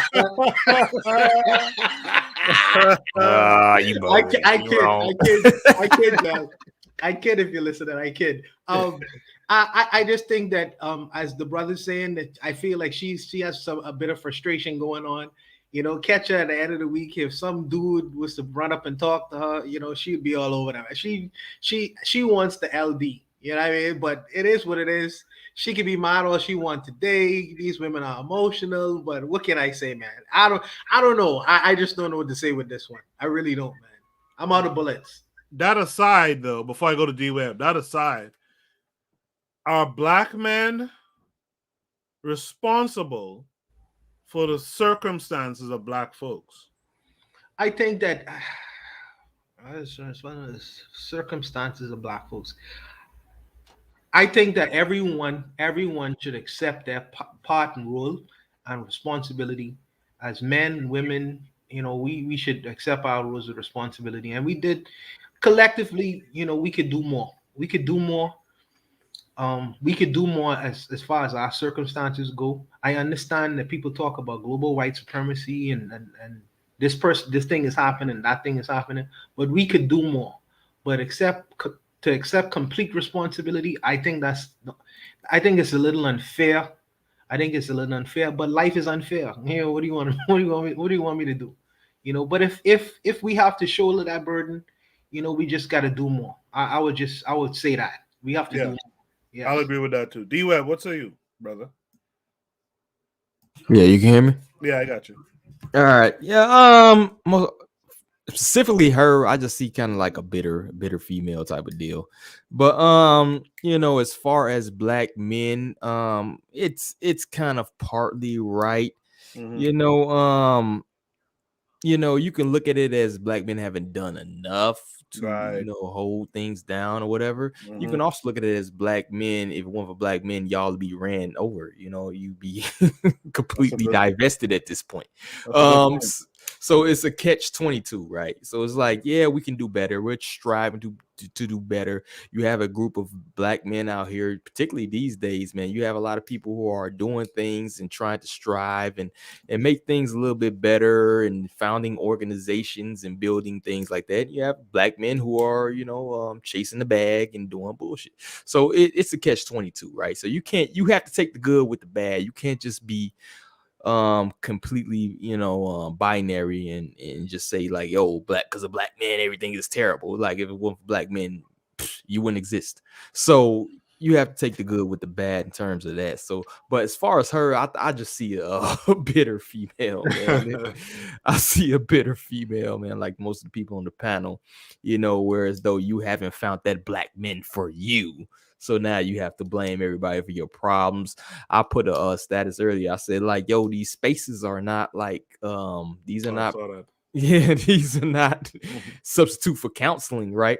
I think you have a lot of black people out here, a lot of people in general who need counseling, who need to talk to somebody in a mental health capacity to get through whatever issues you're going through. And rather than, you know, seek that help, you're just going to social media, you know, where you end up in an echo chamber where people who are also in the same position as bitter or been through the same kind of you know, issues that you're going through are just going to co-sign what you say. You know what I'm saying? So you kind of need to seek out that mental health services.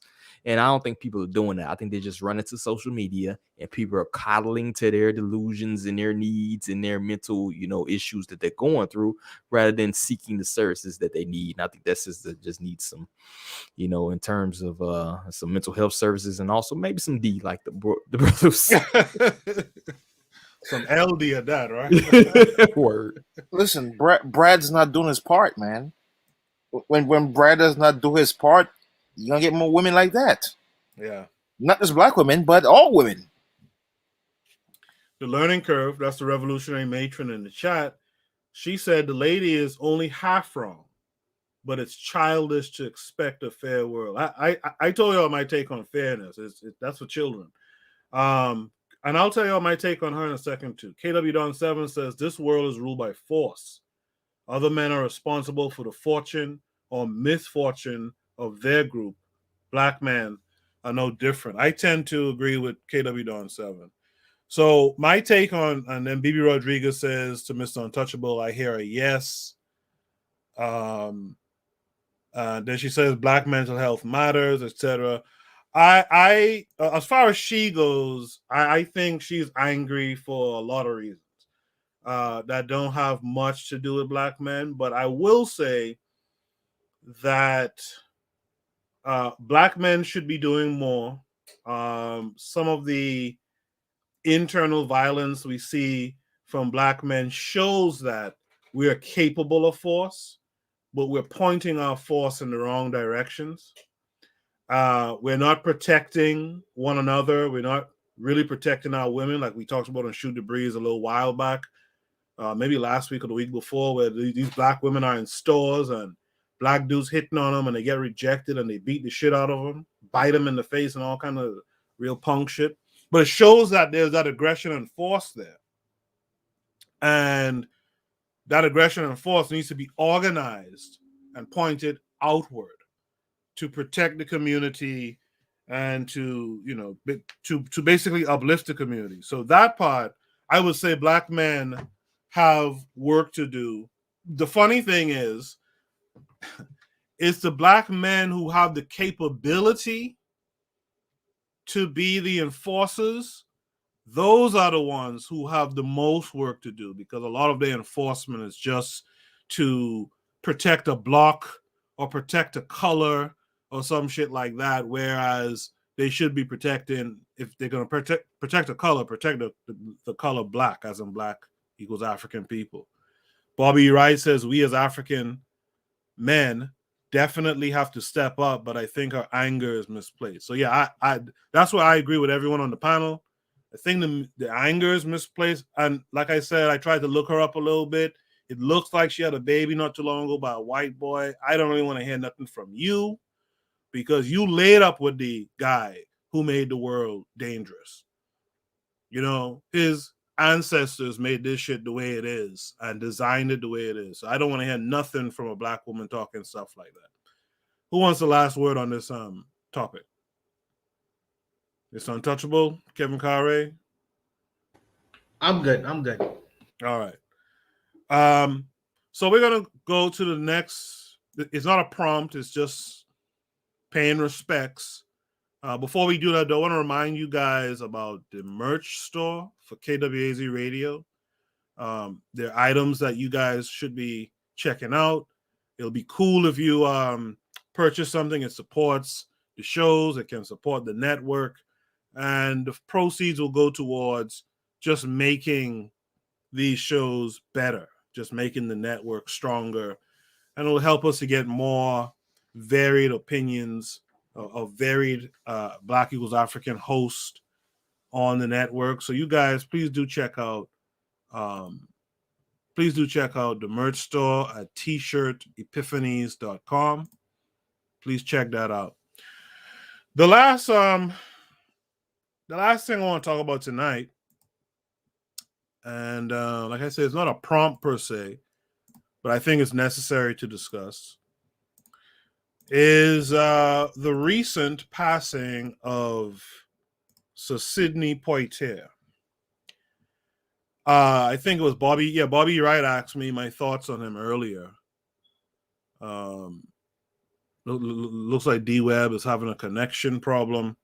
I think Bobby Wright asked me about him earlier on Instagram, and I wanted to pay my respects to him. I have a thing that I noticed on social media that I want to point out as well. Let me show this video first, just to pay respects first.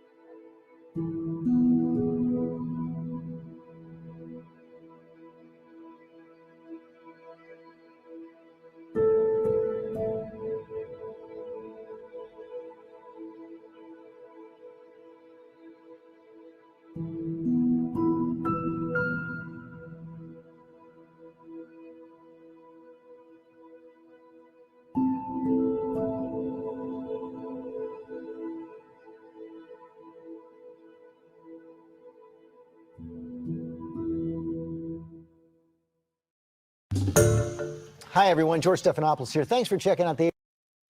Yes, I wanted to play that in respects to Sir Sidney Poitier. I have fond memories as a kid. Of course, Sidney is a Bahamian, they say he's a Bahamian American actor, but I have fond memories of him as a kid watching. There's a certain time of year, Mr. Untouchable might be familiar.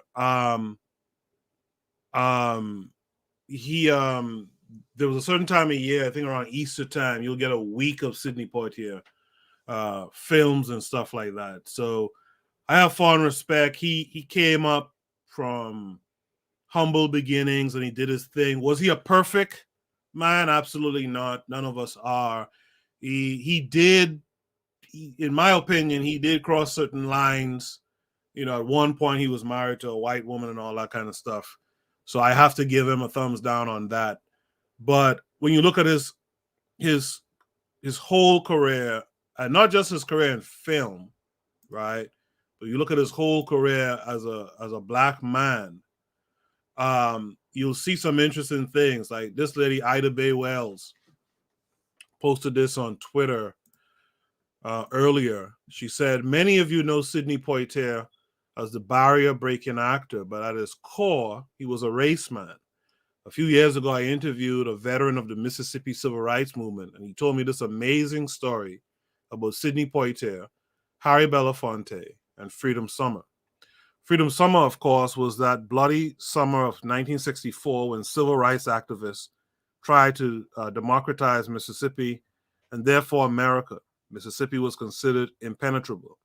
Every organization and mass resistance tactic had failed. Even white activists were being murdered. White supremacists were lynching black folks, bombing SNCC officers, assassinating activists, and jailing protesters attempting to cast a ballot. But they were also blackballing black workers, throwing sharecroppers off their land, cutting off poor black people's food aid. The movement needed financial support, but getting money to those on the ground was precarious. So Poitier and Belafonte personally flew in a suitcase full of money. I was told tens of thousands in cash, loaded that money into the back of a car at the Jackson airport. But outside the airport, the two-car delegation that came to pick up Poitier and Belafonte were met by armed Klansmen, and a car chase ensued. Right? The Klan followed until they made it to the black part of Greenwood. Right? Let me see if I can keep following this story. These men were Hollywood stars, and yet here they were risking their lives for freedom, democracy, and the least of their people in the lynchingest state in the nation. This is what I am thinking of today as we mark Sidney Poitier's passing. This is legacy. And again, Sidney is from me and Mr. Untouchable's neck of the woods. Right? Kevin Carre, what are your thoughts on Sidney Poitier? We lost a good one, man. This is really the end of an era, because as you said, when we were little kids, you know, coming up as a little boy, you're watching him, and you think that these people will live forever. Now, we're in our 40s, and just looking at the people that we saw growing up just passing away in front of our eyes, man. It's a sad time, but may he rest in peace. Before I go to Mr. Untouchable, I'll say this too. What I observed on social media was interesting.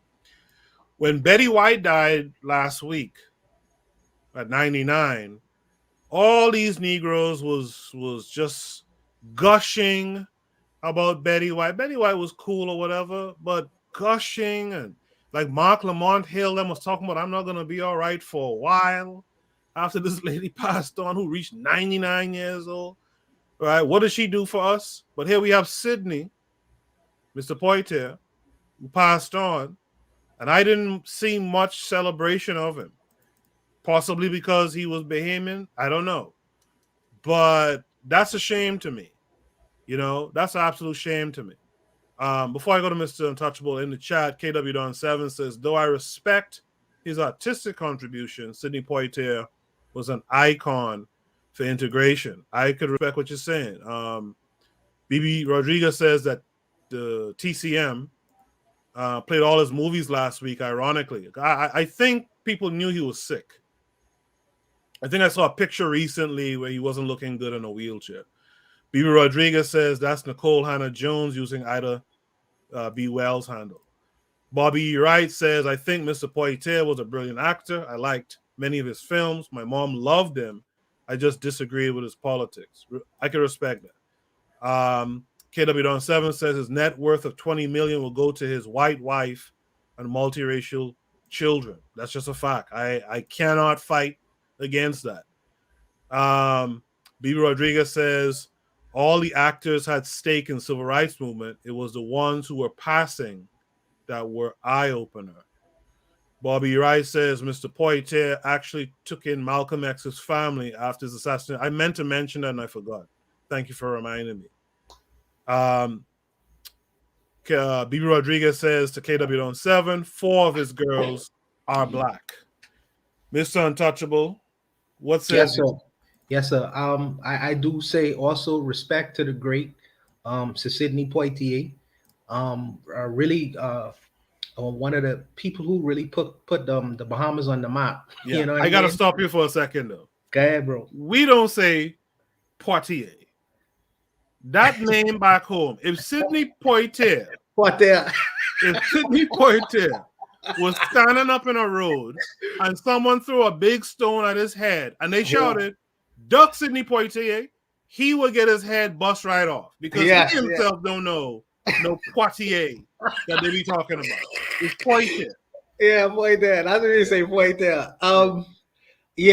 Like I say, shout out to him. He for me personally, how he touched me personally is if it wasn't for people like Sidney Poitier, the monies that he would have given to the educational institution that I went to, you know, I might not have been able to go to the school that I went to. So for me, it's a personal thing for me, and also shout out for his diligence and my man ability to come from nothingness, because most people don't know, most people in the chat or people who would watch this don't know the one of the islands in the Bahamas is called Cat Island. Yeah, that's where you're from. So Cat Island fundamentally, and some of y'all are I'm gonna get to that. Cat Island is, if you was to see Cat Island is 80% of Cat Island would be fundamentally look the same way that it would have looked when Sidney Poitier was a kid. Okay, now to come from that circumstance and experience and ascend to the level of notoriety that he would have done, I think that's a phenomenal thing. You know, I think that shows the diligence and the doggedness of people them who won't quit and who won't accept no as a part of their own personal reality. So I give kudos to him. For the people who call him an integrationist, none of, I feel like sometimes we do our leaders an injustice. Okay, because we want them to have a level of perfection that we ourselves can't live up to. Yeah, I mean, they must be completely. Now I'm a Gaviite, but even as a Gaviite, I could still respect what the man has done. I understand that he married a white woman. Yeah, that's a personal feeling for him. That's his personal preference. For me, it's a personal feeling for him. But what else did he do? Bobby Wright talked about Malcolm X and how Malcolm X's wife, Betty Shabazz, took her daughters and herself to live with this man. You know what I mean? He opened the door. Not only did he do that, he opened up a donation of fund for their education in moving forward. So I think that history sometimes is a messy thing. It's not as black and white as people would want it to be. But every man has their own personal feelings, man. And I think that it's very unfair for us to just point to one particular thing and say, well, we're going to discard him because he did this one particular act. You know, you don't do that to yourself, nor to your family. I don't think you should do it to the people who are fundamentally put in front of us, who've done great things as far as human history is concerned, and for our personal community. I don't think that that's fair. But like Koku said, life ain't fair, so you gotta accept it. Yeah, but you have to accept it. Yes, but I do say shout out, much respect to the brother. He did his job, and all I could say is a job well done, brother. You know what I mean? I'll see you in the next side of this reality, wherever that is. You know what I mean? So, fun little fact. I'm from a part of Nassau where his sister lived. His sister's name was Miss Hamilton. She died maybe 10 years ago. She had a driving school, and so she was a very, again, I was a young guy when I saw Miss Hamilton. I think Daily Affirmations by Pauline. I don't know if she's still here. She would probably know Miss Hamilton them a little bit better than I do, but they were cool people. They were nice. Mr. Untouchable, did you ever hear about Miss Hamilton driving school? No, you know. So we are. There's a lot of rich history in as far as the country is concerned that we are really not aware of. I think Sidney Poitier brought Martin Luther King. Yeah, he did. To the Bahamas to write many of his speeches and books. Yeah, you know what I mean? Yes, sir. Yeah. So I think that these things are forgotten in history because they're not really put out there, in as far as the general public is concerned for general consumption. But like I say, man, the brother did have class, and he did show his dogged determination, and he did pave the way for many, many people. And also, within our own personal diaspora wars that we engage in, he included and he opened the door for many ADOS. You know what I mean? And ADOS acknowledges that. So that is not to be forgotten. So I just wanted to say shout out and kudos and much respect to the great Sidney Poitier. And he was from a place where, and this is where this kind of exposes that lie too. He was from a place where he could have said, "I have nothing to do with that." Absolutely, and he could have shut the door for anyone coming behind him and say, "Screw the hell with all of y'all." Yeah, but he was in the fight. Yes, sir. He was in the fight. He put money behind it. A lot of black folks who are from here, generations didn't put money up behind that stuff. Didn't put their life on the line. So you got to give people their respect. Yes, sir. People could talk they can internet talk all they want to, but at the end of the day, I watch what people do. You know what I mean? He stick his whatever inside us, maybe so, but he did much more than that. Exactly. So I give the brother credit, and I give him great respect and honor. Yeah, Frederick Douglass also had a white wife. You don't have people really throwing him away. So did Chakanta Diop. So did Ivan Van Sertima. Many, but we can really get into it. But Nkrumah had an Arab wife. So if we won't start throwing stones, we can throw stones all day. But from where I stand, I don't tend to focus on the small personal feelings of the people who I respect. I focus on the things that they would have done to leave a valuable contribution, not only to ourselves, but to our community as a whole. I will say though, I don't want those guys becoming the example for the rest of black society. What I mean to say, I don't want you to think that it's cool to because again, your love and your relationships shows your priorities. I don't want folks to think that Sidney was cool and all these little levels, but we could give him this absolute pass on this white woman thing because I mean he was married to a black woman first, etc. Was he? Yeah, he was married to a black woman. Yeah, married to a black woman first, and the white woman came after. Same thing with Frederick Douglass. But I don't want people to think that it's cool to do that type of shit, right? We can't, like the matron just said, we can't normalize this type of stuff either. Right? That's a personal feeling. I get it. Personal feeling. But we can't throw him away because of it. But we don't want to make that thing he did the example. Agreed. I agree with that. Bibi Rodriguez seems to think something we said is void of fact. Okay. That statement is void of fact, though again, he had stake in the upward mobility of black life. I don't know what was void of fact. The learning curve said exactly. Hold on, let me make sure I'm reading this right, because I'm reading from the bottom. Well, first of all, Bibi said we a bunch of Brit Bahamians. I don't even understand. Bibi Rodriguez, and I like Bibi Rodriguez, but Bibi Rodriguez, she sits from the peanut gallery and she never comes on to defend what she says. So I can't really take her seriously unless she comes on. I think she's talking about some in the chat, I believe, isn't she? Could be. I think she's talking about the whole like his kids is black or his kids are not black or something. I think that's what she's hinting at. I don't think she's talking about you Okay. guys specifically. Okay. Unless I'm reading it wrong. Webb, I'm glad you came back. I would like to hear your thoughts, being that you're from stateside. I'd like to hear your thoughts. But 1 second, the learning curve says, much respect to the work and legacy. He had class and style. We don't speak much about the work these celebrities are supposed to do, nor the work that celebrities of the past did. She goes on to say, exactly, there's a history we do not teach, so people do not know. We should have people going around taking down these stories for the future. BB says that Frederick Douglass did that only for a political point. Okay. He married a white woman for a political point? Okay. D-Web, how do you feel about Sidney Poitier? Shout out to BB, man. She got me rolling. Yeah, you don't marry nobody for a political point. But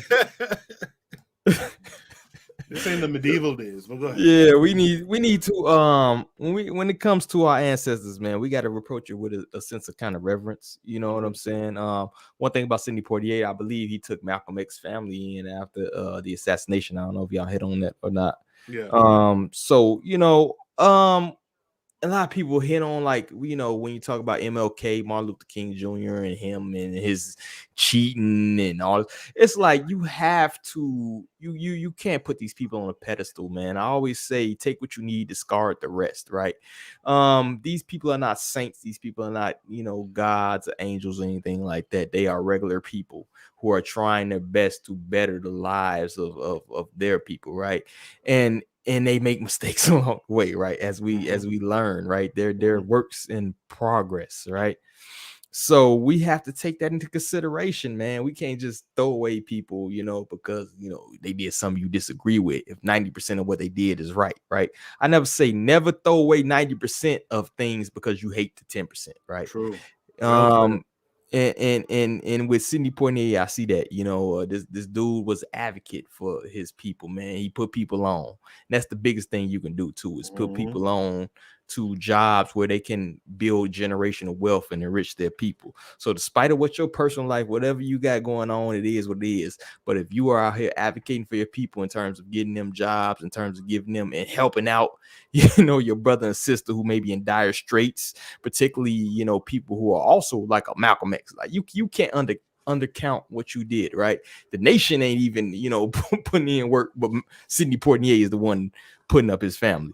So, and I kind of got an old soul, man. I grew up watching these old movies, man. I grew up with my grandparents, right? So I grew up watching Guess Who's Coming to Dinner, and in the heat of the night and stuff like that. Call me Mr. Tibbs. Yeah, so I can appreciate Sidney Poitier, what I'm saying, and I hope he has a great transition, and I hope he's up there living it up with the ancestors, man, and doing his thing on the next plane.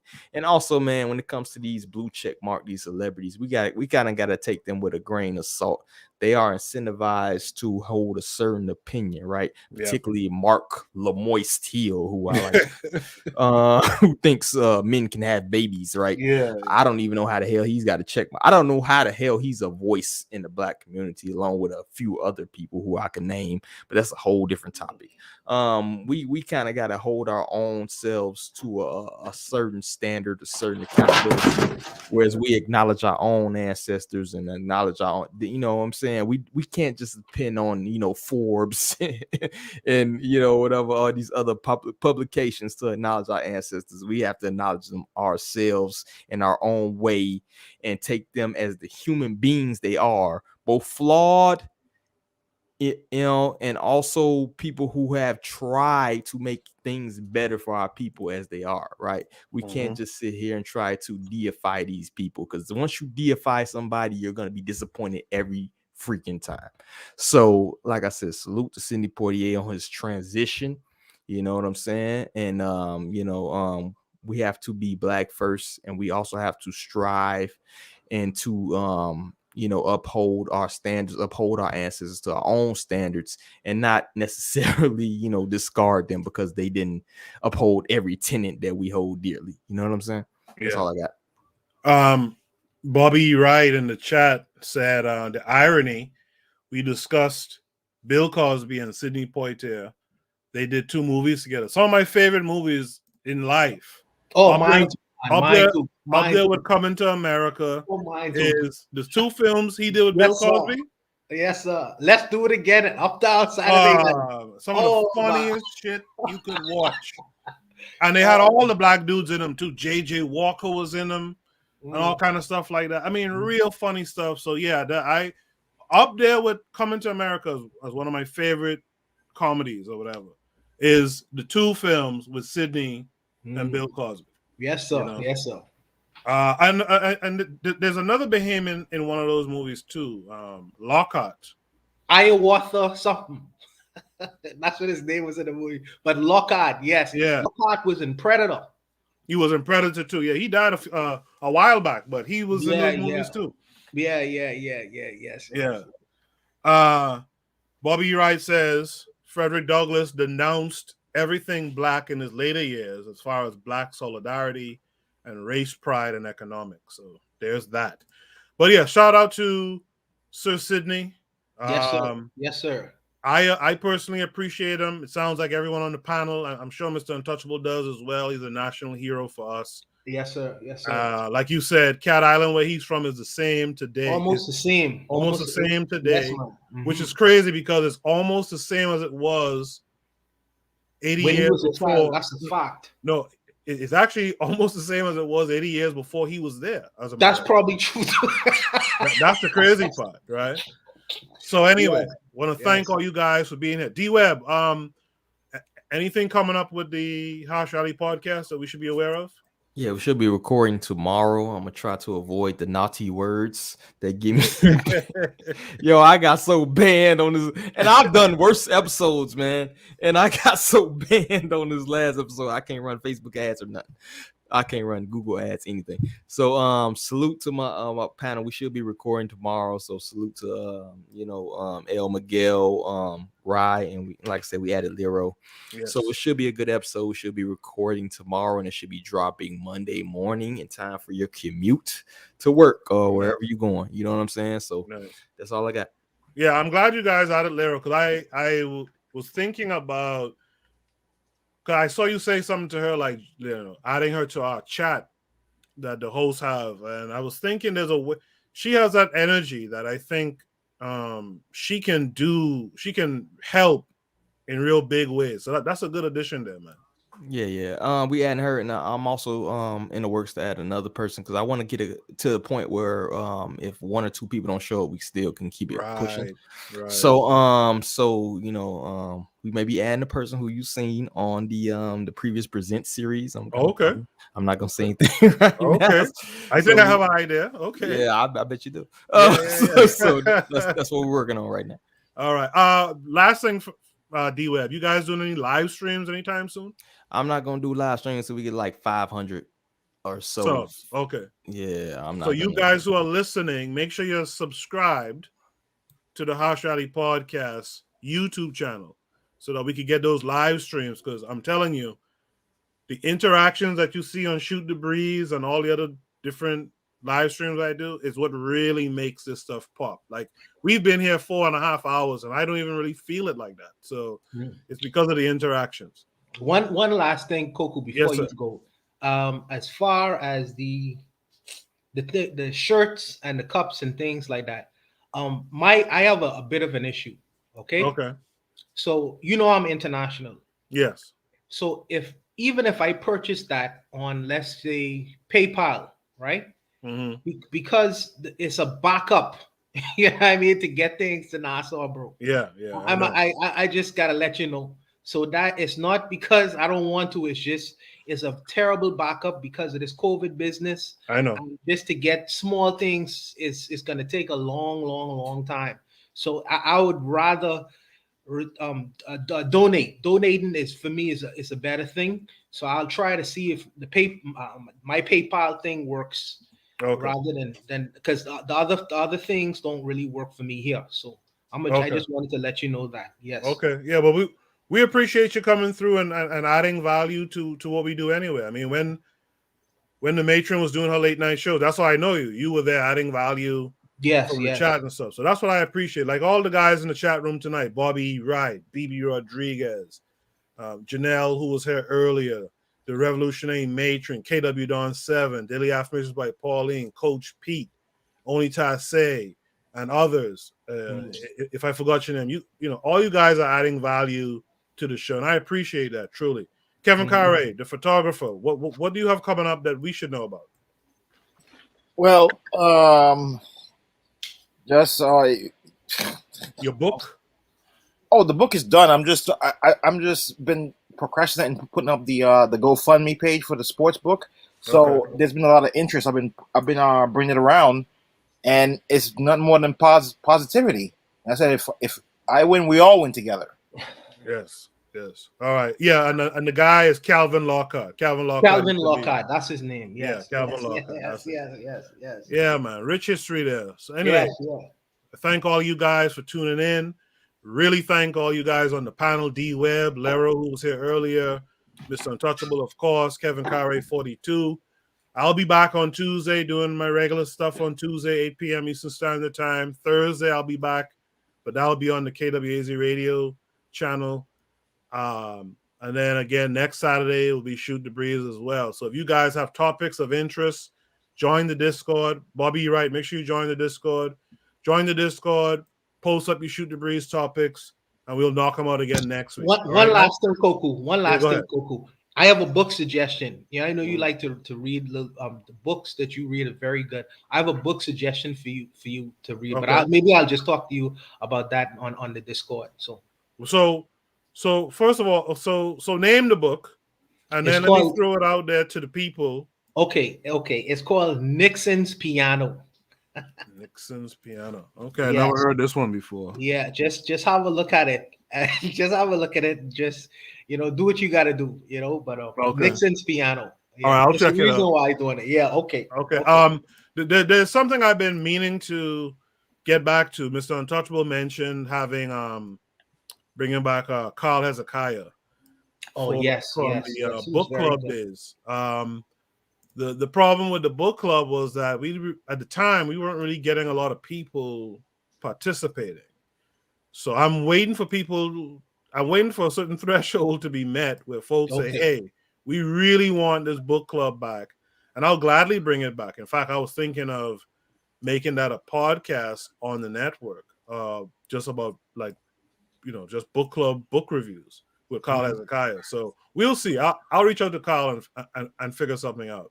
Okay. Anyway, guys, you guys have a good night. You too. All right. Yes, peace. Yes.